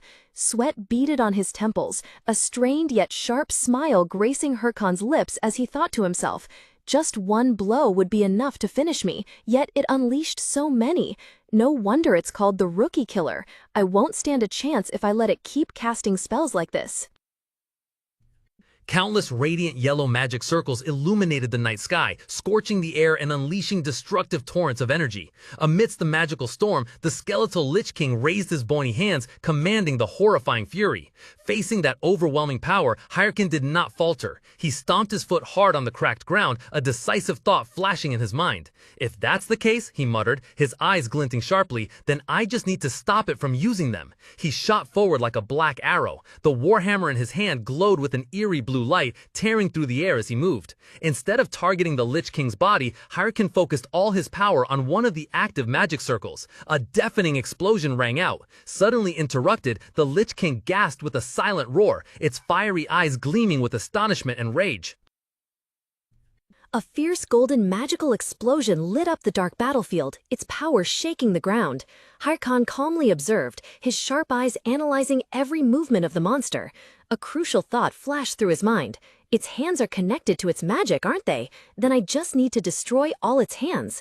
As soon as he found the weakness, a confident and somewhat arrogant smile spread across Hyrkan's lips beneath his Haho mask. He shot forth like a ghost among the graves, his body enveloped in a surge of dark energy, ready for the decisive attack. However, just as Hyrkan was about to act, a cold blue system message suddenly appeared right before his eyes. "The area boss is staring at you." The confidence on Hyrkan's face immediately froze, replaced by utter astonishment. He could only utter a bewildered sound. "Huh?" Suddenly, a series of cold system notifications appeared before Hyrkan's eyes, accompanied by ting-ting sounds like death knells. The area boss monster had seen through him. Worse yet, it was beginning to measure his skill level. Opposite him, the Lich King hovered in midair, its skeletal frame beginning to act, its bony fingers intertwined, forming complex and bizarre incantations. Orange-yellow magical energy began to gather, growing denser by the moment. Immediately after, a massive surge of dark purple magic violently erupted, swirling around the skeleton's body like an electromagnetic storm. The Lich King's entire body glowed, its eyes and empty sockets locked onto Hyrkan's small figure below. Standing amidst the barren, cracked land, Hyrkan looked up, his face behind the Haho mask showing extreme astonishment and confusion. What the hell is this? What's happening?" he mumbled, unable to believe the boss's sudden transformation. A colossal purple energy surge exploded violently, emanating from a dazzling sphere of light. Its destructive power ripped through the tranquil space, creating a terrifying seismic event. Swept away by the shockwave, Hyrkan gritted his teeth, struggling to stand firm amidst the energy storm. The ground beneath his feet shattered into pieces, his body feeling as though it would be torn apart by the immense pressure. What the hell is this? Damn it, it's catching up to me. Hyrkan screamed in despair, sweat pouring off him. He turned, putting all his strength into his legs to flee from the scythe of death hot on his heels. Immediately after, an earth-shattering explosion resounded. The purple energy stream engulfed Hyrkan, submerging him in a sea of destructive fire. A colossal stream of purple energy flung him backward. He was dragged a long distance across the cold ground of the desolate graveyard, dust and debris swirling thickly in the air under the faint moonlight. Finally, Hyrkan came to a halt, kneeling on one knee, gasping for breath. His entire body trembled from the aftershocks of the recent attack. He looked down at his shaking hands, eyes wide with astonishment and confusion. "What the hell is this? A crazy attack I don't remember," he roared in his mind. Before him, a massive, deep trench, glowing with an eerie purple light, had been carved into the ground, a testament to the enemy's destructive power. Hyrkan slowly stood up, his sharp gaze sweeping over the ruined landscape. He brought a hand to his chin, his expression turning pensive. Could I have remembered it wrong? In the thick darkness, Hyrkan racked his brain, trying to rummage through his memories. Does this golden skeleton set have a hidden rule, or has there been a power balancing patch, like with the Minotaurs? He let out a long sigh, the usual cold smile on his lips, unable to hide the tension in his glowing eyes. "I don't know. I can't remember," Hyrkan mumbled, his hand tightening its grip on the staff. "It's been a few years since I last hunted a golden skeleton set. It's frustrating, without a skeletal summoner and unable to remember all its attacks. So how am I supposed to defeat that thing?" Without a moment's hesitation, a column of deep purple energy shot straight towards Hyrkan, carrying destructive power, devouring everything in its path. Amidst the desolate landscape of a forgotten cemetery, beneath a sky tinged with mournful purple, Hyrkan stood alone, his hand gripping his heavy war mace tightly. A steely resolve shone in his eyes as he observed the invisible enemy. "For now," he muttered to himself, "I suppose I'll have to try everything I can." At that very moment, the space around him was torn open by an enormous purple energy stream shooting directly towards him. Whoosh! Hyrkan swiftly dodged. The blast destroyed the ground where he had just stood, creating an explosion that shook the entire area. Deadly energy beams were fired relentlessly, tearing through ancient tombs and sending debris flying. Hyrkan moved constantly, tumbling through the air, his black cloak fluttering wildly in the intense barrage of attacks. His eyes behind the Hade mask gleamed sharply as he analyzed the situation. "I can dodge its attacks as long as I know their trajectory, but the problem is I don't have time to counterattack." As the thought flashed, another energy beam whistled past. He was forced into an absolute defensive stance, continuously dodging the relentless energy storm, finding no opening whatsoever to launch a retaliatory strike. Hyrkan carefully assessed the situation. "I have to find its blind spot somehow," he mused, his green eyes sweeping across the ruined battlefield. Suddenly, a sense of danger washed over him, making him freeze. Hyrkan's eyes widened, a belated realization flashing across his face, half covered by the Haho mask. He blurted out, "Damn it!" Before he could react, an invisible force struck him hard. Hyrkan only managed to let out a pained "ugh." The golden skeleton extended its massive bony hand to seize Hyrkan. A dazzling golden light from it enveloped everything. It tilted its head back, letting out a piercing roar, "Keek!" a sound sharp enough to tear through space. The ghastly light in its eye sockets flared as it decisively brought the small prey in its hand to its mouth. Held tightly by the giant skeleton, Hyrkan could only look up, facing the overwhelming and deadly presence of his foe. Hyrkan let out a dry, irritated laugh, sweat beading on his forehead as he faced the constantly shifting enemy. Damn it! Just how many attack patterns does this guy have? It's truly a game of chance. Before him, a massive magic circle, glowing brilliantly gold with intricate ancient runes, flared intensely, illuminating the dark space with its terrifying power. Yet, amidst this precarious situation, a cold, sharp smile suddenly appeared on Hyrkan's lips. The tension from before vanished, replaced by challenging self-confidence. "But you know, I also have my own ace up my sleeve," he whispered, his voice echoing in the silent space. "Curse imposition." Instantly, a surge of dark purple energy swelled from beneath Hyrkan's feet, enveloping his body like a demonic cloak. He delivered a decisive kick to the monster's head. A cold system notification appeared before Hyrkan's eyes, confirming his achievement. Target stats reduced by 13%. Without hesitation, Hyrkan escaped the boss's crushing grasp. He plunged directly into its eye socket to attack. He thought to himself, I didn't know how to get an attack opportunity, but it just gave me one. Immediately, his descent transformed into a deliberate dive. A fierce blue aura erupted, enveloping his body like a whirlwind. Energy converged, roaring around Hyrkan's fist, and his eyes glowed with a mesmerizing, resolute blue. Thank you. He clenched his fist, all his power concentrated into a single point, plummeting down like a fiery meteor. Just as the colossal skeleton opened its ribcage, Hyrkan roared his final words in ultimate exhilaration. You! An earth-shattering explosion resounded. Hyrkan's punch, imbued with destructive energy, slammed directly into the monster's core, causing the surrounding space to vibrate violently. A gigantic blue stream of energy roared, tearing through space and striking directly into the ground. The terrifying power of the attack caused the ground to shake violently, cracking into large fragments amidst a series of continuous shattering sounds.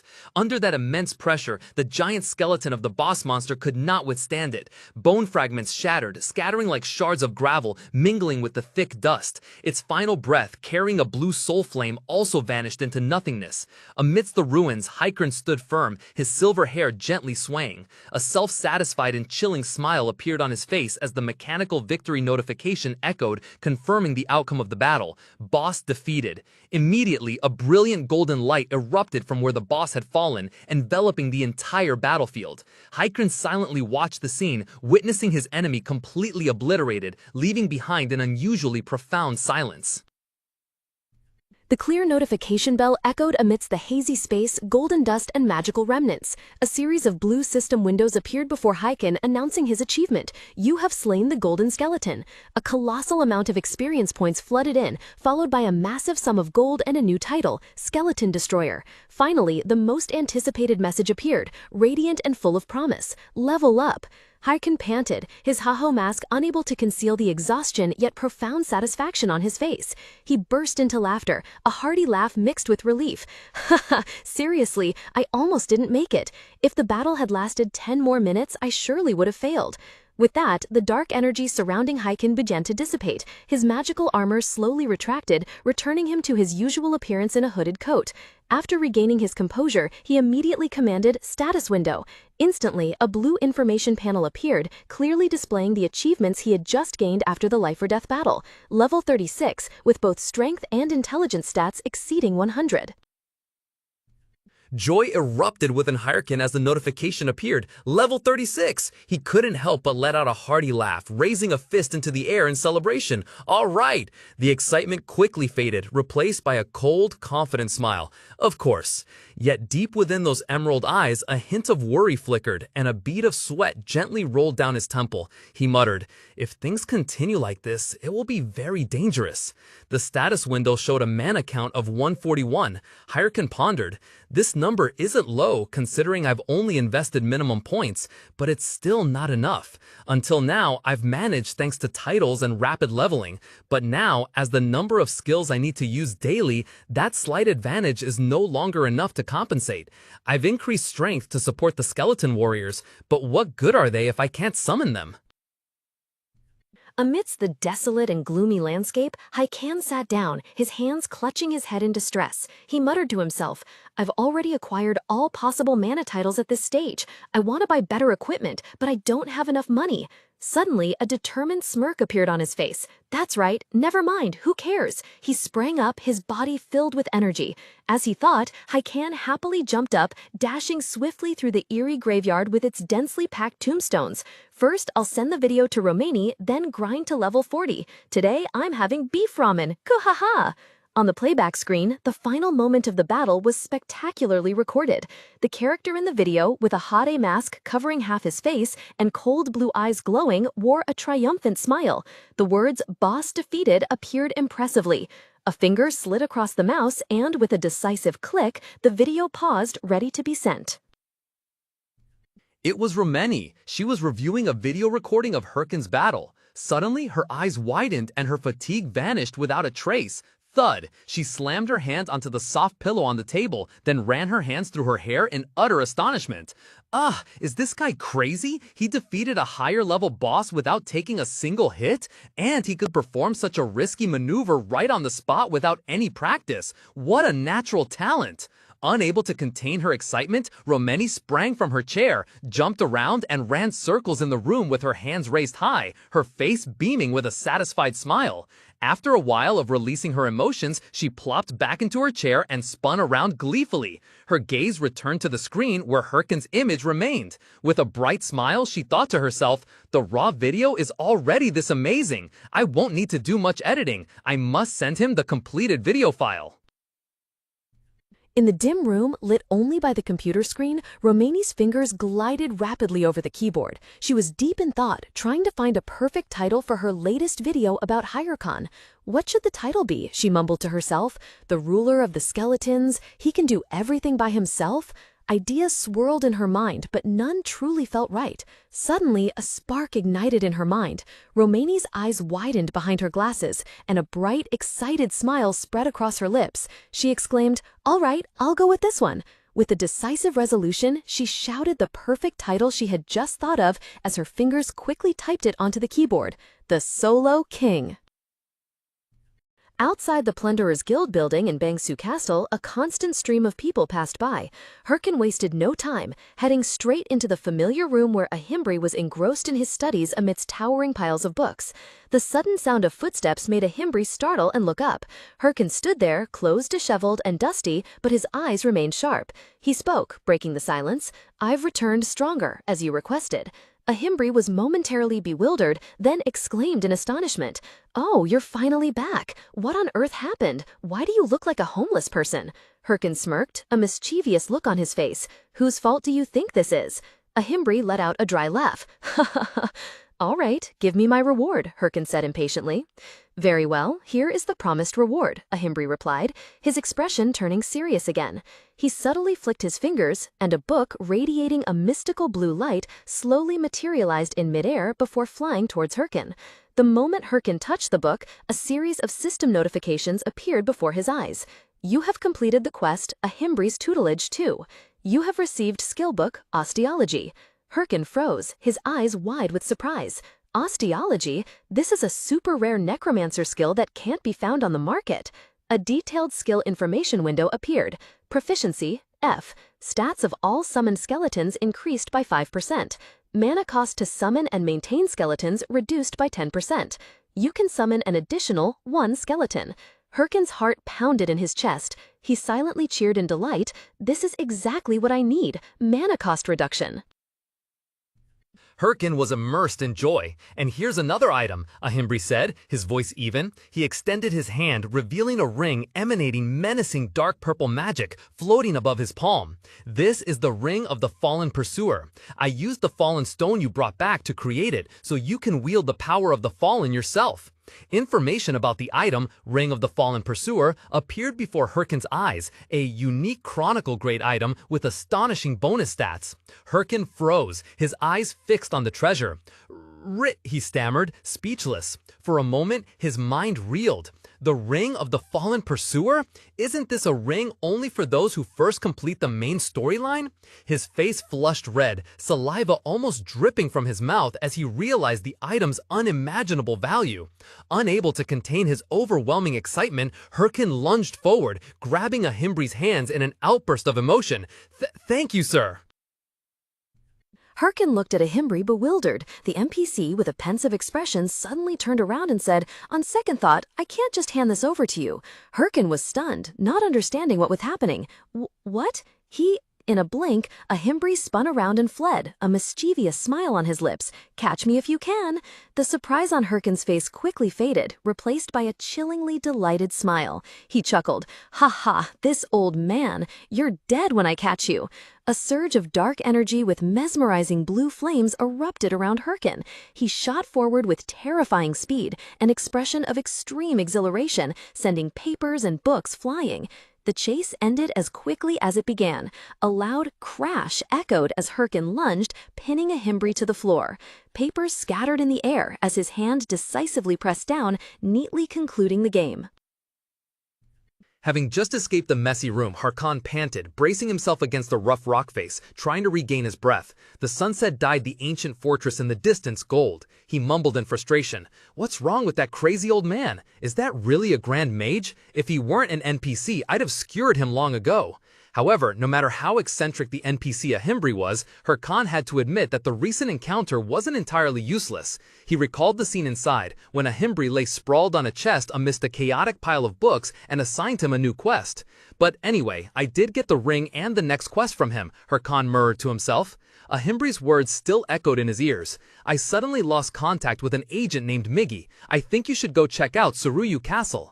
A determined glint flickered in Hyrkan's eyes. He pulled up his collar, his voice deepening. "All right, I'll let him off the hook this time." Hyrkan began to walk, outlining his next plan in his head. The Sirre Castle area is quite high level, so maybe I should grind more on the way there. While deep in thought, Hyrkan suddenly stopped. Huh? A blue virtual envelope icon abruptly appeared from the watch on his wrist. It was an urgent message from Romeni.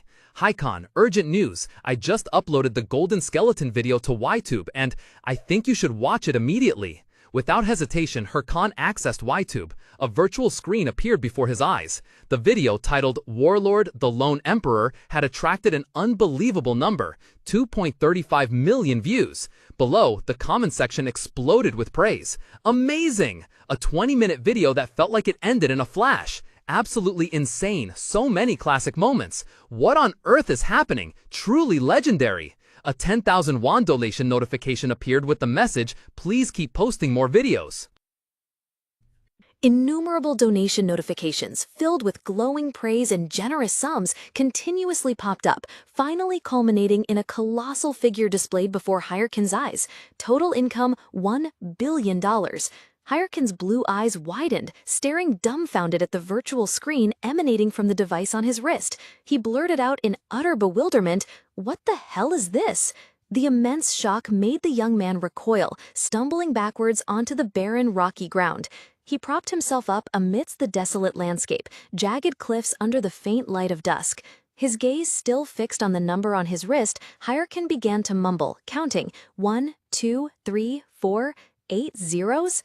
The initial stupor gradually faded, giving way to a slow smile spreading across his lips. His eyes gleamed with satisfaction and longing. A single word escaped his mouth, encapsulating all his upcoming plans: tomahawk.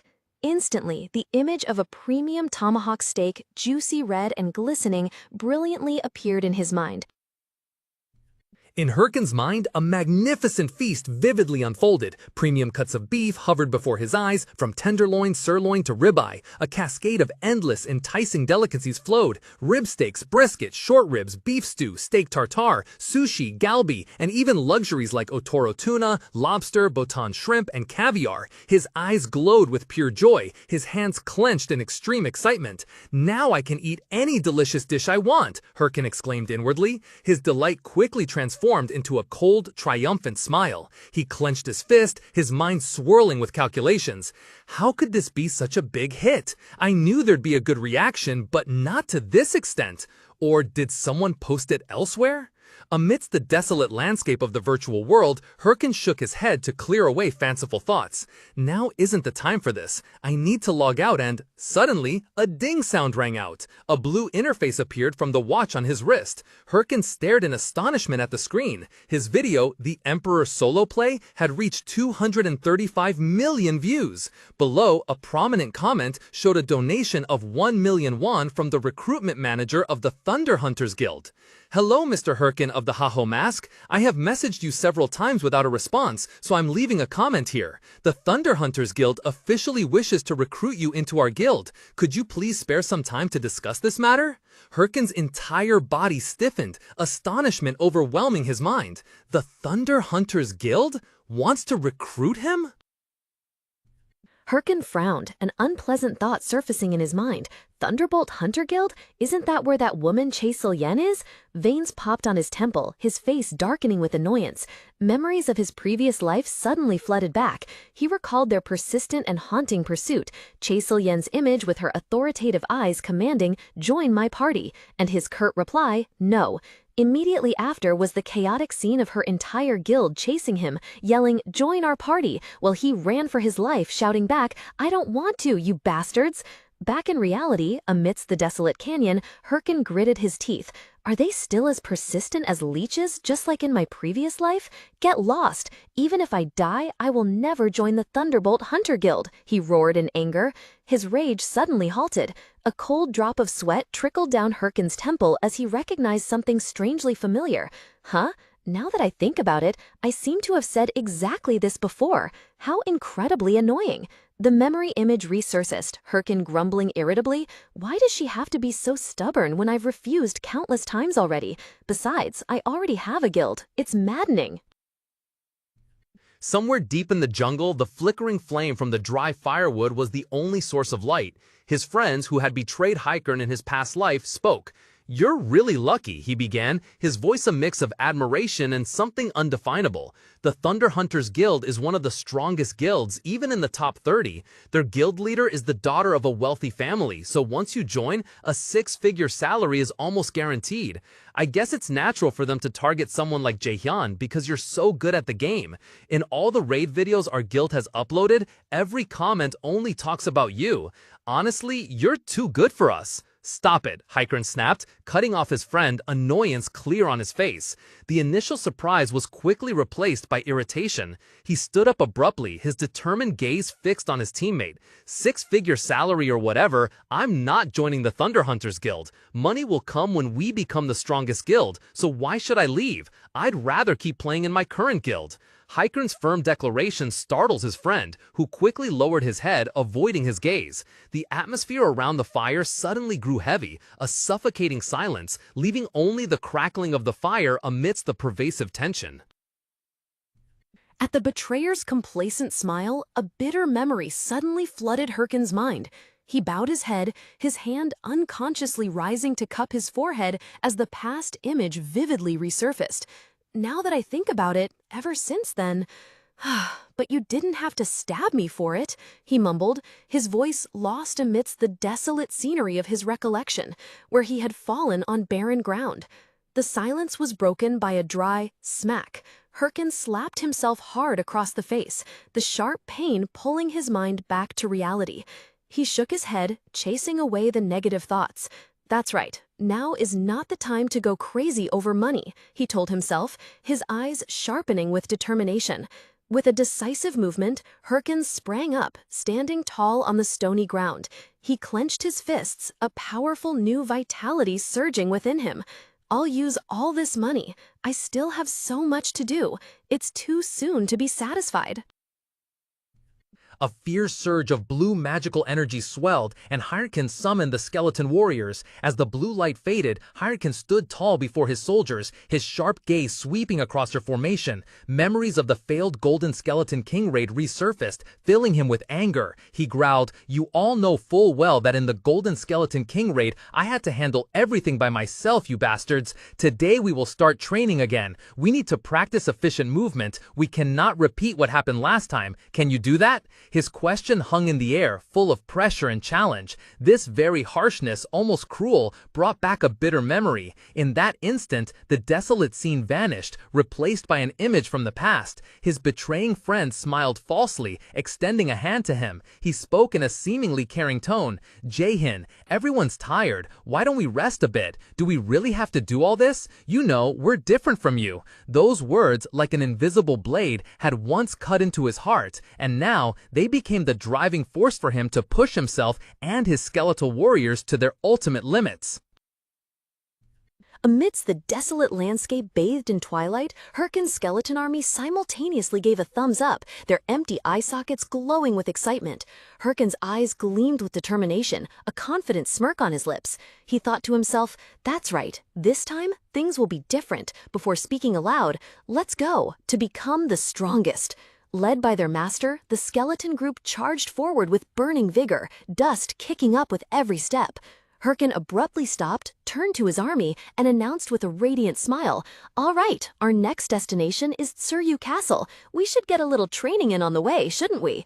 Hearing the words training, the dry skeletons trembled, their bones clattering together. Amused by their reaction, Hyrkan smirked, his hand beginning to gather a mystical blue energy. "The training will be simple. We'll just run all the way there."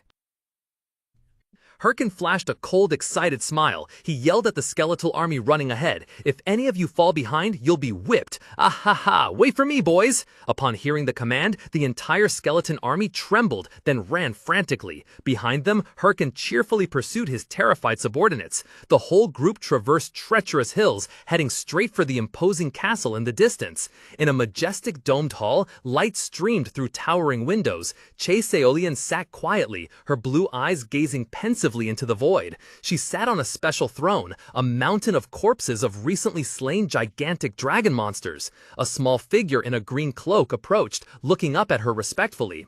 Hatch, a member of the Thunder Hunters Guild, pulled his hood down, his face hidden in shadow. He broke the silence, asking, "What are you thinking about, Lady Shiru? It's almost time for the meeting."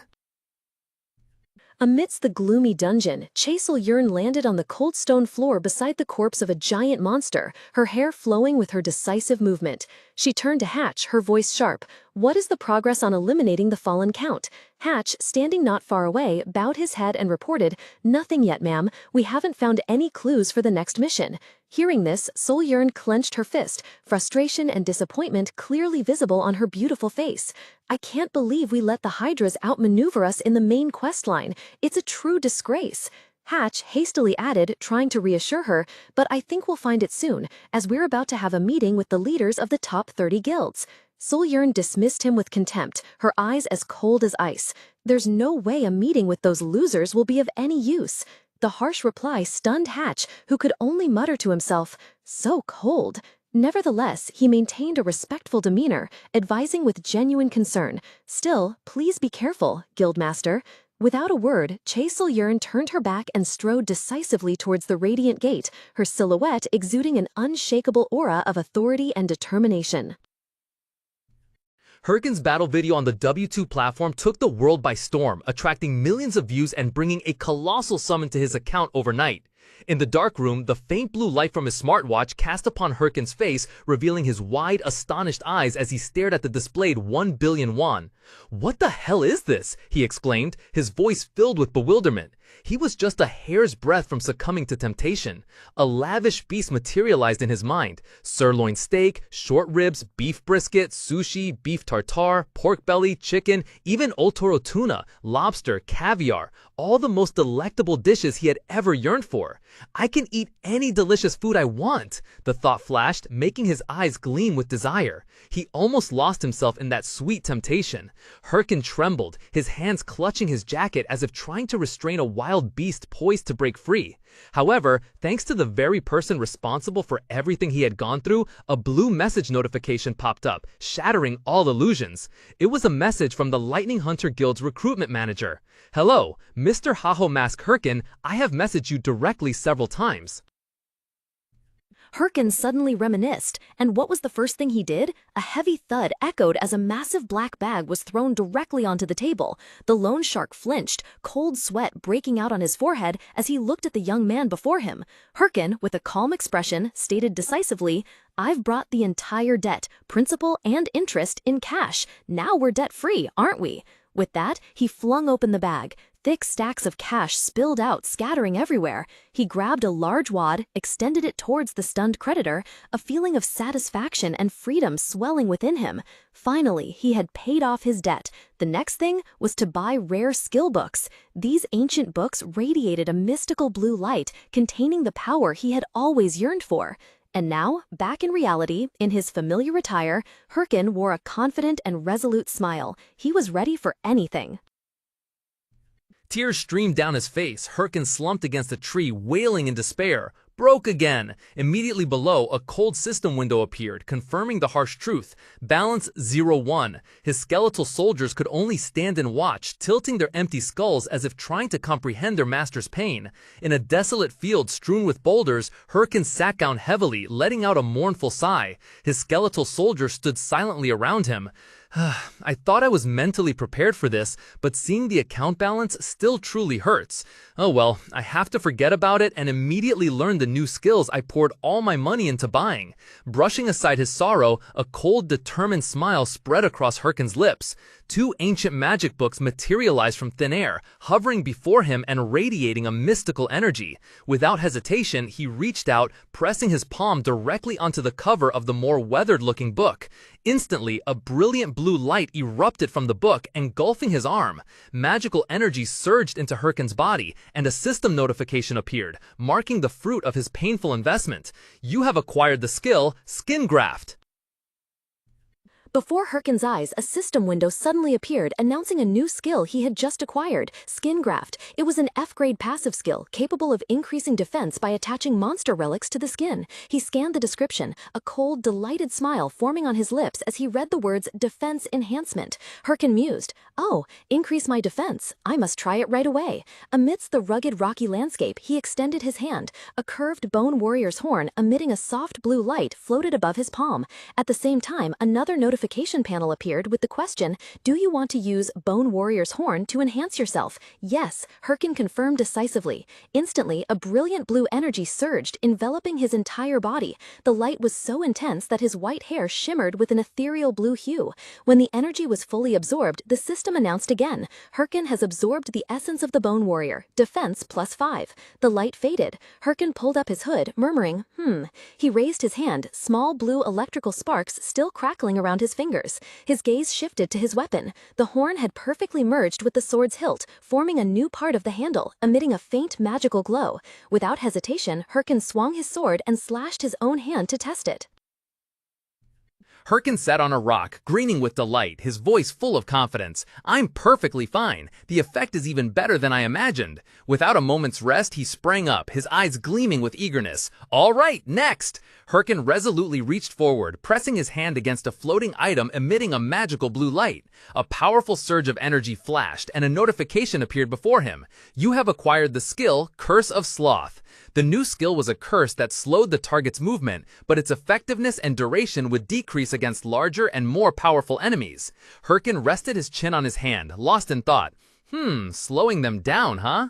A small skeleton soldier standing nearby curiously looked up at him, tilting its empty skull as if awaiting orders. A thought suddenly flashed in Hyrkan's eyes. Instantly, a gloomy purple magical aura emanated, enveloping his entire skeletal retinue. All the skeletons, including the skeleton mage, were submerged in the strange energy. Witnessing the scene, a satisfied smile appeared on Hyrkan's face. Excellent! This could be very useful in combat. Hyrkan thought to himself, his hand clutching the skill book glowing with an ethereal blue light. So this is the final skill. Right after the system notification confirming he learned the Summon Golem skill appeared, a satisfied and chilling smile flashed across his face. This is the hardest skill to acquire, and the one I desired most. Amidst the desolate, jagged canyon, Hyrkan stood with his loyal army of skeletons and skeleton mages. Suddenly, the ground beneath their feet began to violently shake. Cracks spread like spiderwebs across the barren earth, and then countless fragments of rock and soil were hurled into the air with a sky-shattering roar. In the shower of debris, Hyrkan looked up, a confident smile on his lips as the hovering rocks began to converge. He said with satisfaction, "I finally summoned it, a golem." From the wildly flying earth and rock fragments, a colossal form gradually took shape. Large stones pieced together into a sturdy body, forming a towering, massive, and imposing stone man, casting a shadow that enveloped both Hyrkan and his skeletal soldiers. Hyrkan gazed at the inert golem in the distance, his excitement barely contained. "Kya, a necromancer without a golem is nothing!" Hyrkan exclaimed, his voice brimming with pride. "Look at its size! It's more reliable than any tank here!" A cold, self-satisfied smile spread across Hyrkan's lips as he gripped his collar. "Furthermore," he commanded assertively, "Golem, copy mode!" Instantly, the massive stone construct before him began to violently tremble. Cracks appeared across its surface, revealing a vibrant blue energy source within. Azure lightning bolts began to dance, enveloping both Hyrkan and the summoned creature. Energy flowed from Hyrkan, and the gigantic golem mimicked it, its stone body emitting similar electrical currents. As the blinding blue light enveloped both, Hyrkan explained triumphantly, "It has a copy mode where I can synchronize my movements with the golem." Behind him, the colossal stone giant had fully awakened, standing tall like a war god, ready to obey its master's every gesture. Hyrkan's fist clenched, enveloped in a radiant blue magical aura. He confidently declared with a sharp smile, "And by combining the golem's power with my movements, it can achieve an absurd level of efficiency." As soon as he finished speaking, he dashed forward, unleashing a powerful punch into the air as a demonstration. However, in the middle of the open ground, under the clear blue sky, the massive golem stood motionless, its energy core eye flashing indifferently. The confident look on Hyrkan's face vanished, replaced by extreme bewilderment as he stared at the device on his wrist. He stammered in panic. "What? Why isn't it working? A bug? Could it be a system error?"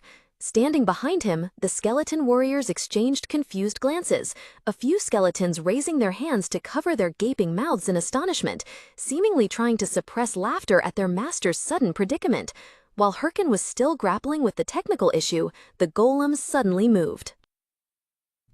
Hyrkan displayed clear skepticism and disappointment. He mumbled to himself, "Don't tell me this is its maximum speed, is it?" Suddenly, Hyrkan's disappointment burst into a fit of insane laughter. He pulled down his hoodie, covered his face, and laughed until tears streamed down. "Ha ha ha! What am I supposed to do now?" His helpless fury finally erupted. He clutched his head and screamed, tears streaming down his face distorted with rage, his screams echoing throughout the valley. "This trash, blood-sucking game!" The scene gradually faded into darkness. In another space, a dark and solemn virtual meeting room, blue holographic projections of senior members sat around a long U-shaped table. Hatch's voice resounded, calm and grave. "I believe everyone is present. Shall we begin the meeting?" In the vast virtual meeting room, holographic images of renowned guild leaders appeared with a faint blue light.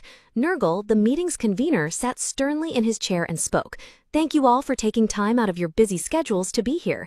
Immediately, Mathadar-Shev's hearty laughter echoed, breaking the solemn atmosphere.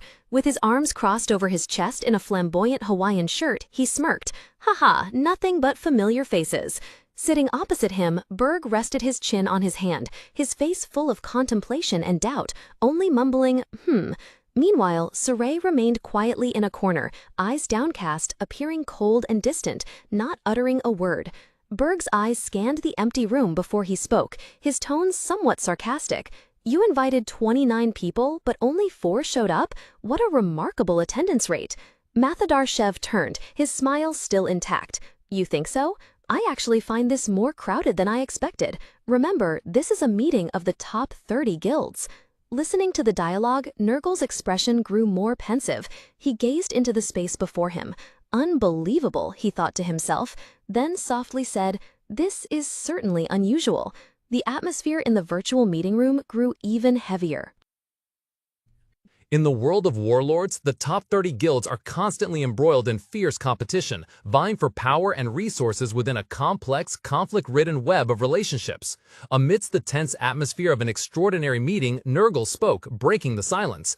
"It's rare for us to have a meeting like this. However, Guild Hydra has discovered the identity of the fallen count." His eyes turned cold, his green pupils glowing menacingly as the faint shadow of a multi-headed python emerged behind him. "They are also planning their final raid in 1 month." Leaning back in his chair with a nonchalant air, Mathadar-Shev mused. "Well, that's insane. No other guild has even come close. If that's true, then Guild Hydra has accomplished something." Bang! A loud sound echoed as Berg furiously slammed his fist onto the table. His face contorted with extreme anger, his teeth clenched tightly. "It will be over if we let them get the fallen count. They will monopolize all future main quests." Berg's voice echoed, filled with worry and calculation, and all the sponsorship, advertising, content contracts. Before he could finish, Sirre growled coldly, "Silence." A fierce dark aura erupted around her, her eyes glowing menacingly in the darkness. She snarled, each word lashing the air like a whip. "If you're scared, shut up and sit still. Don't provoke me." Provoked, Berg showed no fear. His eyes gleamed with red fury, and a ghostly blue energy gathered around his hand, forming sharp claws. He gnashed his teeth in reply. "Want to fight to the death, Thunder Queen?" The air was taut as a bowstring, seemingly on the verge of breaking. At that moment, Mathador Shev, who remained composed in his chair, spoke up to mediate. "Hey, both of you, calm down. We didn't come here to fight, did we?" Nurgle, with a serious expression, nodded in agreement. He looked directly at the other leaders, his gaze firm and sharp. "He's right. If we fight among ourselves, it only benefits the Hydra Guild, and that's why I propose that everyone forms an anti-Hydra alliance." Nurgle's voice rang out. "The 4 guilds gathered here today will commit to not engaging in combat with each other until the Fallen Count questline concludes. Simultaneously, we will share all information related to the Fallen Count. Does anyone object?" His gaze swept across the other members. Mathador Shev, the strongest warrior, looked rather displeased. I don't much care for this conspiracy, but I suppose there's no other way." Immediately, Berg, the leader of Big Smile, chimed in with urgency. If we don't stop the Hydra Guild, we'll all be doomed." Amidst the discussions, Sirre remained silent, her blue eyes gazing contemplatively into the void, seemingly calculating something profound. Once the implicit consensus was established, Nurgle declared, "Then, today's meeting concludes here." The virtual world vanished. The rushing sound of water filled the air. Chae Sol-yun stood under the shower, letting the warm stream cleanse her body. She ran a hand through her soaking wet black hair, droplets tracing paths down her bare back. Though she had exited the game world, her mind remained heavy with thoughts of the newly formed alliance and the upcoming challenges. The cold water from the shower poured down relentlessly, yet it couldn't wash away the shame overwhelming Chae Sol-yun's mind. She hung her head, her long black hair soaked, letting the water stream down her shoulders. The sense of defeat was truly humiliating. She muttered bitterly, "We couldn't even defeat the Chapter 1 boss by ourselves, having to form alliances with other guilds. But there's nothing we can do about it now." Her hand reached out, decisively turning off the shower. Sudden silence enveloped the room. Only the sound of water dripping onto the cold tiles remained. She stepped out of the bathroom, grabbed a pristine white towel, and vigorously dried her hair. A glint of determination flashed in her eyes. If they reach the Fallen Count before us, it's over. Now is the time to remain inactive and wait for the next opportunity. Slipping on her bathrobe, she picked up her phone. Her disappointed expression had vanished, replaced by the cool authority of a leader. Her fingers swiftly glided across the screen. She put the phone to her ear and gave a firm, unwavering command. "Order all guild members to closely monitor the Hydra Guild and report all unusual movements." Chae Sol-yun's eyes burned brightly with steely determination. She stared intently at the communication device, her voice resolute and authoritative. "The corrupt count will be ours at any cost." At the same time, in a completely different location, the Tsuryu Castle branch building of the Raid Association stood tall under the clear blue sky. A bustling stream of people came and went, creating a vibrant scene characteristic of the game world. Inside the building, Hyrkan stood frozen, his eyes wide with astonishment. Cold sweat ran down his temples as he stammered a question back to the man opposite him. What did you just say?" The NPC man, with a stern expression and his arms crossed over his chest, calmly repeated the request. "I'm asking you to go to Boboro Forest. That's where Agent Miggy went missing. Please search that area and find any traces of him." Hyrkan was still reeling, hesitation clearly visible on his face. He stammered, "But Boboro Forest is full of level 70 monsters." In Hyrkan's mind, a terrifying vision appeared. Amidst the desolate land, shrouded in a toxic red mist, grotesque monsters, their jet-black bodies adorned with blood-red veins, growled in anticipation. They were the embodiment of destruction. Cold sweat poured down his forehead as Hyrkan muttered to himself in a panic, "That's too dangerous an area. I'll die immediately if I go there now." Yet the NPC man standing opposite him maintained a stern, unyielding expression. He looked directly at Hyrkan, his voice steady but heavy with import. "And that is why I ask you, disciple of Ahimbri, please go to Boboru Forest. If you refuse, you will lose the title of corrupted hunter." The words struck him like a bolt of lightning. Hyrkan's eyes widened to their fullest, extreme astonishment and disbelief clearly etched on his pale face. He was completely cornered, with no other choice. What? He could only utter a single word, his voice lost in utter shock. In Hyrkan's mind, the scene of the dark Boboru forest appeared, teeming with level 70 monsters. Hideous creatures with glowing red eyes and bodies swirling like black smoke emanated a deadly aura.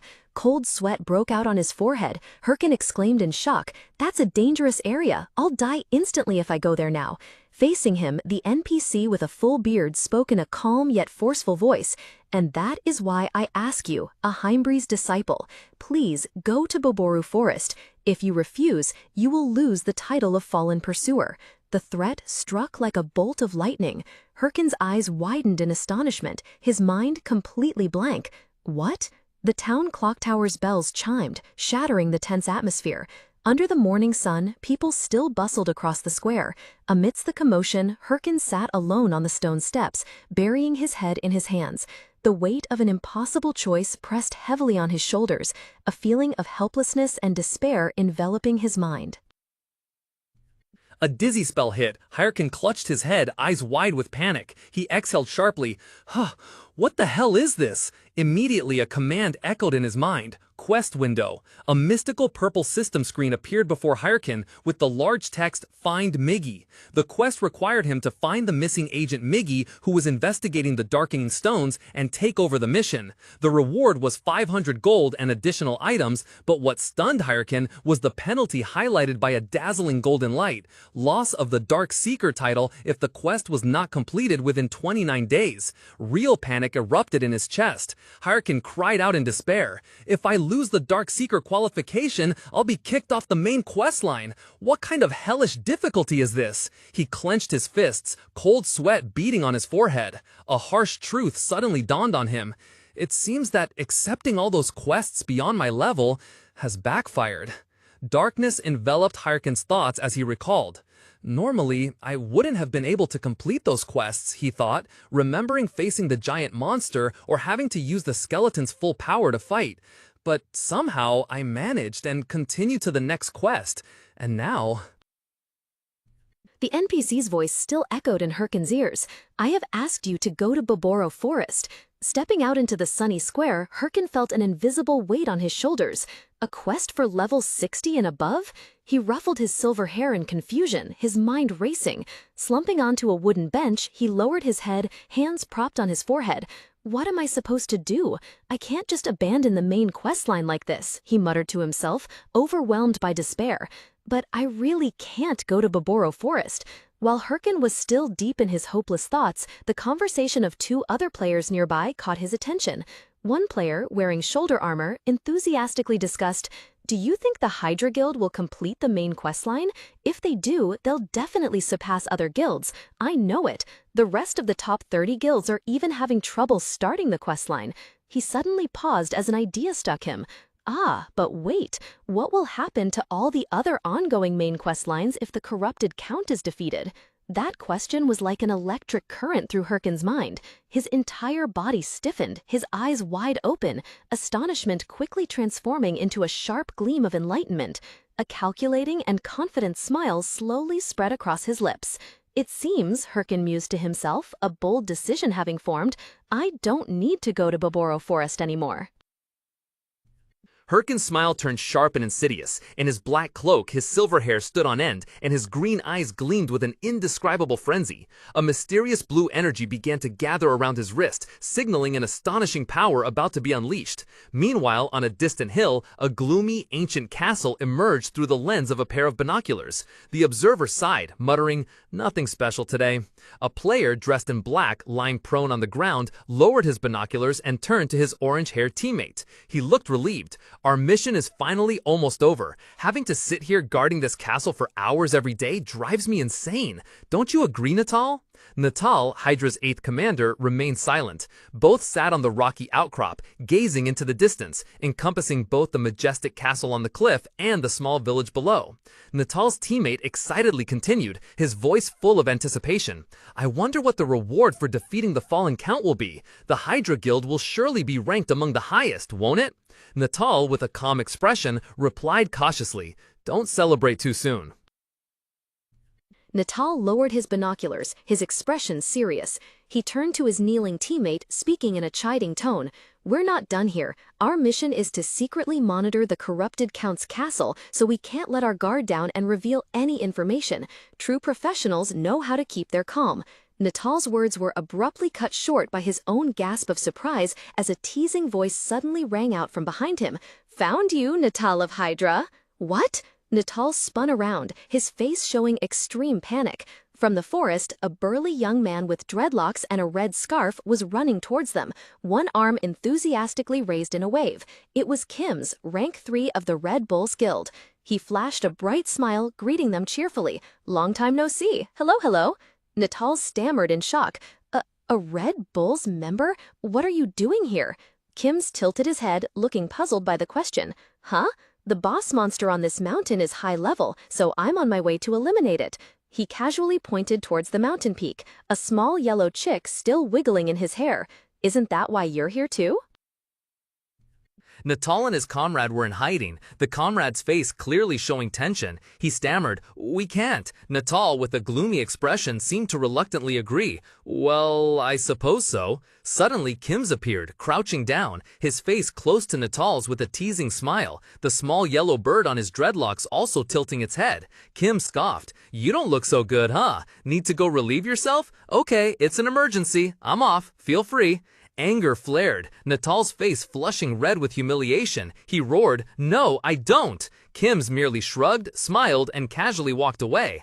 Unable to control his rage, Natal sprang up, intending to charge after him. His comrade frantically held him back, calling out, Natal! From a distance, Kim's looked back and yelled, Hey, I told you it wasn't that! Come back here! Suddenly, Kim stopped. The smirk on his lips vanished, replaced by a chillingly serious and cold expression. He raised his hand, and the watch on his wrist emitted a mystical blue light. The light reflected on Kim's face as he murmured, his voice full of confirmation, Hydra's 8th commander is here. It seems the intel we received is true.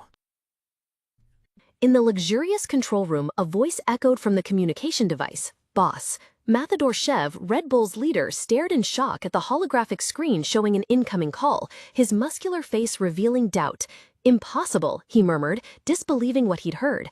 Sitting beside him, Yell, with fiery red hair and sharp eyes, calmly yet confusedly explained the situation. That anonymous message about the corrupt Count's location, I was sure it was a joke at first, though we still sent Kim's to check. They provided such crucial information anonymously and completely free. What could their motive be? I'm not sure. Perhaps someone in the Hydra organization has a grudge against their own. Mathador interrupted her, his tone decisive and somewhat desperate. Hey, we're not in a position to be picky here. We're about to lose everything to Hydra. As he finished speaking, the communication signal on the screen flickered, then died, leaving a tense silence hanging over the room. In a dark space elsewhere, Kim smirked. Through the communication device, he made a bold offer. How about I start a fight and buy us some time?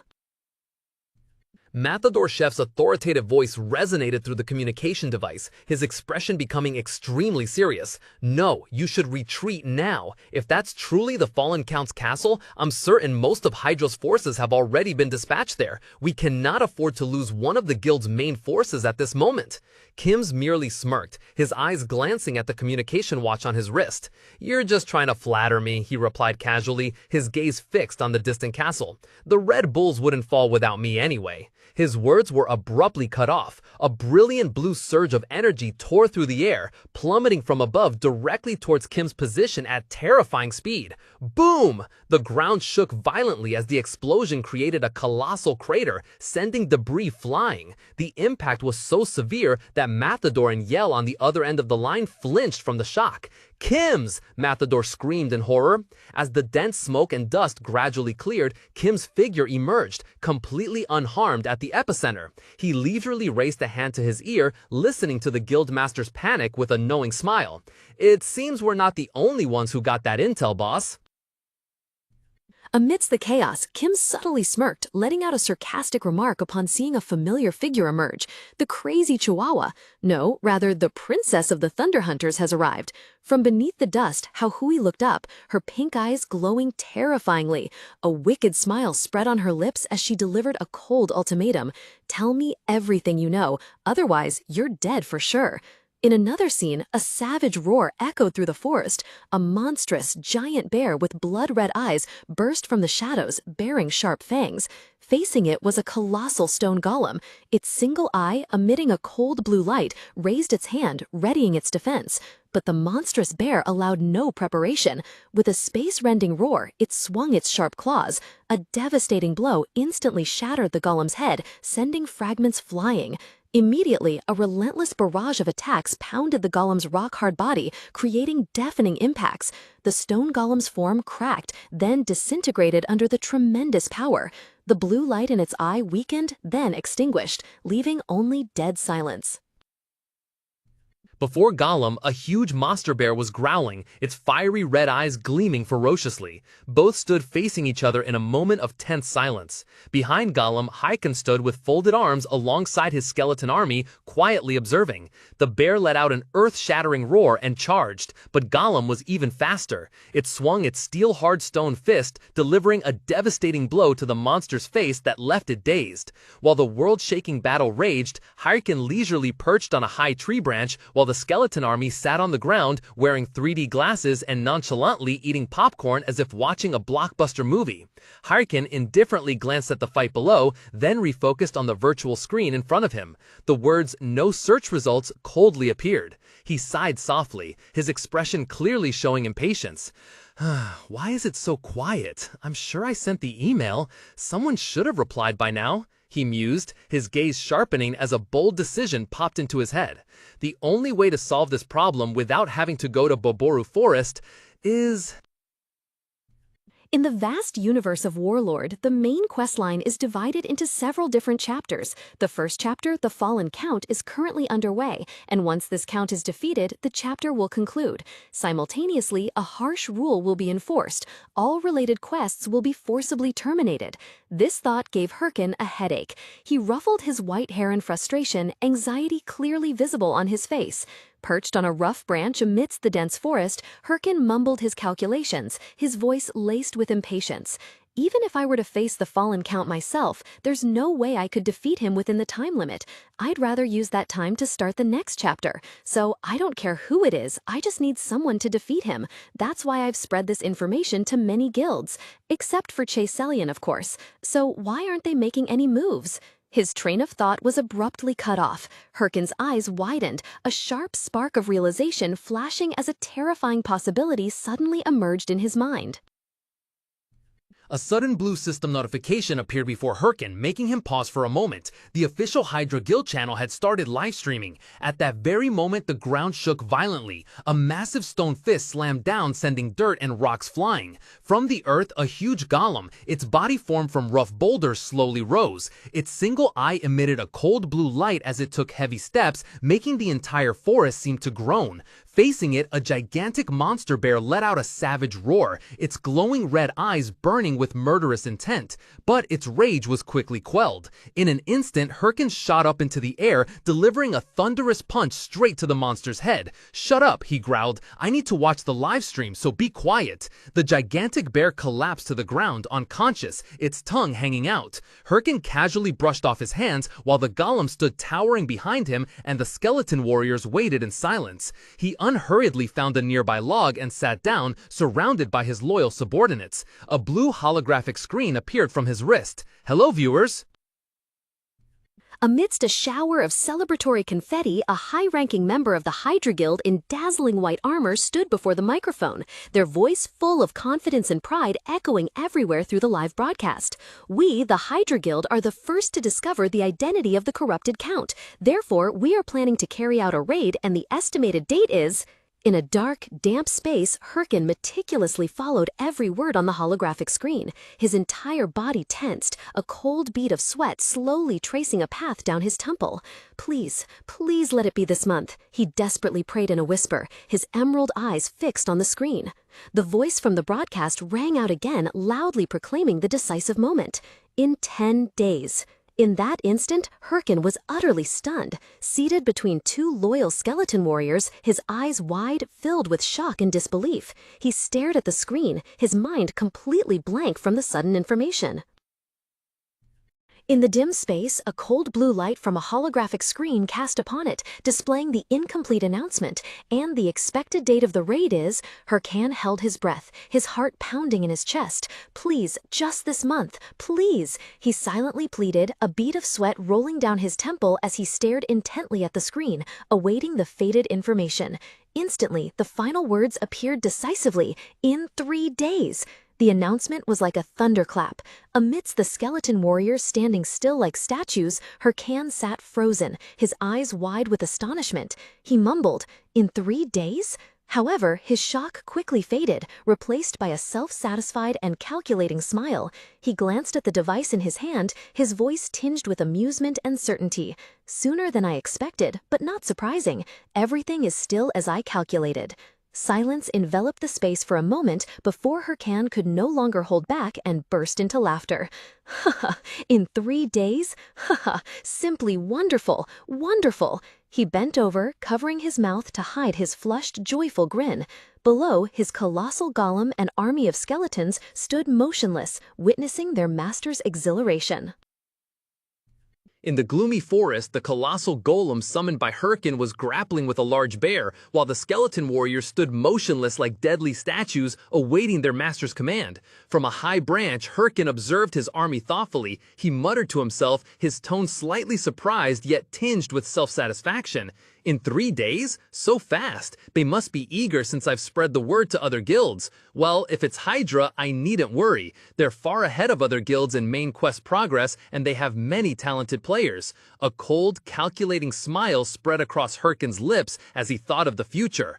"Once the main quest ends, my biggest obstacle will vanish. In 3 days, my happy life will begin." But days later, that beautiful vision shattered. A Hydra guild member barely let out a pained "guh" before collapsing, fresh blood staining their helmet crimson.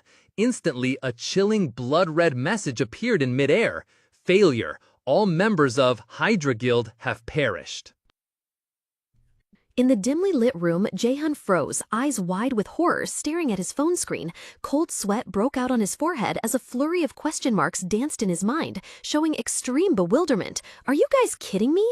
In a fit of rage, he slammed the phone onto the floor. A dry thwack echoed. Jaehyun angrily pointed forward, as if confronting someone, shouting in fury, "If you plan to do it this early, you should at least have had a plan beforehand. Why do it just to fail in an hour?"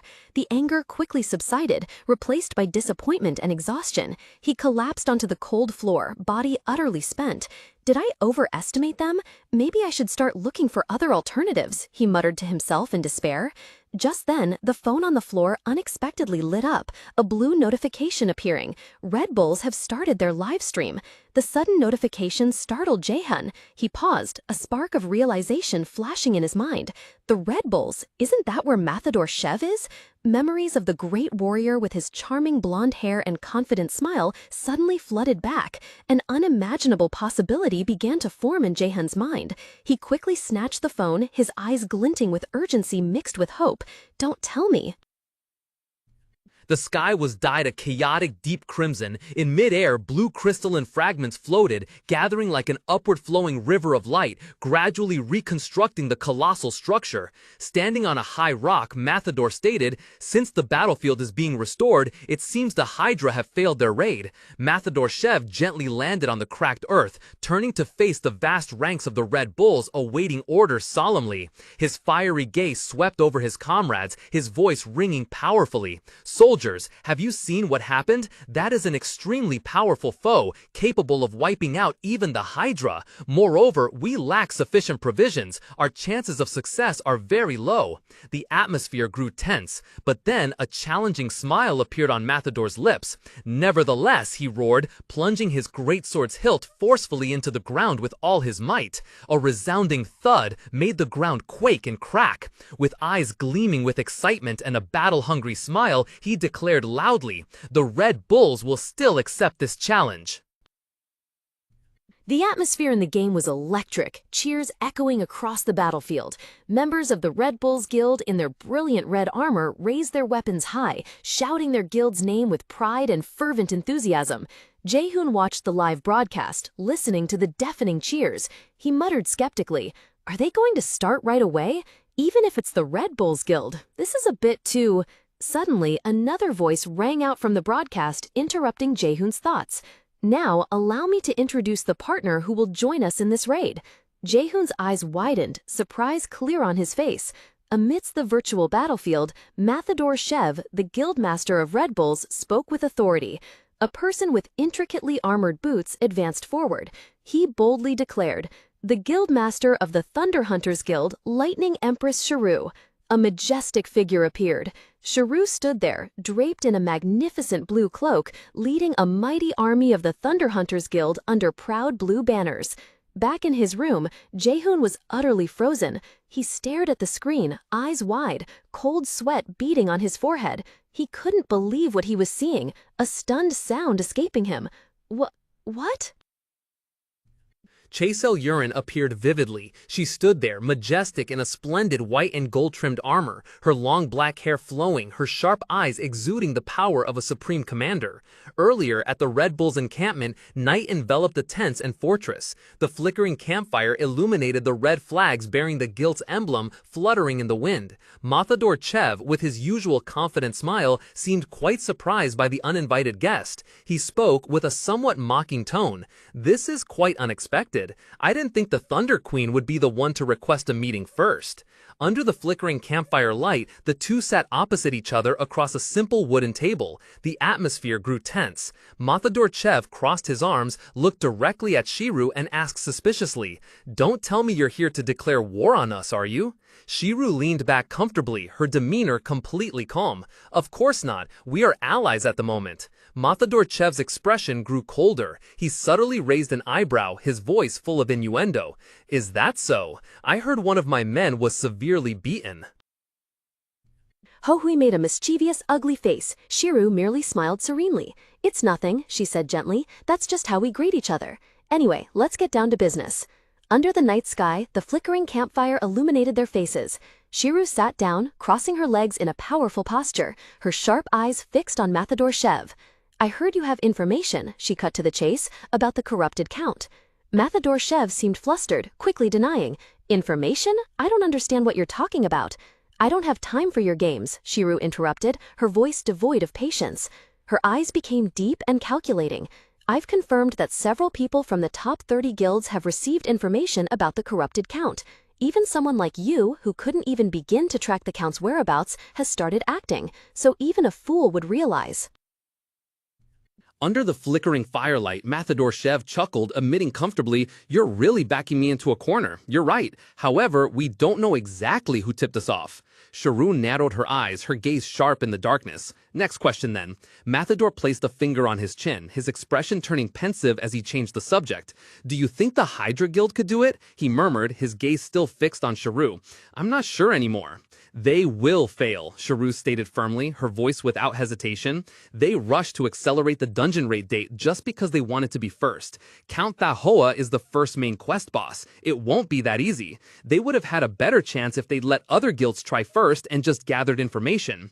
The air around the campfire seemed to thicken. The relaxed look on Matador's face vanished, replaced by an insightful gaze. He looked straight at Sirre, his voice full of seriousness. "I'm sure you didn't come here just to talk about the Hydra Guild. What is it you ultimately want to say?" In response to his question, a subtle, knowing smile bloomed on Sirre's lips. Shiru plunged the sword, emitting an eerie blue light, into the table right next to Mathador Shev. He only had time to widen his eyes in astonishment, unable to believe the speed. Kim's instinctively moved to draw his sword defensively, but Mathador stopped him. Amidst the tense atmosphere, she spoke up with a proposal. "How about we cooperate for this raid on the corrupted Count?" Shiru looked straight into his eyes with a mysterious and resolute half-smile. "I'll help you get the first kill." Back to reality, seeing the sharp blade vibrating right beside him, Mathador Shev was completely convinced. He stood up, donning his majestic red armor, his eyes gleaming with undisguised admiration. He thought to himself, "At that time, I thought she was just boasting. As expected, she has enough metal to do what she says." Amidst the chaotic battlefield, Shiru charged fearlessly, her golden weapon tracing deadly arcs, sweeping away monsters in her path. Each of her strikes carried incredible power, shattering enemies into pieces amidst their pained roars. Despite her ferocity, a sense of unease still crept into Mathador Shev's mind as he watched the battle. He muttered to himself. However, his premonition was correct. The space suddenly warped, enveloped by a suffocating crimson evil aura. From within the blood mist, a figure gradually emerged. It was the Dark Count, the final boss of Chapter 1. With bloodshot eyes and an arrogant smile, he hovered in midair, dark tentacles coiling around him like a living cloak. He let out a horrifying laugh, his voice laced with contempt. "Cuckoo, not bad for lowly scum like you. I shall utterly crush your will." No sooner had he finished speaking, the Dark Count unleashed his full power. Dark energy erupted, transforming into countless grotesque faces. Demonic creatures with red-striped eyes, jagged teeth, and mournful screams charged forward wildly, bringing despair and utter horror, ready to devour all. The roars echoed across the smoke-filled, fiery battlefield. "The monsters are coming again!" a desperate player screamed. Amidst the repulsive sea of monsters, the remaining players were weakly trying to fight back, struggling to hold the defensive line. "Block them!" Desperate screams erupted as the defensive line was breached. Observing the precarious situation, Mathador Shev's resolute face, hidden behind his helmet, hardened. He muttered, his eyes flashing with determination as he realized the critical state. "Our forces are reaching their limit. If that's the case..." Nearby, Shiru was also struggling amidst the encirclement, clicking her tongue in frustration as wave after wave of monsters surged forward relentlessly. "Tsk, they are endless." Without a moment's hesitation, Mathador Shev charged forth, his body enveloped in brilliant red armor, like a meteor plummeting into the monster horde. A dazzling red streak flared as he swung his weapon, creating a destructive vortex that swept away everything in its path. Amidst the monster's growls, he roared, his shout overpowering the chaotic battle sounds. "Thunder Queen, I will clear a path for you." In the epicenter of the blazing red energy stream, Mathador Shev poured all his might into his sword, forming a defensive stance as solid as a fortress wall. An earth-shattering explosion echoed as the two immense streams of power collided. At that very moment, a graceful figure surged up from below. With her black hair flowing and her determined azure eyes shining brightly, Shiru glided through the chaotic energy screen, the sword in her hand flashing with a cold light. Witnessing the sudden sight, Corrupt Count roared in fury, his face contorted with rage. "Damn it! How dare you!" But his rage could not stop Shiru. She moved like a dancer through the deadly battlefield, her agile movements evading furious attacks. The deafening clash of metal rang out repeatedly as she deflected every obstacle with her sword. Amidst the shower of debris, a confident smirk briefly appeared on her lips. Finally, with a graceful flip, Shiru landed on the desolate ground, dust and rubble settling around her. She swiftly approached the boss. Amidst the chaotic air, Shiru's black hair flew wildly. Her eyes sparkled with azure lightning, embodying unwavering conviction in this finishing blow. With a cold voice, she declared, "This ends now." However, an unimaginable event occurred. The confidence on her face shattered, replaced by utter horror as a dark force unexpectedly rose from below. On the desolate battlefield stained with blood red, dark shadows like the shark tentacles of the fallen count ruthlessly pierced Shiru's body. She was pinned mid-air, fresh blood staining her pristine white attire before being violently dragged down by the threads of darkness. Witnessing the horrific scene, Mathador Shev in his blazing red armor roared in despair and fury, "Thunder Queen!" Shiru's consciousness began to fade. Streaks of blood dotted her face, her eyes slowly closing. Her vision was reduced to a blank white before everything plunged into endless darkness. Suddenly, brilliant golden streaks of light swirled wildly in space, intertwining like a chaotic energy storm.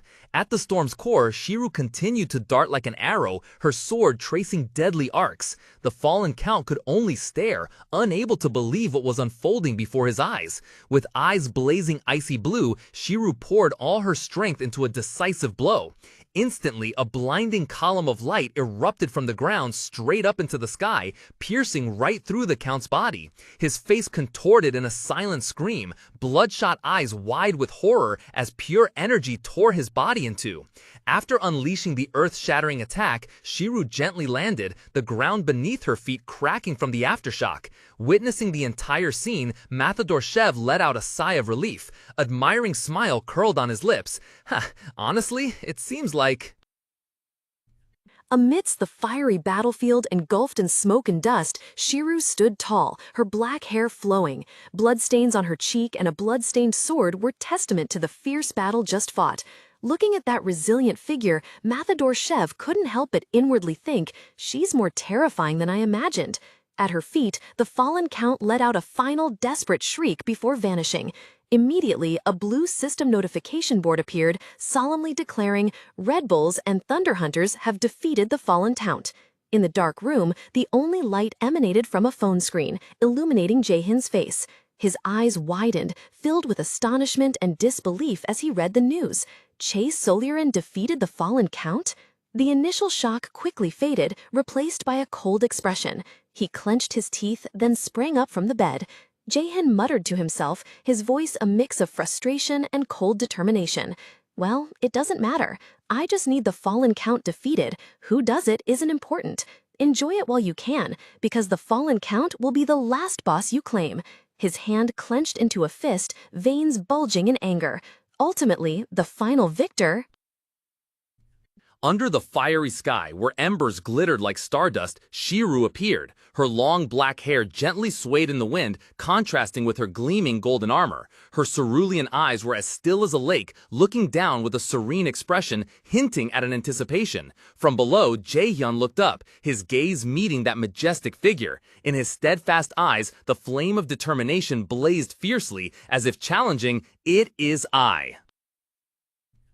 The majestic bulbous mountain range stretched endlessly under the radiant sun and clear blue sky, where free birds soared over the vast forests. A hand reached out as if to grasp the entire space. My real name is Ahn Jaehyun. The thought flashed through the young man's mind. He stomped his foot heavily on the rocky outcrop, creating a resounding thud. My in-game name is Hyrkan. I am a warlord gamer who was somehow reborn. With a bright smile full of excitement, Hyrkan dashed like the wind, leading a rattling army of skeletons. The skeletons, with their eye sockets emitting strange blue light, clattered after their master through treacherous terrain without hesitation. His smile softened, becoming content as he thought of his goal. My dream is to become the strongest in this game. Immediately, that smile turned cold, vicious, and full of resentment, and to get revenge on the bastards who ruined me. Hyrkan's face suddenly froze, his cruel smile vanishing. He mumbled in confusion. Why? Hyrkan's breath grew ragged as he frantically charged forward. Behind him, the savage snarls of a pack of red-eyed wild boars pursued closely, their hoofs kicking up a cloud of dust. Why does this kind of thing happen to me every day? He yelled in despair. A few hours earlier, Hyrkan's armored boots trod upon the dry, barren ground, marking the end of a long journey. He and his skeleton army stood amidst the gloomy forest. Hyrkan softly said, "Finally, we've arrived. The blocked area." Before them, a colossal red energy barrier, interwoven into intricate grids, loomed high, blocking the entrance to the Bulkus Mountains. Hyrkan stared at the barrier, his eyes narrowing thoughtfully. He mumbled, "This is a blocked area. Unless certain conditions are met, entry will be forbidden." With that, he slowly extended his hand towards the energy barrier. The moment his fingertip touched the shimmering surface, a red electric spark flashed. But A smug smile briefly appeared on Hyrkan's lips. He already knew everything. The Bulkus Mountains were where the main questline of Chapter 2 took place, and he was certain that once Chapter 1's Fallen Count quest was completed, the entrance would automatically open. Thinking that, he reached out and touched the glowing red energy wall blocking the path. Immediately, a chaotic surge of magic spread before the solid barrier shattered into countless fragments of light. Hyrkan calmly stepped through, his skeleton army silently following behind him. A series of system notifications appeared before his eyes. You have entered the Bulkus Mountains. You have received the title First to Set Foot in the Bulkus Mountains. +2 to all stats. +1 to system-related stats. Hyrkan clenched his fist, his face filled with excitement. Great, just as expected. No one has found it yet. All right, let's go, skeletons. He turned to his loyal army, his eyes gleaming with determination. His feet stomped firmly on the dry ground of the new land, signaling an impending conquest. He charged forward, where a pack of large boar-like monsters with sharp tusks awaited. From now on, this will be my stage, Hyrkan roared, charging directly into the ferocious pack of beasts. A menacing growl echoed from ahead, shattering the silence. From the darkness, a pack of level 60 wild boars burst forth, their eyes glowing a hostile red. These were notorious, ferocious monsters, always moving in herds. Realizing the danger, Hyrkan, who was only level 41, abruptly halted. The confident smile on his face froze, replaced by an expression of utter dismay.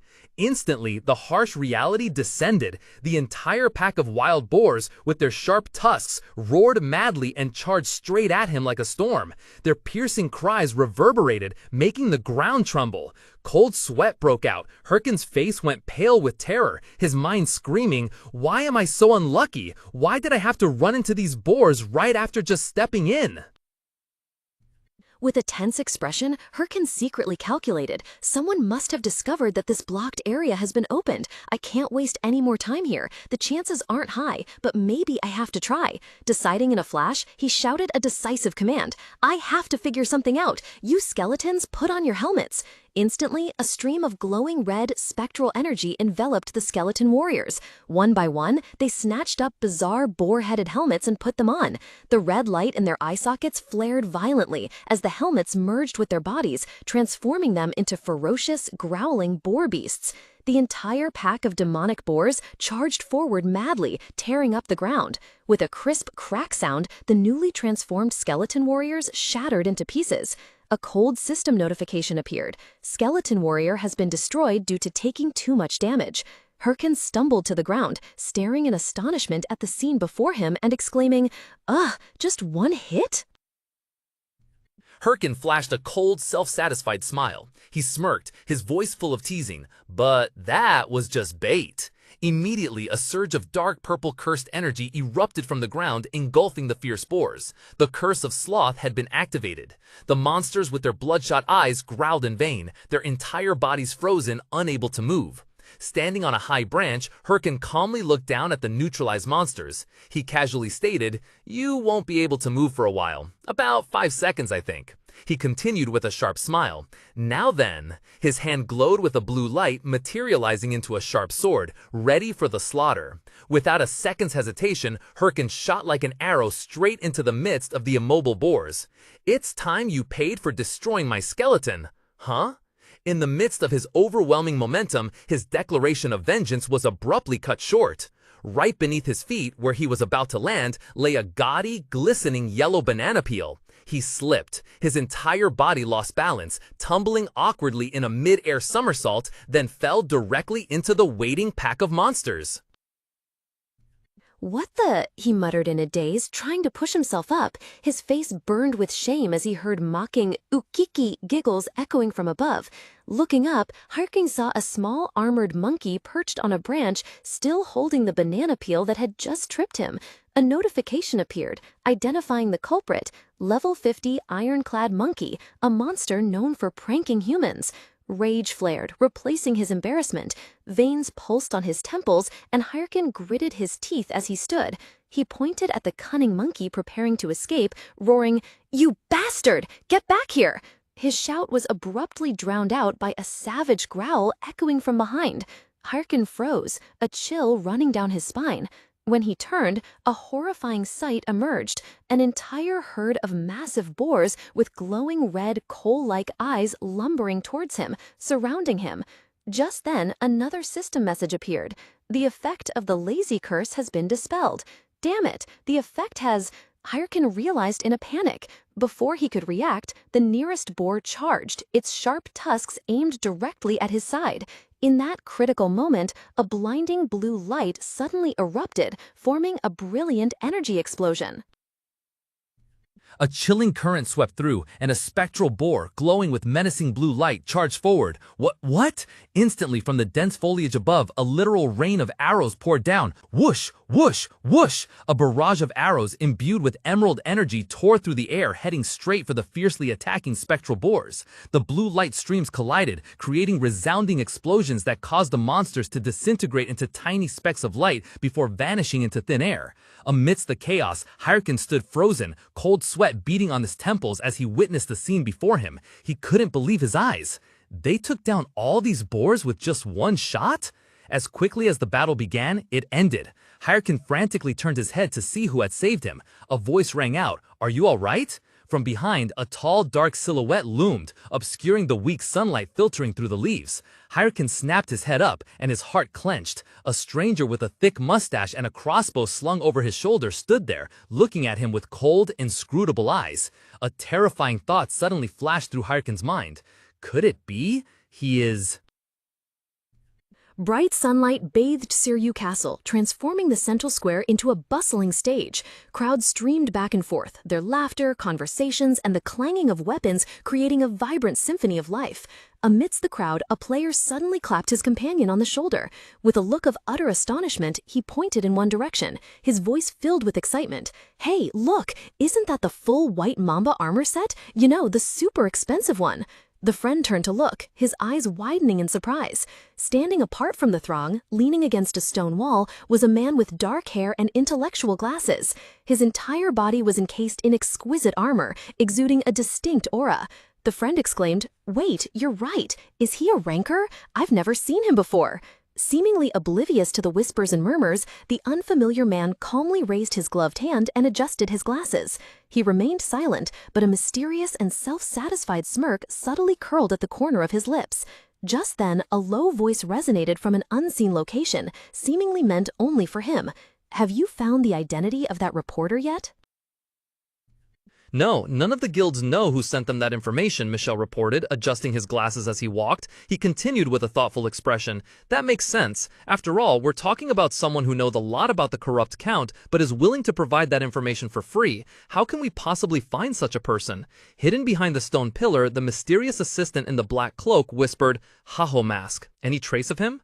Michel furrowed his brow and thought, Haho Mask. He only posts regular hunting videos, something about giant bears, I think. There's no way a rookie who just started the main quest line could be behind all of this, Michel stated decisively, his eyes sharp. Anyway, where are you heading for the assistant's quest next? Michel asked, breaking the silence. The assistant replied succinctly, Sweeper's Guild. Michel let out a long sigh, his face weary. It seems we're going to be swamped for a long time again. Seeing this, the man with glasses decisively assigned the tasks, his tone full of determination. I'll handle the assistant's work. You focus on finding that person. The mysterious player's gloved hand clenched, metal joints creaking. A cold purple aura of killing intent enveloped him, his face hardening in the darkness. The eyes behind his glasses glinted with green hatred, and he gnashed his teeth, swearing, I don't know who that was, but I'll make them pay for destroying the world's balance. The scene shifted to a small, solitary house nestled in a sparse forest, gentle sunlight filtering through the leaves, creating an unusually peaceful space. Inside the somewhat old house, Hyrkan sat opposite a stern-looking man. Ma Wung looked directly at Hyrkan, holding a steaming cup of hot water, then spoke. Are you a Himbri's disciple? Good thing I was on patrol and found you in time. Hearing this, a bright and undisguised smile appeared on Hyrkan's face, and he cheerfully replied loudly, yes. Witnessing this, the mysterious player secretly sighed in relief. Thank goodness, I'm truly lucky. Hyrkan's wide grin quickly transformed into a calculating look of delight. I can't believe I met Ma Wung, the main NPC in Chapter 2's main questline, he thought to himself, realizing the golden opportunity that had just fallen into his hands. In Hyrkan's mind, the image of the man sitting opposite him was crystal clear. That was Ma Wung, a renowned figure. Although in the past he was once a brilliant swordmaster, a sword instructor to even princes, an unfortunate incident led to his expulsion from the royal palace. Since then, he became the captain of the forest rangers, guarding the treacherous Bulkus Mountains day and night. Hyrkan thought to himself, this was the NPC he needed to meet to start Chapter 2, truly unexpected luck to stumble upon him right here. In the cozy wooden room warmed by the flickering fire from the fireplace, Ma Wung suddenly spoke, his tone cold and distant. You should go back. Hyrkan, slightly surprised, asked again, excuse me? Ma Wung didn't lift his head from the book, his voice steady but full of warning. I don't know what brought you here, but there's nothing here but monsters. You should return to where you came from before something worse happens. After a moment of silence, Hyrkan subtly curled his lips, a knowing and confident smile appearing on his face. The fallen count is dead. The sudden declaration made Ma Wung's hand resting on the table twitch slightly. It's useless to act so difficult, Hyrkan thought to himself. I already know how to enter Chapter 2. Hyrkan slightly curled his lips, his confident gaze meeting the man in front of him, and yet there are still corrupted monsters lurking around. I've traced the cause and arrived here. Do you know anything about this? Ma Wung paused for a moment at the sudden question. His expression grew thoughtful, a glint of contemplation in his eyes. After a period of silence, he spoke in a low, hoarse voice. I have someone in mind, although I don't have proof yet. Do you think you can help me gather evidence? The moment Ma Wung's proposal ended, a series of bright blue system windows suddenly appeared before Hyrkan. A clear ting sound rang out. You have obtained the title First Contact with Bulkus Rangers. You have obtained the title The Initiator. All stats plus 14. Hyrkan's eyes blazed with extreme excitement. I received 2 rare titles? I love this main questline. Of course, leave it to me. What should I do first? He eagerly lunged forward, pressing his face close to a somewhat startled Ma Wung. Ma Wung calmly raised a hand, gesturing, please calm down first. Investigate the monsters near this area. An official quest panel with a boar's head emblem and 2 crossed swords appeared, confirming Ma Wung's request. Request from Bulkus Ranger Ma Wung. 1. Eliminate monsters in Bulkus Mountain Range. 1 out of 50. Reward, 500 gold, Ma Wung's trust. Standing in the quiet street of a village steeped in time, Hyrkan looked up at the clear blue sky and muttered to himself, monster hunting, huh? Not bad. I need to level up anyway. He thoughtfully calculated, images of formidable monsters like boars and bear warriors appearing in his mind with a menacing red glow. I'll leave the high-level monsters like boars and bear warriors for later. I'll start with the easier ones first. Deep in his planning, he suddenly paused, his eyes wide with surprise as he looked up.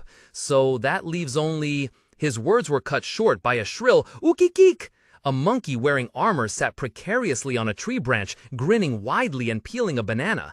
A wicked and expectant smile slowly spread across Hyrkan's lips. He clenched his hands together, his knuckles cracking as his eyes gleamed with the look of a predator who had found the perfect prey. How do I repay that scoundrel?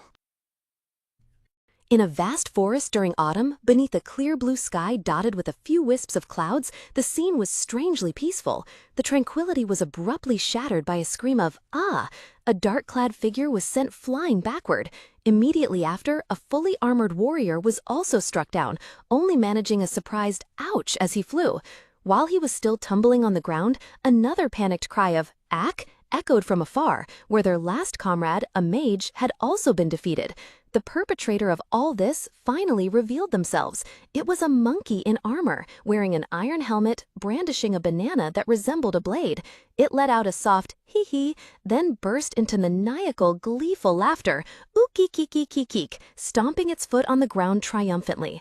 Amidst the chaos, a single player remained standing, a hooded girl clutching a dagger, her sharp gaze unwavering. The monkey suddenly fell silent, its attention now entirely fixed on the newly appeared figure, signaling the impending battle of wits.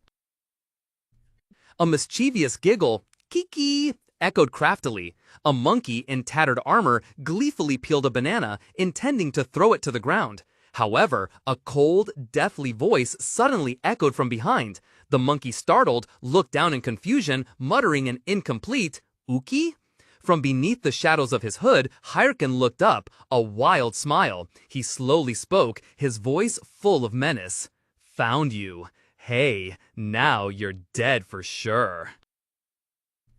Hyrkan swung his sword. The blade, enveloped in a brilliant blue aura, drew a deadly arc in the air, sweeping across the charging armored monkey monster. A piercing swish rang out. The sword's path cut through everything in its way. However, the nimble monkey dodged Hyrkan's attacks. It then leaped to other branches, somersaulting in midair to evade the fatal sweep.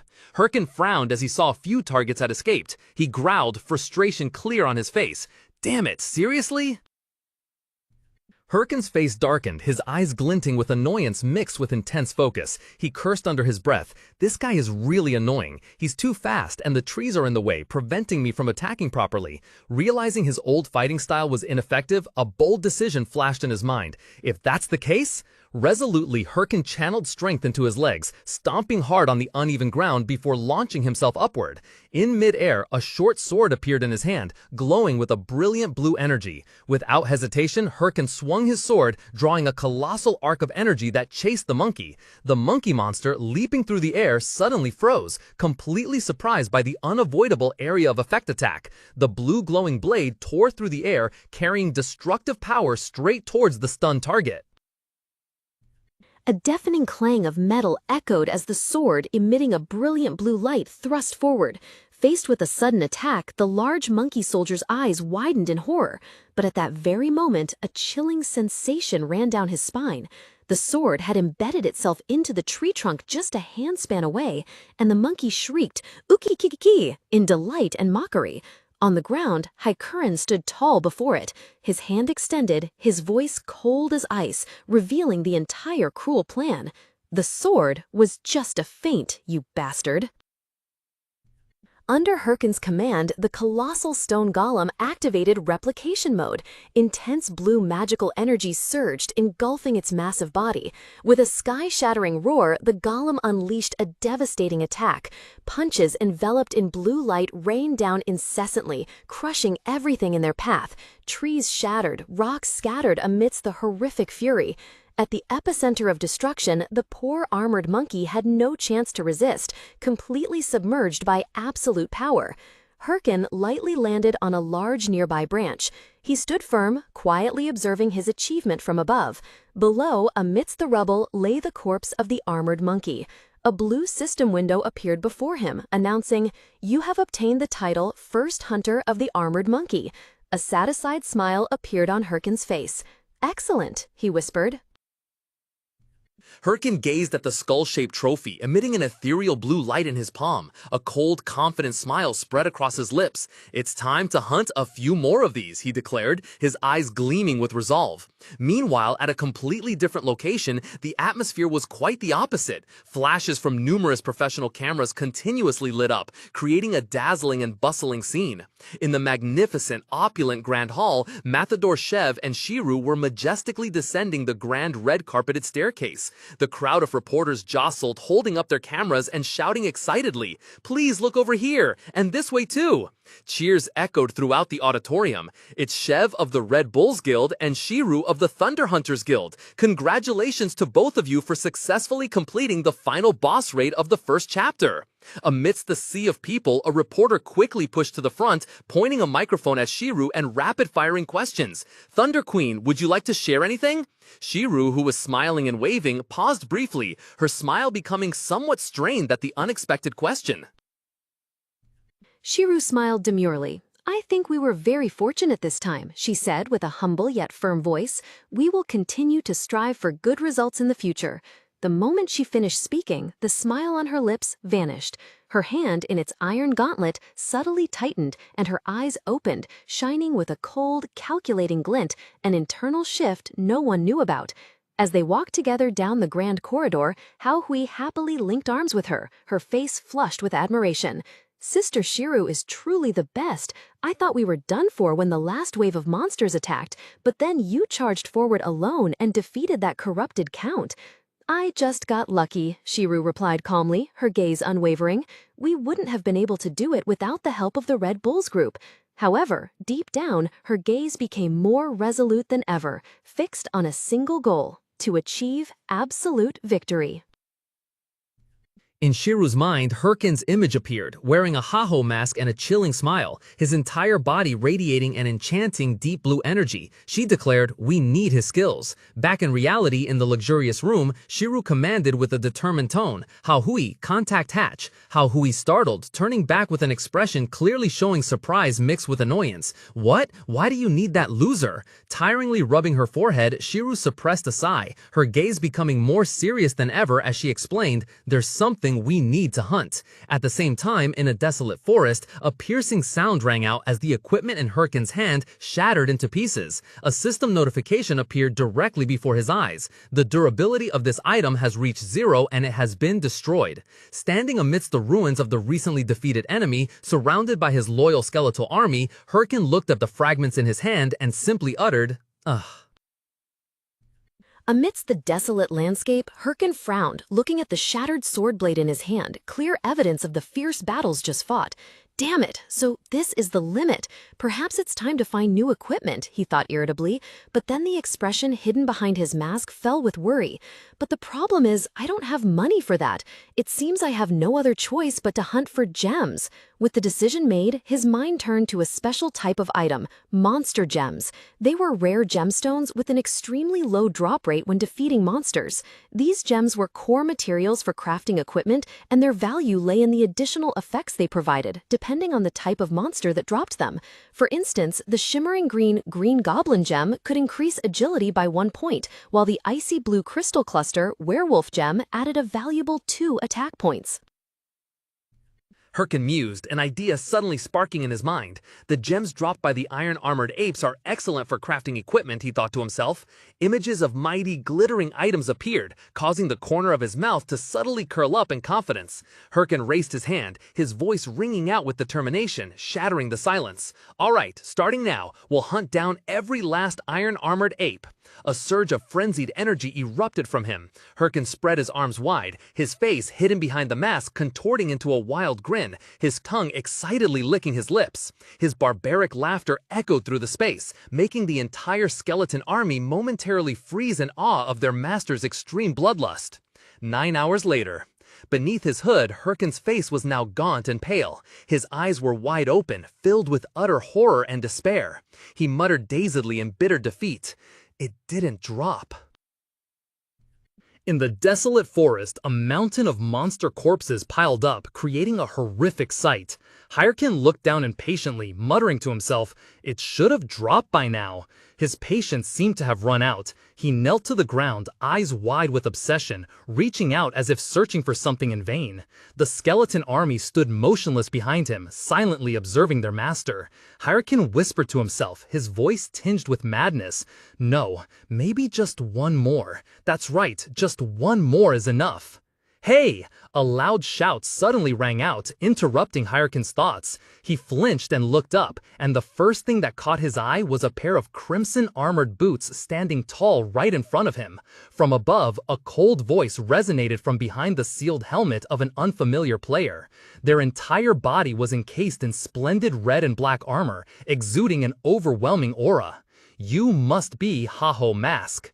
Hyrkan was stunned. He subtly pulled down the brim of his hood, revealing part of his mask and his sharp, narrowed eyes. A series of thoughts quickly flashed through his mind. Who is this person? And wearing the expensive fire lizard equipment set no less. A figure clad in bulky, full-body armor, primarily deep red and jet black, stood menacingly. Hyrkan's eyes, though hidden behind the Hade mask, remained sharp as he analyzed his new opponent. He mused, "The orc hero's sword. That means he's at least level 70. Don't tell me he's one of them." A fleeting image of those he wished never to encounter crossed Hyrkan's mind, making the atmosphere heavier. The armored figure stood motionless, his helmet completely obscuring his face, revealing only a menacingly glowing red gem on his forehead. The entire space seemed to freeze for a moment, the silence broken by a deep voice echoing from behind the cold metal. "My name is Quixote." As soon as he finished speaking, Quixote let out a roar, then performed an emote characteristic of Super Sentai Gao. Amidst the sun-drenched forest, a sharp clang of metal resounded. It was Quixote, who had just finished his bizarre emote performance. Quixote spoke loudly and confidently. "I heard you've become quite popular on YTube lately. That means if I defeat you, I'll become popular too. So I challenge you to an official duel." In response to the grand challenge, there was only silence. Hyrkan, with his hands still in his pockets, simply watched the stranger quietly, completely baffled by what was happening. Just another loser desperate for attention, he thought to himself. His initial confusion quickly gave way to clear annoyance on his face. "I'm already annoyed enough from hunting for that gem endlessly without it dropping, and now some lunatic has to bother me." Without bothering to reply, Hyrkan decisively turned and walked away, his voice cold and curt. "I'm busy, get lost." Bluntly rejected, Quixote was stunned for a moment before desperately calling out, "Hey, wait, please, I'm begging you." Quixote clenched his fist, his voice pleading, "I'll give you 5,000 gold if you dare to fight me." Silently observing from a distance, Hyrkan's figure was enveloped in a hooded cloak. He secretly sighed. Another attention seeker. However, that enticing offer was like a switch, transforming his initial annoyance into something entirely different. In a flash, amidst the dim light of the battlefield, Hyrkan darted like a ghost, gliding past his skeleton soldiers as if seeking an answer. Before Quixote could compose himself, Hyrkan was right in front of him. He placed a hand on his opponent's shoulder, pulling him close. Beneath the Hade mask, a wide, sharp, and excited grin appeared. His eyes narrowed with delight. "Welcome, dear guest," Hyrkan whispered, his tone sweetly sarcastic. "I love people like this." Amidst a brilliant halo, Coyote appeared in a dramatic pose, his proud red cape billowing in the wind. His jet-black armor was adorned with gleaming crimson accents, sparkling as if to flaunt its worth. He stood with arms crossed, his horned helmet concealing his face, leaving only an air of solemn majesty and mystery. His voice rang out proudly, "My name is Coyote, and I am the hero of justice." As he finished speaking, a terrifying explosion erupted violently behind him, transforming the barren ground into a sea of flames. The intense heat and blinding light engulfed everything, yet Coyote remained standing tall, his figure motionless and imposing amidst the chaotic scene. Amidst the remnants of the explosion, he began to speak, his voice full of self-satisfaction. "Thanks to my talent, I, Coyote..." In Quixote's memory, no matter what game world he was in, he was always a hero, the center of all attention. The cheers, "Thank you, Quixote, you're so cool, Quixote," still echoed, his image standing amidst a circle of fervent fans still vivid in his mind. That should have been his image right now, but in the world of Warlord, everything was completely different. In the bustling town square, Quixote strode majestically in his gleaming red armor, trying to attract attention as he always did. Yet, no one bothered to glance. The crowd indifferently streamed past, leaving him isolated in his solitude. Seeing a group of players gathered, Quixote decided to approach, clearing his throat, intending to introduce himself grandly. "I am Quixote, the hero of... excuse me? Can everyone hear me?" However, his words were interrupted. A player in the group excitedly told his friend, "Hahoi Mask is so fun to watch, right? I subscribed to his channel immediately. Whoa, he just posted a new video." Immediately, the whole group rushed away, leaving Quixote standing stunned in the windy square. A dry leaf drifted indifferently by, swirled once, then fell at his feet. A heavy thump sounded as he collapsed to the ground, falling before the indifference of the new world. In the forest tinged with withered leaves, Quixote collapsed face down on the dry leaf carpet. Resentment surged within him. He gnashed his teeth, the image of his sworn enemy clearly appearing in his mind. "Hade Mask, you bastard!" A bitter feeling overwhelmed him. "Just because we started at the same time, now I'm being crushed by him. He's a lower level than me. His equipment isn't even good, so why do people praise him so much?"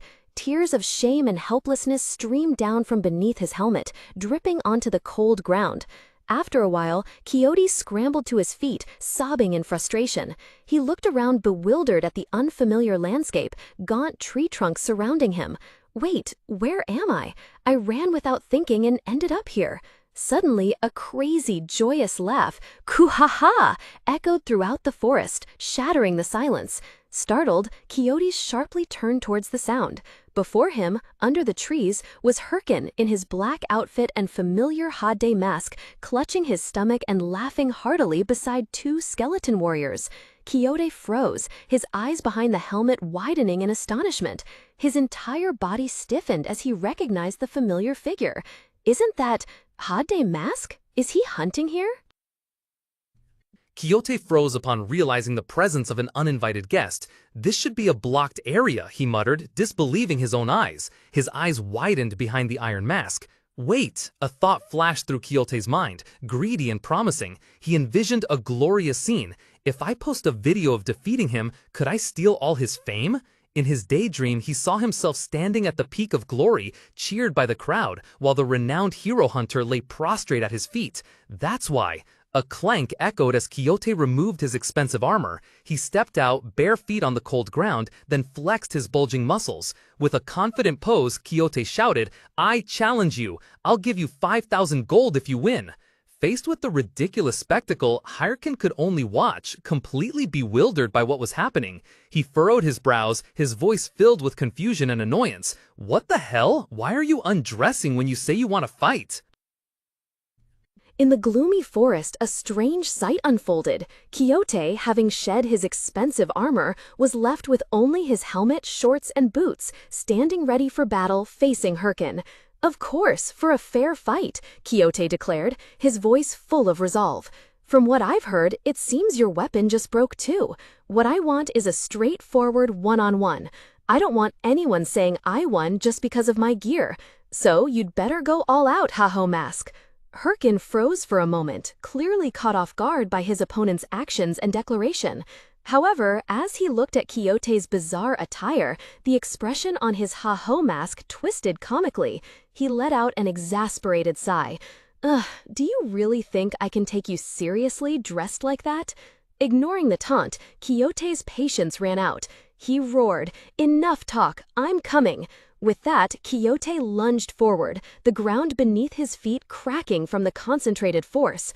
His fist clenched tight, aimed straight at Hyrkan with terrifying speed. Hyrkan growled, his face hidden behind the Ha-Ho mask showing clear irritation. "You need to listen when others are speaking." Ignoring the warning, Quixote had already charged, leaping high to unleash a blazing arc kick, a golden streak tearing the air, aimed at Hyrkan's head. Quick as lightning, Hyrkan ducked low, letting the powerful kick narrowly graze just above his head. Seizing the moment before his opponent landed, Hyrkan spun to counter, a powerful palm strike embedding into Quixote's hip. Struck unexpectedly, Quixote staggered back, roaring furiously. "Damn it! Don't just defend forever, fight me! Make me feel interested then! At least put on some pants!" With that, he furiously charged again, this time a straight punch. Quixote's fist enveloped in a brilliant aura, delivering a thunderous blow to Hyrkan's side. The powerful punch sent him flying. Ugh! Rage flared within the red helmet. Quixote gritted his teeth and activated a skill. His fist clenched, a stream of fiery red energy like lava began to gather, radiating a terrifying pressure. Skill, accelerate! Along with the shout, Quixote's entire body erupted in a deep red aura. He lunged forward at a terrifying speed, his blazing fist aimed directly at Hyrkan. Hyrkan's eyes widened, unable to hide his astonishment at this sudden power and speed. A terrifying explosion echoed, the ground cracking under the force of the impact. Dust and debris scattered everywhere. Attacked by surprise, Hyrkan stumbled to a seated position on the shattered ground, one hand raised to shield himself while his body still trembled from the aftershock of the devastating blow. Hyrkan thought to himself as he observed his opponent, what he just used was Accelerate, a warrior-class skill that temporarily increases movement speed. Before him, a surge of fiery red aura erupted, enveloping Quixote's muscular form as he took a stance. Despite his seemingly goofy appearance, Hyrkan couldn't help but acknowledge a harsh truth. This guy looks foolish, but I guess he's a higher level than me. If I face him directly, I won't stand a chance. A glint of determination flashed. If that's the case then... Noticing Hyrkan's actions, Quixote, in his imposing red and black armor, spoke with smugness and challenge. "It seems you're finally willing to fight me, Haho Mask. Go on, unleash all your strength and attack me. I will overcome all your efforts." In a furious rage, Quixote roared, his voice echoing through the dark forest, "And I will show everyone that I am stronger than you." A crimson aura flared around his muscular body. He plummeted from above like a meteor, aiming straight for Hyrkan, who lay motionless on the ground. A thunderous boom echoed as his punch struck the earth, creating a violent shockwave. Giving his opponent no time to rest, Quixote roared, "Accelerate!"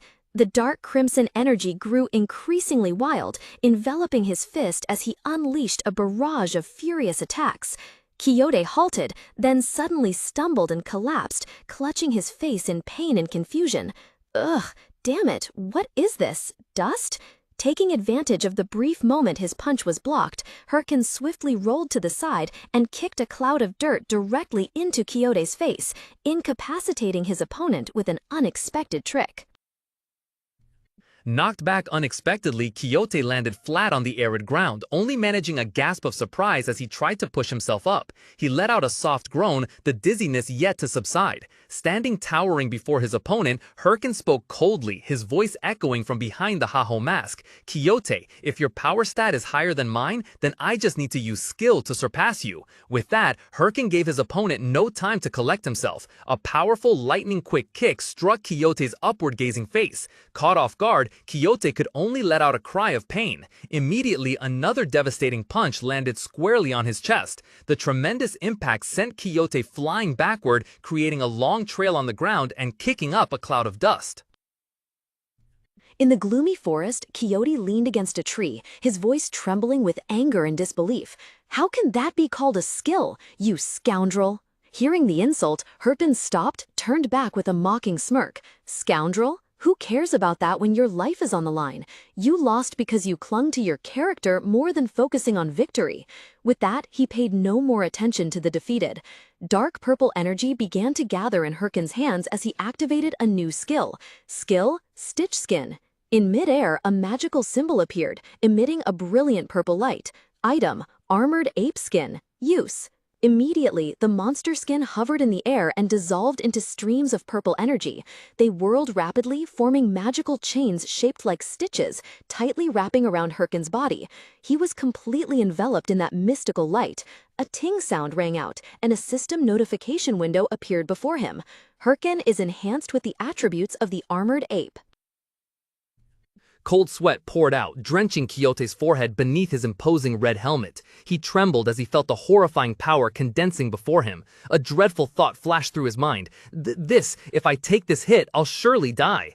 Facing him, Hyrkan stood tall, his entire body enveloped in a fierce dark purple aura. His eyes behind the Hahoe mask gleamed with hostility. His right fist clenched, purple energy condensed to its peak. "You started this fight," Hyrkan growled, "so you'd best be ready." Extreme panic choked Quixote. Cornered, he trembled, raising both hands in a desperate gesture. Tears streamed from the islets of his helmet, a pathetic sight completely unlike his previous proud demeanor. Wait, I surrender!" But the belated plea could not halt Hyrkan's wrath. Without a moment's hesitation, Hyrkan charged like a phantom. The destructive purple energy-infused punch was unleashed, striking Quixote directly. A terrifying energy explosion erupted, blinding purple light engulfing everything, obliterating Quixote's pathetic image in his final moment. The remnants of the purple magical energy slowly faded into the air, leaving a dull, guttural growl that then ceased. Quixote, in his expensive red armor, panted heavily, sweat pouring off him like rain. His fists clenched tightly in helplessness and exhaustion. Amidst the devastated landscape, where the ground was churned and ruined, Hyrkan stood tall, without a single scratch, looking down at the defeated opponent slumped on the ground. Quixote trembled uncontrollably. The fear was so intense that for a moment he forgot he was only in a game. He couldn't believe what had just happened. Breaking the heavy silence, Hyrkan spoke, a cold, smug smile hidden behind his ha-ho mask. He looked down at his opponent with a condescending gaze, his voice chilling. "So, I won, didn't I?" Then he extended his hand, a demanding gesture that couldn't be clearer. "Give me my 5,000 gold."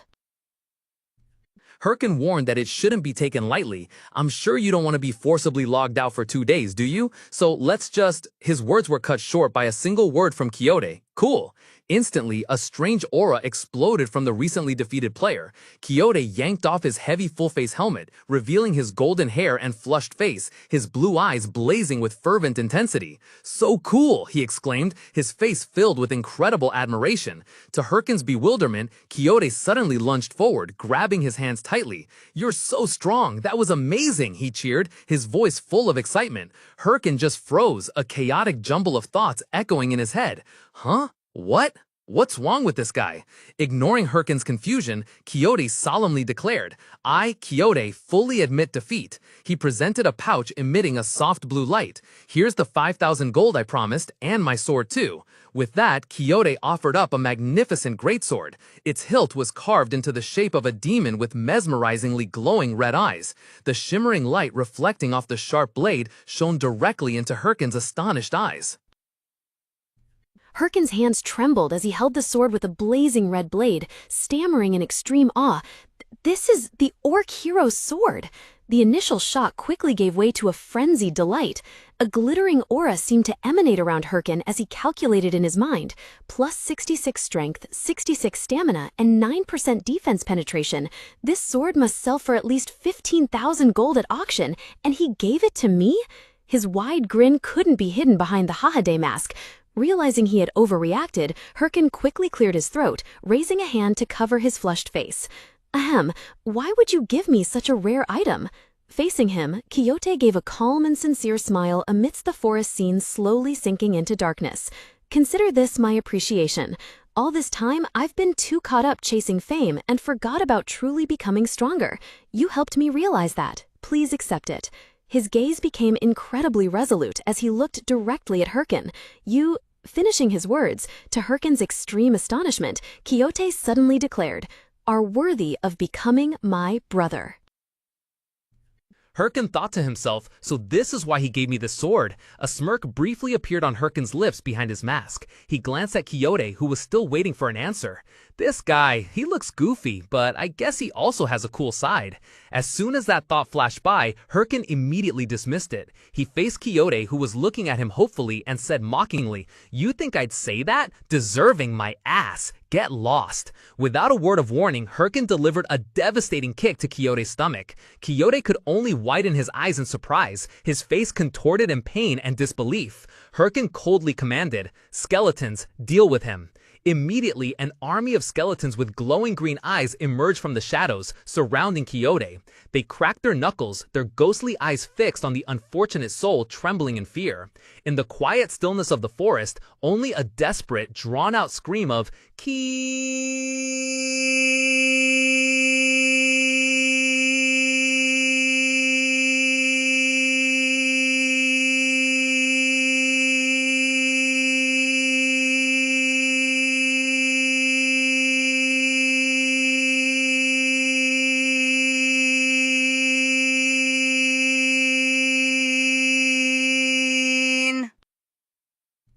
Bound tightly to a wooden stake in the gloomy forest, Quixote strained his neck and roared, his cheeks puffed out from exertion. "My full name is Don Quixote. I will return when I am worthy to be your brother. I will wait until the day we meet again, brother." Standing not far away, amidst a swarm of skeletal warriors, Hyrkan quietly observed this bizarre sight, his face behind the mask slightly creased. "That crazy bastard," he muttered, a hint of annoyance in his voice. Yet a mischievous smile suddenly bloomed on Hyrkan's lips as he thought to himself, "But then again, it seems he's genuinely enjoying the game. Sounds interesting, doesn't it?" A skeleton soldier with curious blue eyes tilted its head, looking at its master, seemingly sensing his change in mood. Pushing Quixote's image aside, Hyrkan let out a cheer of delight, raising the newly acquired sword high in the air. His smile now held no hidden meaning, but was pure exhilaration. "Anyway, I've got myself a great sword now. No need to hunt those armored monkeys anymore." His eyes sharpened, filled with determination, as he thought about the path ahead. This is enough to carry out the next quest.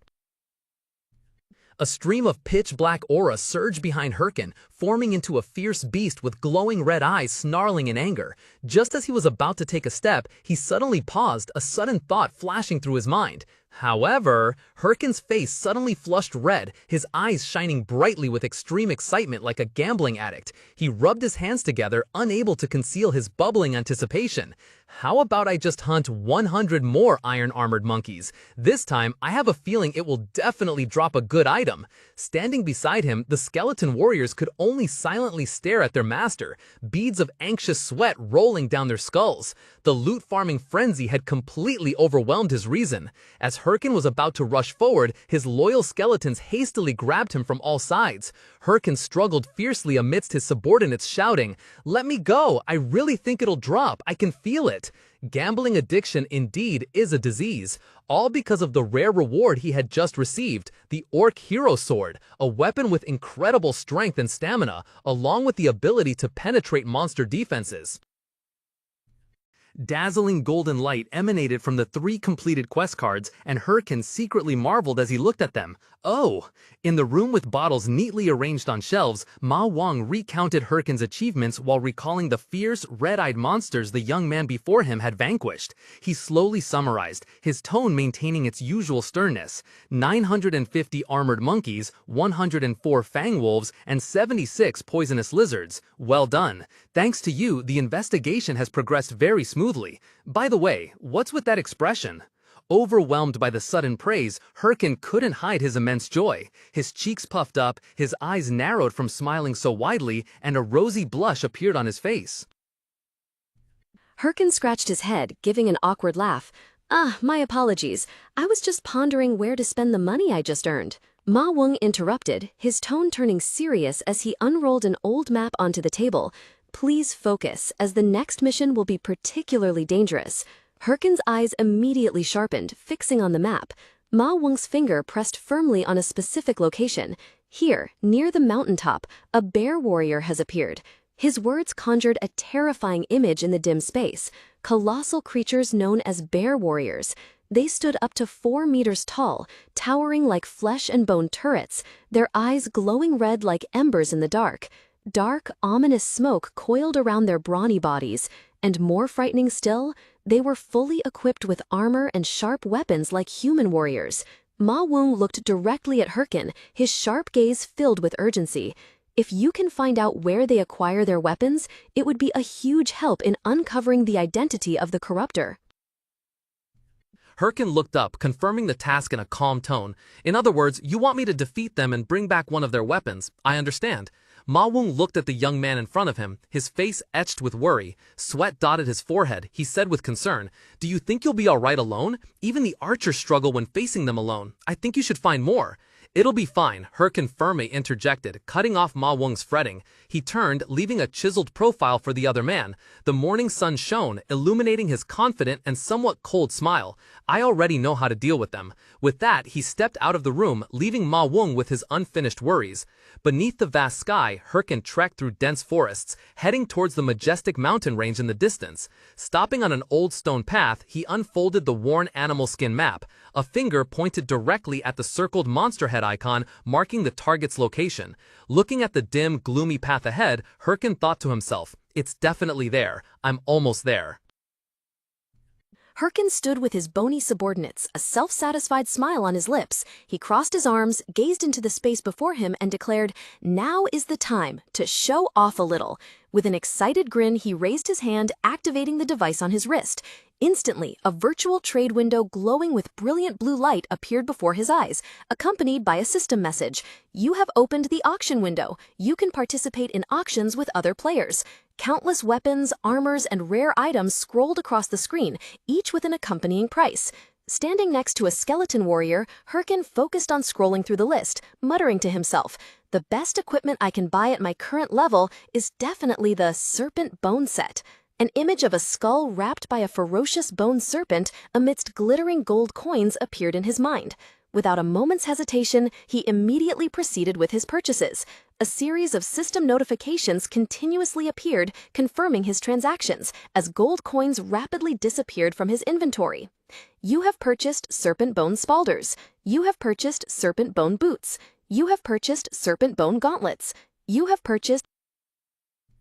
A mystical emerald green energy enveloped Hyrkan, radiating from the new gear he had just donned. A system notification appeared confirming impressive stats. Defense increased by 70, mana and strength both gained 34. Furthermore, when the full set was equipped, mana consumption would decrease by 10%. The total cost for this upgrade reached 37,896 gold. Hyrkan subtly curved his lips in a satisfied smile, a contented pff escaping him. His delight quickly erupted into maniacal laughter. He looked up at the sky, joyfully shouting, "This is the taste of money! Buy all the skill books within my level range with the remaining gold." Extreme euphoria made him roll on the ground, laughing incessantly before the skeletal soldiers. Immediately, another series of system notifications appeared, confirming the successful purchase of skill books: Soul Erosion, Blind, Muscle Remodel, False Heart, Bone Bomb, and Hardening. An additional 17,593 gold had been spent. After a moment of enjoyment, Hyrkan stood up, dusting off his coat. He pulled up his hood, concealing half his face, but unable to hide his confident smile and sharp eyes. He mumbled, "All right, I'm still a bit far from the Bear Warriors level, but with these, I'll be able to." Just then, his skeletal soldiers uniformly approached, their eyes shining brightly like stars, looking up at their master expectantly as if asking, "What about us?" In the virtual space of the shop, Hyrkan spoke. "Ah, right, I almost forgot about you guys." He suddenly remembered his skeleton warriors. He pointed at the shield, an idea flashing in his mind. "Let's see, maybe this will suit the skeletons." But as soon as the purchase intention was confirmed, a cold blue notification appeared right before him. Insufficient funds. The words reflected in his wide eyes, full of surprise. He stammered, "What? I'm out of money? Did I spend all my money?" He turned around, cold sweat breaking out on his forehead, facing the patiently waiting skeleton warriors. With an awkward expression, he hesitantly confessed, Guys, I'm a bit low on money." Immediately, the atmosphere around them grew heavy. Hyrkan was stunned by this sudden change. Their attitude changed? He quickly explained, trying to salvage the situation. I didn't mean to. When I have more money, I will." Clearly, his skeleton subordinates had decided to go on strike, abandoning their master to fend for himself. He yelled, "That's right, maybe I'll earn more money after hunting that down." Hearing their master's command, the army of skeletons with their glowing blue eyes immediately sprang into action, charging forward with fervent vigor. Hyrkan breathed a sigh of relief, thinking to himself, "Phew, good thing a herd of wild boars passed by at just the right moment. These guys are really strangely obsessed with equipment." Now, only a single wild boar remained. It cowered in a corner, its entire body trembling, eyes welling up with tears, uttering pitiful, quick, quick squeals. Facing it, another skeleton warrior, its eyes now glowing with an eerie purple hue, raised its sharp sword high. The cold blade swung down decisively, ending the prey's final, desperate, quick, quick cry. Amidst the desolate battlefield, Hyrkan irritably ordered his skeleton soldiers, "Hey, don't waste any more time. Finish it. I'll equip you along the way." Before he could finish, a brilliant red light tore through the night. A massive destructive energy beam zipped right past Hyrkan. Hyrkan flinched, turning sharply, a hint of bewilderment on his face. "Just now, what was that?" he gasped. "Hey." A cold, condescending voice echoed from behind. A figure in dark gear slowly approached, heavy boots crunching on the gravelly ground. The person stopped, speaking with authority. "Who do you think you are, daring to hunt here without permission? This area belongs to the Apollo Guild." That name was like a thunderclap. Hyrkan froze, eyes wide with astonishment, a bead of cold sweat slowly trickling down his temple. He stammered, "That's..." In the gloomy forest, three figures with bulging muscles and bald heads suddenly blocked the path. The leader, with a sinister smile, growled menacingly, "Do you want to die?" All three advanced in unison, their heavy footsteps crushing the damp ground. Hyrkan merely observed silently, a thought of contempt flashing through his mind. Another bunch of small fry. Ignoring Hyrkan's demeanor, the leader puffed out his chest and introduced himself pompously. "My name is Wang Jiang. That's EJ and Iljang. We are the great trio of the Apollo Guild." Upon hearing this, Hyrkan suddenly burst into laughter, a radiant and unusually refreshing smile. So that's it! The very next moment, the smile on his lips vanished. A powerful aura erupted, enveloping Hyrkan's body in a brilliant blue glow. Before the trio could react, he shot forward like lightning, sweeping past them in a single motion. Piercing whoosh, whoosh sounds rang out as energy collided, and all three burly men were mercilessly sent flying before they could even realize what had happened. Hyrkan clicked his tongue lightly, a look of irritation clearly etched on his face. Just more losers trying to provoke me. Tch, he muttered, his cold gaze sweeping over the scattered bodies. Why am I attracting so many people like this lately? Maybe I need to see a shaman or something. As soon as he finished speaking, he idly kicked a nearby prone figure, causing another groan. Feeling it wasn't worth wasting more time, Hyrkan turned his back on the battlefield. I've just wasted my time here. Let's go, skeletons. Hearing the command, his skeleton army immediately scurried after him, quickly vanishing deep into the dense forest.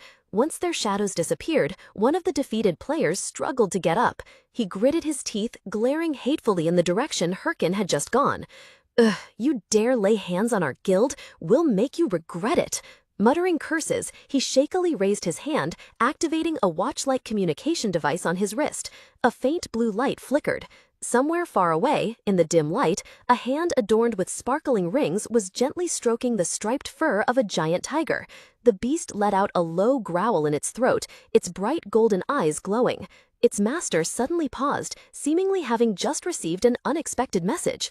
What? He attacked my subordinates, even after hearing my name? In a magnificent hall where golden light poured down from the lamps, a powerful man sat on a tiger skin-covered throne. Before him, a player in orange attire respectfully knelt, head bowed low. "Yes, sir," the player replied. The man on the throne spoke, his voice cold and authoritative, echoing throughout the room. "Bring him here, at any cost." At the same time, a gleaming gold bar was forcefully placed on the table, emitting a dry clink like an affirmation of an undeniable command. The leader's face was shrouded in shadow, revealing only his glowing red eyes that sparked with hatred. He pointed his finger straight ahead, his words hissing through clenched teeth, filled with indignation. "I will make you pay for daring to disregard my reputation." His venomous oath seemed to dissipate into the air, blending with the red maple leaves slowly falling in a distant forest. Amidst this scene, Hyrkan stopped, his eyes wide in astonishment. He murmured in surprise, "Well, it seems I've finally arrived." A strong wind blew through the deep canyon where he and his skeleton army were marching on a rugged path. Soon after, a blue system notification appeared, confirming his destination, Bear Warrior Spawn Zone. With a sharp, confident smile, Hyrkan turned around and shouted, "All right, shall we go? Hey, skeleton soldiers, are you ready?" The confident expression on Hyrkan's face immediately turned into annoyance. "What in the hell are you doing? Stop this nonsense at once." Faced with their master's wrath, the skeleton soldiers immediately cowered, their expressions remorseful. After reorganizing the formation, Hyrkan grew stern, his voice becoming resolute as he explained the mission. "Today, we're going to hunt a bear warrior. It's level 70 and has 3 3-face, so we need to prepare thoroughly for this battle." He stood on a high mound, behind him the desolate battlefield, smoke and fire, his sword powerfully planted in the ground. His gaze swept over the entire army awaiting orders below. "But once we take it down, we'll be able to surpass the top 30 guilds in main quest progression, so I expect no mistakes whatsoever. Understood?" In response to his decisive command, all the skeleton soldiers stood at attention in unison, saluting with disciplined precision. Hyrkan closed his eyes, softly instructing his skeleton army, "Just do exactly what we practiced." Suddenly, a heavy surge of killing intent arrived, causing the ground to tremble slightly. Hyrkan's eyes snapped open, a cold, sharp smile briefly appearing on his lips as he turned to look into the darkness. Speak of the devil. No, in this case, speak of the bear would be more accurate. Behind him, the skeleton soldiers looked up at their master, their eye sockets glittering with admiration. From within the thick fog, a colossal figure gradually emerged. It was a humanoid monster with a bear's head, its heavily muscled body encased in weighty metal armor, and in its hand was a gigantic blade. Its eyes glowed with fierce, blood-red light. An information panel appeared before Hyrkan, confirming the enemy's identity. Bear Warrior, level 70. "Let's begin," Hyrkan whispered with determination. He quickly raised his hand, his index finger pressing a glowing blue device on his wrist. A mechanical voice rang out. "Equipment slot, activate." Instantly, the Bear Warrior roared, a ground-shaking sound of fury that seemed to rip through space itself. At the same moment, a mysterious blue energy burst from Hyrkan. The familiar Haho mask materialized to cover half his face, and dark, spiky armor swiftly enveloped his body. Standing amidst the chaotic energy vortex, Hyrkan held his head high, ready for the life-or-death confrontation. Amidst the swirling dark aura, Hyrkan wore a confident and arrogant smile. "This main quest," he declared decisively, "I will take on myself." Meanwhile, elsewhere, under a clear blue sky dotted with vibrant red maple leaves, Hatch gazed towards the majestic mountain range in the distance. He mumbled, "That must be the Bulkus mountain range." Soon after, Hatch strode along the forest path, his mind fully focused on the task at hand. "I came here right after watching the video about the armored monkey. I hope the Haho mask is still there." However, his footsteps suddenly halted. He remained silent for a long moment before leaning against a tree trunk, his face clearly showing frustration and annoyance. "Damn it, why do I have to come to this godforsaken place?" Hatch grumbled in irritation. "I'm supposed to be an important figure, yet they sent me here just to catch a rookie." Hatch trembled and shouted, "What? Use force if he doesn't comply? Is this a crime?" Right in front of him was a gigantic level 65 king boar, its blood-red eyes rolling wildly, its sharp tusks pointed directly at its prey. Panic quickly quelled. In an instant, Hatch snapped his head up, his eyes sharpening. He raised his staff, a surge of magic exploding violently. Furious flames roared, charging straight at the monster. A blazing red magic array appeared before the boar, and the fire engulfed it in screams. Hatch stood with his back turned, quietly watching the monster burn to ashes. He mumbled, "Seriously, I really want to quit." Amidst the mystical blue light, where faded red petals drifted, Hatch, 5th rank, stood there, looking tired and tense. His gaze was fixed forward, filled with anticipation, mixed with impatience. He silently pleaded in his mind, "Please appear, Haho mask." In the stuffy and oppressive cave, the level 70 bear warrior stood firm like a mountain of flesh and iron. Its fiery red eyes sparked with malice, fixed on the small figures facing it. Hyrkan and his skeleton army stood there, dwarfed by the monster's colossal shadow. Despite the size difference, Hyrkan remained unusually calm. He softly spoke as if reassuring himself, "I'm going now." As he finished speaking, he quickly pressed a glowing blue button on his bracelet, a soft click sounding. Immediately, the system responded, "Slot on." As if provoked by the action, the bear warrior threw its head back and let out an earth-shattering roar, making the entire cave tremble. But instead of fear, a dazzling blue stream of energy burst from Hyrkan's body, swirling like a whirlwind. The familiar Haho mask appeared, and his attire transformed into a spiky, dark armor. Immersed in the aura of power, a confident and somewhat arrogant smile formed on Hyrkan's lips behind the mask. He looked up at the intimidating monster, his voice ringing out with determination. "This time, I will claim everything myself." The savage roar of the bear warrior shook the entire space, its glowing red eyes burning with fury. Standing in the shadows, Hyrkan observed silently. Memories of the past flooded back. He recalled that before his regression, when he and his guild members raided this monster, they had failed 6 times before barely managing to defeat it. This time, he couldn't afford to make any mistakes, for if he failed again, someone else might seize the leading position in the main quest. His eyes sharply analyzed the enemy's weaknesses. Hyrkan muttered, "To land an effective blow on the bear warrior, I need to aim for the gaps in its armor and peel off each piece of equipment. I can do this. I've prepared new skills just for this." Instantly, the massive monster charged forward, its roar tearing through the air. Standing amidst his skeleton army, a confident, slightly sinister smile formed on Hyrkan's lips as he commanded, "When I give the signal, follow me, skeletons." A brilliant blue aura erupted, enveloping Hyrkan's body. He smugly explained, "This is my newly learned passive skill, muscle transformation." Energy surged beneath his feet and the ground cracked. With a haughty smile behind his mask, Hyrkan tensed, channeling power into his jump. He roared excitedly, "Let's go!" But instead of lunging directly at the enemy, an uncontrollable force hurled Hyrkan soaring across the battlefield. The confidence on his face immediately turned to bewilderment. Huh? He shot past the heads of the skeletal warriors and the giant bear monster, who stared up in confusion. A sense of panic engulfed Hyrkan as he found himself unable to control his speed or direction. He yelled in desperation, "What the hell is this? Wait, stop!"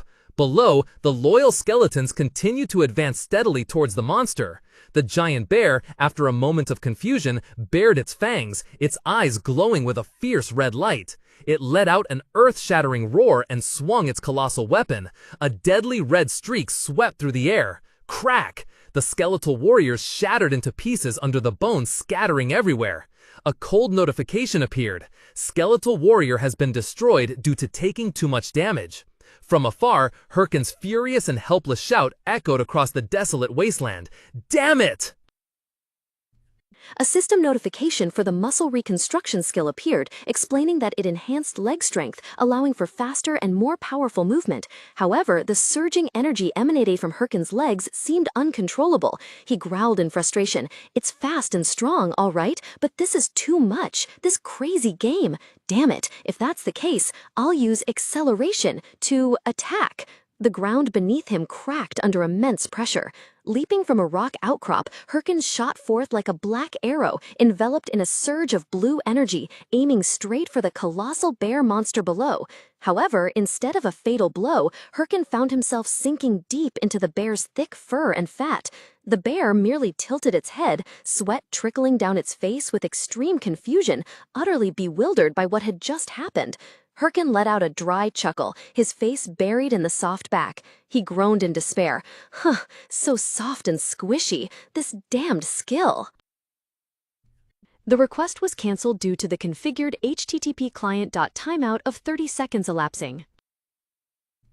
The space violently shook as Hyrkan's attack directly struck the monster, creating a dazzling red energy explosion. Realizing normal attacks couldn't penetrate the opponent's defense, a resolute glint appeared in Hyrkan's eyes. "If that's the case then," he muttered, his body shooting through the air. A dark purple energy sphere condensed in his palm as he loudly declared, "Bone Bomb!" Instantly, into the roaring mouth of the beast, a spectral skull shrouded in vibrant purple flames was thrown. A terrifying explosion echoed from within the massive bear's body itself. Purple magical energy erupted fiercely, tearing apart the surrounding ground. Hyrkan lowered his center of gravity, firm against the strong aftershock. Yet, as the purple smoke dissipated, the monster still stood tall. It roared in fury, completely unharmed by the internal explosion. The force of the roar threw Hyrkan backward. He gritted his teeth, struggling to stand firm against the pressure. "Ugh, what a tough bastard," he growled, his frustration evident. "All right, I give up on direct damage." Instead of launching another attack, a gentle blue energy emanated from Hyrkan, channeling to his bone warriors. Under the influence of mana, the shattered skeletons began to regenerate. Broken bone fragments swiftly mended, and the soul flames in their eye sockets once again burned brightly, ready for a prolonged fight. Hyrkan stood towering amidst the swirling dark energy, surrounded by an army of skeletons awaiting orders. A mystical purple aura enveloped his black armor, emanating an invisible pressure. He muttered, "Perhaps it's time I fought like a proper summoner." However, contrary to their master's serious demeanor, the skeletons behind him looked at each other with extreme skepticism, seemingly still haunted by some past mistake of his. Catching their gaze, Hyrkan couldn't help but feel annoyed. He turned back and shouted, "Come on, this time I'll do it properly. Last time was just a mistake, understand?" Finishing his words, he turned around, his eyes gleaming with steely determination. He let out a roar, slamming his hand onto the cracked ground. "Gollum, you come out and get to work too." Immediately, the ground beneath Hyrkan's feet began to shake violently before splitting open. From deep within the earth, a colossal stone golem slowly emerged, kicking up clouds of dust. It delivered a devastating blow to the bear monster. The bear-like monster roared earth-shatteringly, swinging its blazing red greatsword down with immense, world-shaking force. However, just as the blade was about to hit the ground, a pair of giant stone hands suddenly emerged, firmly gripping it. The golem, a colossal summoned creature, had blocked the attack with a deafening clash. From the shadows, Hyrkan emerged, a smirk visible behind his Hahoi mask. "Got you," he sneered, a purple energy orb gathering in his palm. "Solidify." Instantly, the golem's body began to transform. The stones in its hands became sharper, harder, clamping the monster's greatsword like an unbreakable vice. "That sword won't be moving for a while," Hyrkan declared confidently, then raised his hand, pointing directly at the restrained enemy. At his command, skeleton warriors with glowing blue eyes darted forward. The bear monster roared in helplessness as it was held fast, and from above, Hyrkan's skeletal army simultaneously leaped down, weapons ready to tear the foe apart. A fierce blue energy surge exploded, followed by the skeleton army with glowing eye sockets charging in with relentless attacks. Facing the new force, the colossal bear monster let out an earth-shattering roar, its bloodshot eyes showing extreme fury as it saw its subordinates sprawled across the ground. Witnessing this, Hyrkan merely smirked confidently, his ha-ho mask unable to conceal his arrogant demeanor. He provocatively declared, "Don't get mad too quickly. I still have one last move. Don't let your guard down." As he finished speaking, a terrifying power was unleashed. A brilliant and ferocious sea of flames engulfed everything in its path, creating an apocalyptic explosion. When the flames dissipated, the space fell into an eerie silence. The bear monster stood dumbfounded, one shoulder still burning, its eyes vacant. From a distance, Hyrkan stood, quietly observing his achievement. Neither spoke a word, only a tense stillness enveloped the desolate battlefield. Hyrkan spun around, glaring at the skeleton mage. Anger flared within him as he growled, "I dodged, so just shoot, you idiot! Are you trying to get me killed?" The skeletal mage stood silent, its eye sockets swirling into the void as if pondering. Seizing the opportunity, the colossal bear warrior tilted its head back and let out an earth-shattering roar. A fiery red aura enveloped its massive body, swiftly healing its wounds and restoring half of its lost health. The monster now appeared even more ferocious, its bloodshot eyes seething with hatred. Witnessing this, Hyrkan merely curved his lips into a sneer. He brushed aside his previous annoyance, replacing it with utmost confidence. "Tactics, my ass," he muttered, then raised his head, the smile on his lips turning cold and arrogant. "Overwhelming force is the true way." With that, a surge of icy blue magic erupted around Hyrkan. Countless ghostly skulls began to form from the void, hovering around him, signaling the arrival of a new barrage, ready to crush anything in its path.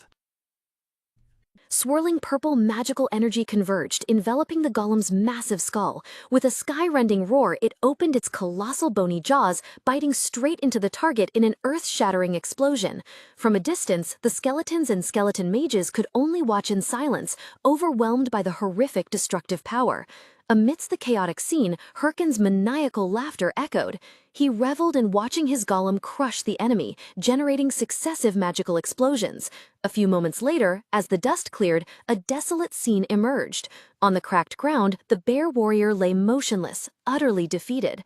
Hyrkan stood proudly on the chest of his fallen foe, hands on his hips, his authoritative silhouette cast over the spoils. Instantly, a series of system notifications appeared before his eyes. "You have defeated the bear warrior. You have gained experience points. You have earned 101,354 G." A blue system window appeared before Hyrkan, bearing the notification he had been waiting for. "You have completed the quest, Ma Wong's challenge." Behind his ha-ho mask, a look of cold satisfaction spread across his lips. Memories of the past flooded back. Hyrkan recalled that this very monster had brought his mighty guild to its knees and caused immense struggle before he had the chance to turn back time. He clenched his gloved hand, feeling power surge through him. But this time, he thought, I defeated him with my own hands. A powerful sense of victory swelled within him. Standing amidst the brilliant sunlight, Hyrkan held his head high, his faith in the path he had chosen growing ever stronger. He had not been wrong. On the desolate, rocky battlefield, Hyrkan turned to face his skeletal army. He praised them. "Well done, you bony rascals. Now we just need to return to Mawang and begin the next quest. The mission to destroy the bear warrior is complete." He stood proudly, hands on hips, between two large skeletal soldiers, savoring the glorious moment. However, the solemn atmosphere was quickly shattered by whispers from behind him. His skeletal soldiers were muttering among themselves. "Isn't that a bit cowardly? He didn't even fight properly." The chatter reaching his ears caused Hyrkan's face to flush crimson with anger, veins popping on his forehead. He whirled around, shouting at the clueless soldiers, "Shut up, you brats! If you had fought a proper battle, you'd have been wiped out 6 times over already." At the Bulkus West Base Tavern, the air was boisterous and lively with the laughter and chatter of adventurers. However, in a hidden corner, Hatch sat alone, completely lost amidst the merriment. He let out a heavy sigh, fatigue and worry clearly etched on his face. A sudden panic struck him. Hatch ran his hands through his hair, his eyes wide with fear. He groaned in despair. "I'm screwed. I can't find the Ha-Ho mask. I've searched all over the mountains for days, but there's no trace of him." To make matters worse, that video of Ha-Ho mask has spread like wildfire, so now Bulkus is swarming with people, making it even harder to find him. The thought of the consequences made him slump onto the table in frustration. "If I return empty-handed, Sirre will kill me." After a moment of silence, he muttered to himself with a hint of dissatisfaction, "But seriously, isn't it completely unreasonable to make someone search alone on an entire mountain?"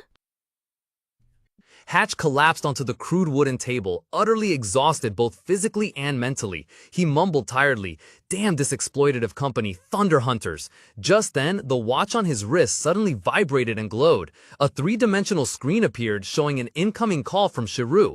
Hatch jolted, so startled that he swung his arm, knocking over the cup on the table. He hastily accepted the call, stammering with a flustered expression, "Hello, Sirre. This isn't what it looks like, I swear." But from the other end of the line, Sirre's voice was perfectly calm. "Well done." Hatch froze, his eyes wide with surprise. Sirre's image appeared on the screen, and she said thoughtfully, "Now that I think about it, perhaps I gave you an overwhelming task. Searching an entire mountain alone is too much, even for you.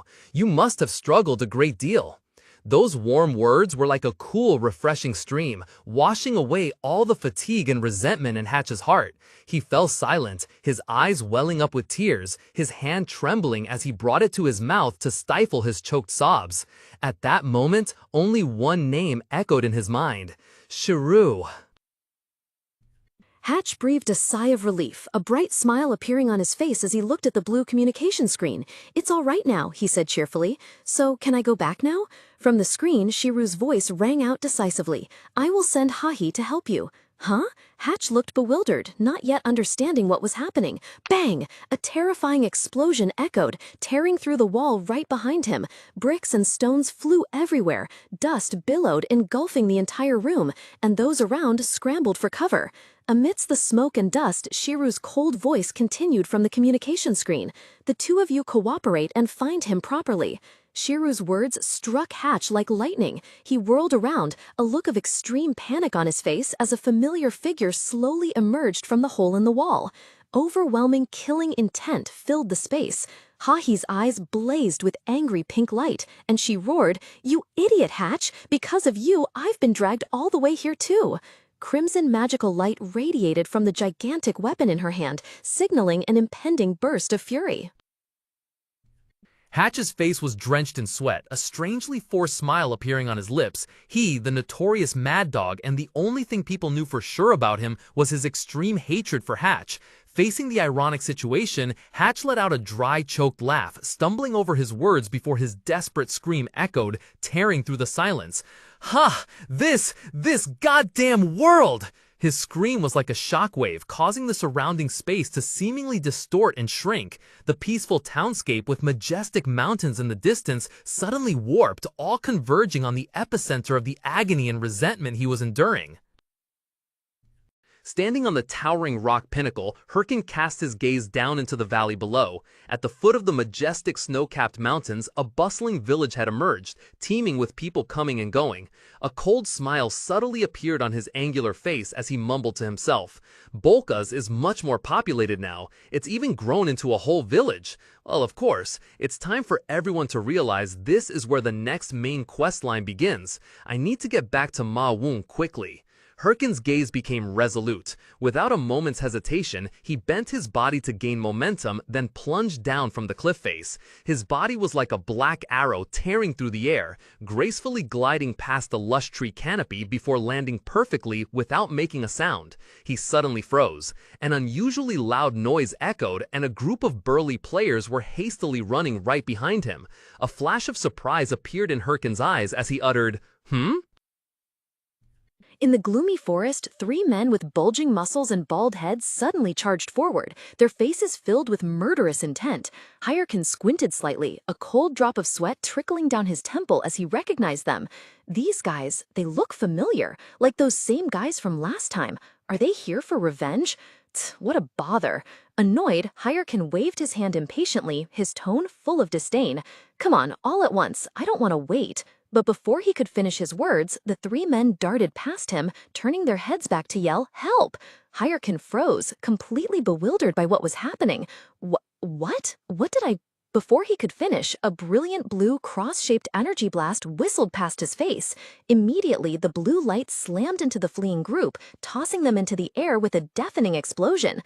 A few drops of blood splattered onto Hyrkan's cheek and hood. He stood stunned, his eyes wide with astonishment, completely surprised by this brutal and sudden intervention. Hyrkan frowned down, his heart full of astonishment. What the hell is this? From below, a cold female voice echoed, full of scorn. Begging your enemy for mercy? How pathetic. In the gloomy forest, two figures in striking blue and yellow outfits had just appeared. The girl with shining golden hair tied in pigtails, hands on hips, looked confident and arrogant. Trailing behind her was another player wearing a hooded cloak, holding a staff, silently observing. Hyrkan's eyes narrowed slightly as he recognized the familiar uniform. He thought to himself, they are members of the Thunder Hunters Guild. Suddenly, the blonde girl spun around, her sharp gaze locking onto Hyrkan. "Ha-hi," called out, her tone both curious and challenging. "Hey, are you Ha-Ho Mask?" Memories of Hahoe rushed back. The girl nicknamed Thunder Princess, or the more terrifying name Mad Dog, was brandishing her greatsword. Her golden hair tied in two defiant braids fluttered, and her ruby eyes gleamed with a wild, ecstatic fervor. A savage smile bloomed on her lips, clearly showing the nature of one ready to descend into hell with but a single command. Striding beside her was a young hood-shrouded mage known as Ballista, or Hatch, a rank 3 member of the Thunder Hunters Guild. Beneath the brim of his dark blue hood, dark hair cascaded over his forehead, revealing only his keen, unwavering eyes. A vibrant and intricate purple magic circle was rotating around his hand, emitting the powerful energy of a magical genius who never let his prey escape. Hyrkan mumbled to himself, his voice filled with annoyance. These two, even in their past life, were a nuisance. Can't believe I ran into them here. They're looking for the Ha-Ho Mask, probably trying to recruit me into their guild. If I could, I'd kill them both right now, but I can't at the moment. Cold sweat beaded on Hyrkan's temples as he frantically calculated in his head. His eyes flashed with a hint of resolve. If that's the case, then... In the gloomy forest, Hyrkan suddenly dropped to the ground. Ha-Ho Mask? Hyrkan decided to feign innocence. He looked up with the utmost naivety, eyes wide and bewildered, asking innocently, who might that be? Just pretend I don't know, Hyrkan thought to himself, a sly smile flashing in his mind. Without evidence, what can they do to me? To make the act more convincing, he even made a comical face, playfully putting a finger to his nose. However, the cheerful atmosphere quickly dissipated. The surrounding space seemed to be tinged with a fiery red of tension. Hahi approached, her sharp ruby eyes piercing through him. "You liar," she growled, each word like a knife piercing straight through Hyrkan's facade. The girl's eyes suddenly flared menacingly as she pressed closer, her voice full of pressure. "How can you not know who Ha-Ho Mask is when you're in the Bolkaz Mountains area? His video already has over 20 million views. Highly suspicious. Your hood reminds me of Ha-Ho Mask. Aren't you him?" All of Hyrkan's confidence shattered. His face froze, panic and confusion clearly visible as he was mercilessly exposed. This woman, he thought in horror. The tension was palpable. Hatch quickly brought a hand to his forehead, trying to prevent a futile argument. "Stop it, that's not the problem," he growled, but then, as if unable to restrain himself any longer, his anger erupted. In an instant, he grabbed Hahi's forehead, screaming directly into the bewildered girl's face. "The problem is you idiot. The inn you destroyed, the people you killed due to suspicion. How are we going to clean up this mess?" Hatch let go of her, grabbed her shoulders, and shook her violently, his voice shifting from anger to panic. "Everyone knows about our guild, so we can't pretend nothing happened. Hurry up and apologize before our guild's reputation is affected because of you." Shaken like a rag doll, Hahi showed no remorse. She jutted her chin up, imperiously retorting, "Huh? Why should I apologize?" Silently observing the chaotic scene, Hyrkan could only break out in a cold sweat. He thought to himself, "Are these people always like this? It's a bit surprising." Finally, seemingly giving in to Hatch's incessant yelling, Hahi squeezed her eyes shut, veins bulging on her forehead. She grumbled irritably, "Ugh, sorry," then immediately shot him a sharp glare. "Satisfied?" Hatch hurriedly bowed his head, his voice full of remorse as Hahi turned and walked away. Her attitude? "I'm so sorry, player. Please forgive us." Hyrkan simply replied indifferently, yeah," then breathed a sigh of relief as their figures faded. Phew, at least I got away from them.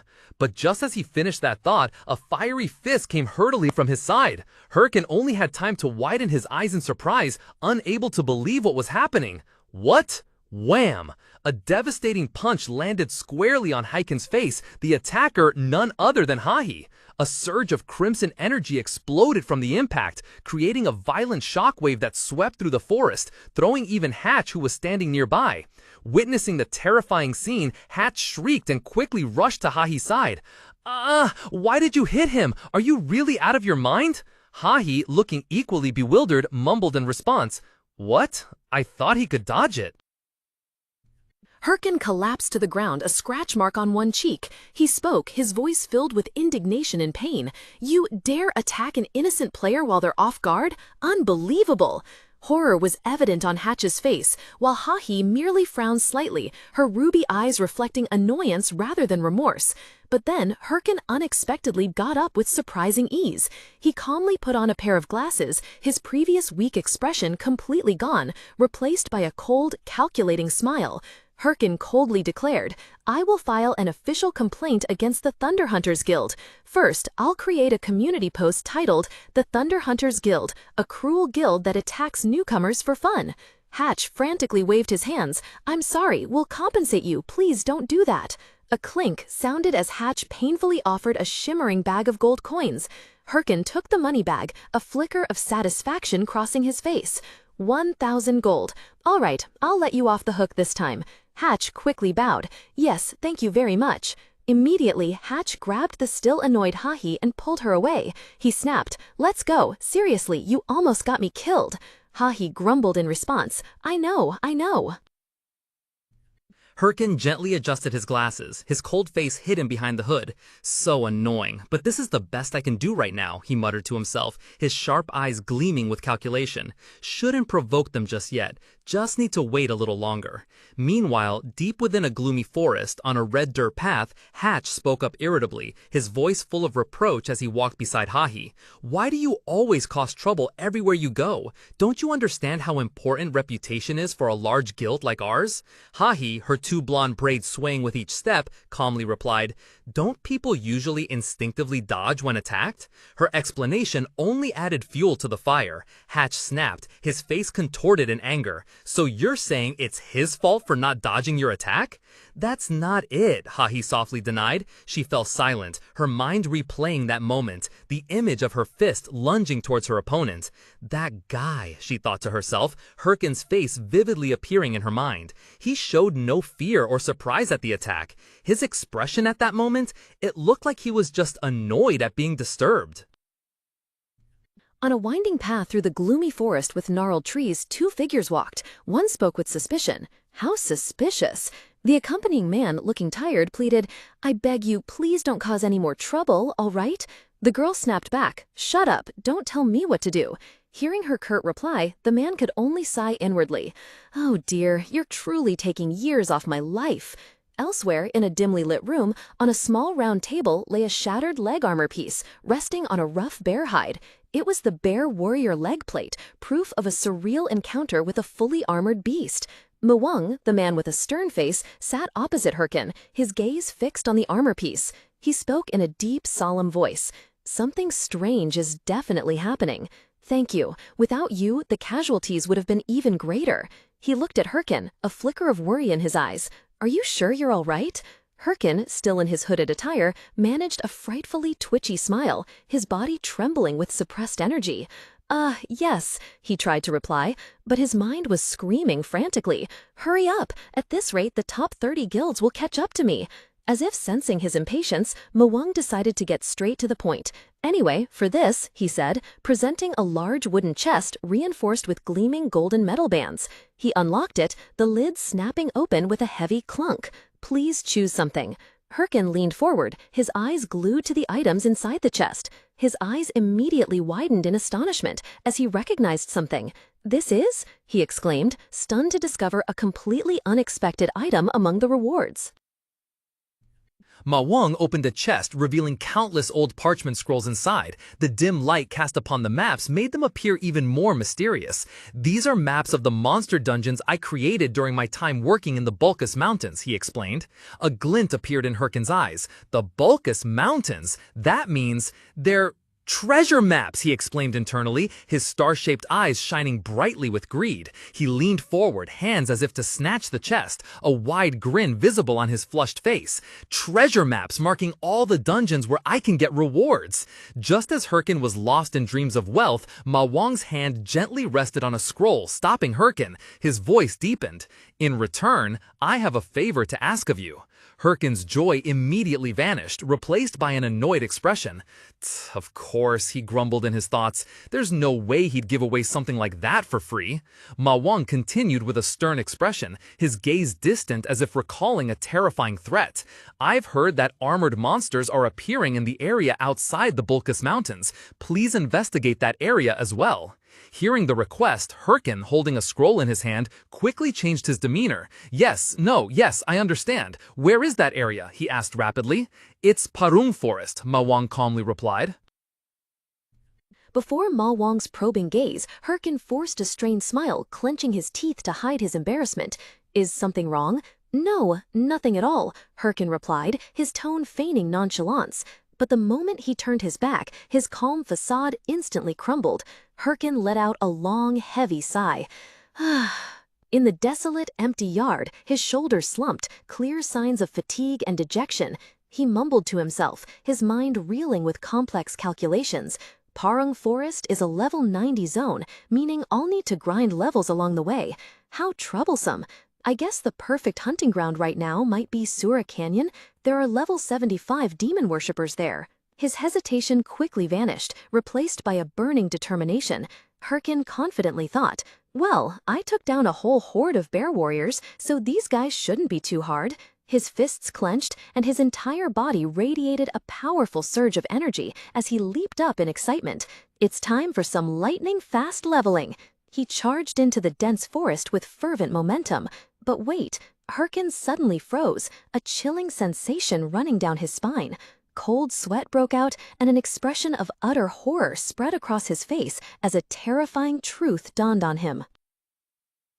Amidst the desolate Sirre Canyon, under the scorching sun, Hyrkan paused, an indescribable sense of astonishment rising within him. Why is he here? He couldn't believe his eyes. Standing not far away, arms crossed with his usual confidence, was a familiar figure. The man with dashing blonde hair and a muscular physique in a vibrant red floral shirt also recognized him, his eyes widening in surprise. "Ah, aren't you Mathadorshev?" exclaimed, his tone a mix of surprise and slight interest. At the same time, in another location, within a luxurious room, a desperate cry echoed through a communication device. "Miss Shiru!" Hatch's eyes welled up with tears, sobbing dramatically. "I can't stand this barbarian any longer." Sitting beside him, Hahi crossed his arms, glaring irritably. "What? Do you want to die?" From the other end of the line, Shiru's calm voice resounded, a faint smile on her face as she looked at the screen displaying the chaotic scene of her two subordinates. Hatch, Hahi, thank you for your hard work. Despite the encouragement, Hatch's grievance hadn't subsided. He quickly explained, I'm not saying I don't want to do it, but it seems the Red Bulls Guild has already occupied Sirre Canyon. We should have focused on the main quest, so why are we trying to recruit someone who clearly doesn't want to join? The smile on Shiru's face completely vanished. She fell silent, a slender finger gently resting on her chin, her keen eyes narrowing thoughtfully. This sudden influx of information seemed to have forced her to recalculate her entire plan. Shiro gave instructions via the communication screen hovering before her. You can stop searching for Haho Mask. From now on, we will focus on the main quest line. From the other end, Hatch's image appeared, overjoyed to the point of tears, giving 2 thumbs up in approval. That's Shiro for you. Thank you. The call ended with a crisp click. Shiro exhaled softly, leaning back, sinking deep into the comfortable velvet sofa. Her long hair fanned out as she looked up at the ceiling, a confident and mysterious smile playing on her lips. She thought to herself, the strongest will eventually clash. Let's see how long you can hide from me, Haho Mask. At the same time, somewhere far away, Haho Mask suddenly shivered. His face paled, cold sweat pouring out in extreme dread, as if sensing the predatory gaze fixed directly upon him. Meanwhile, his skeletal army was huddled miserably on the barren ground,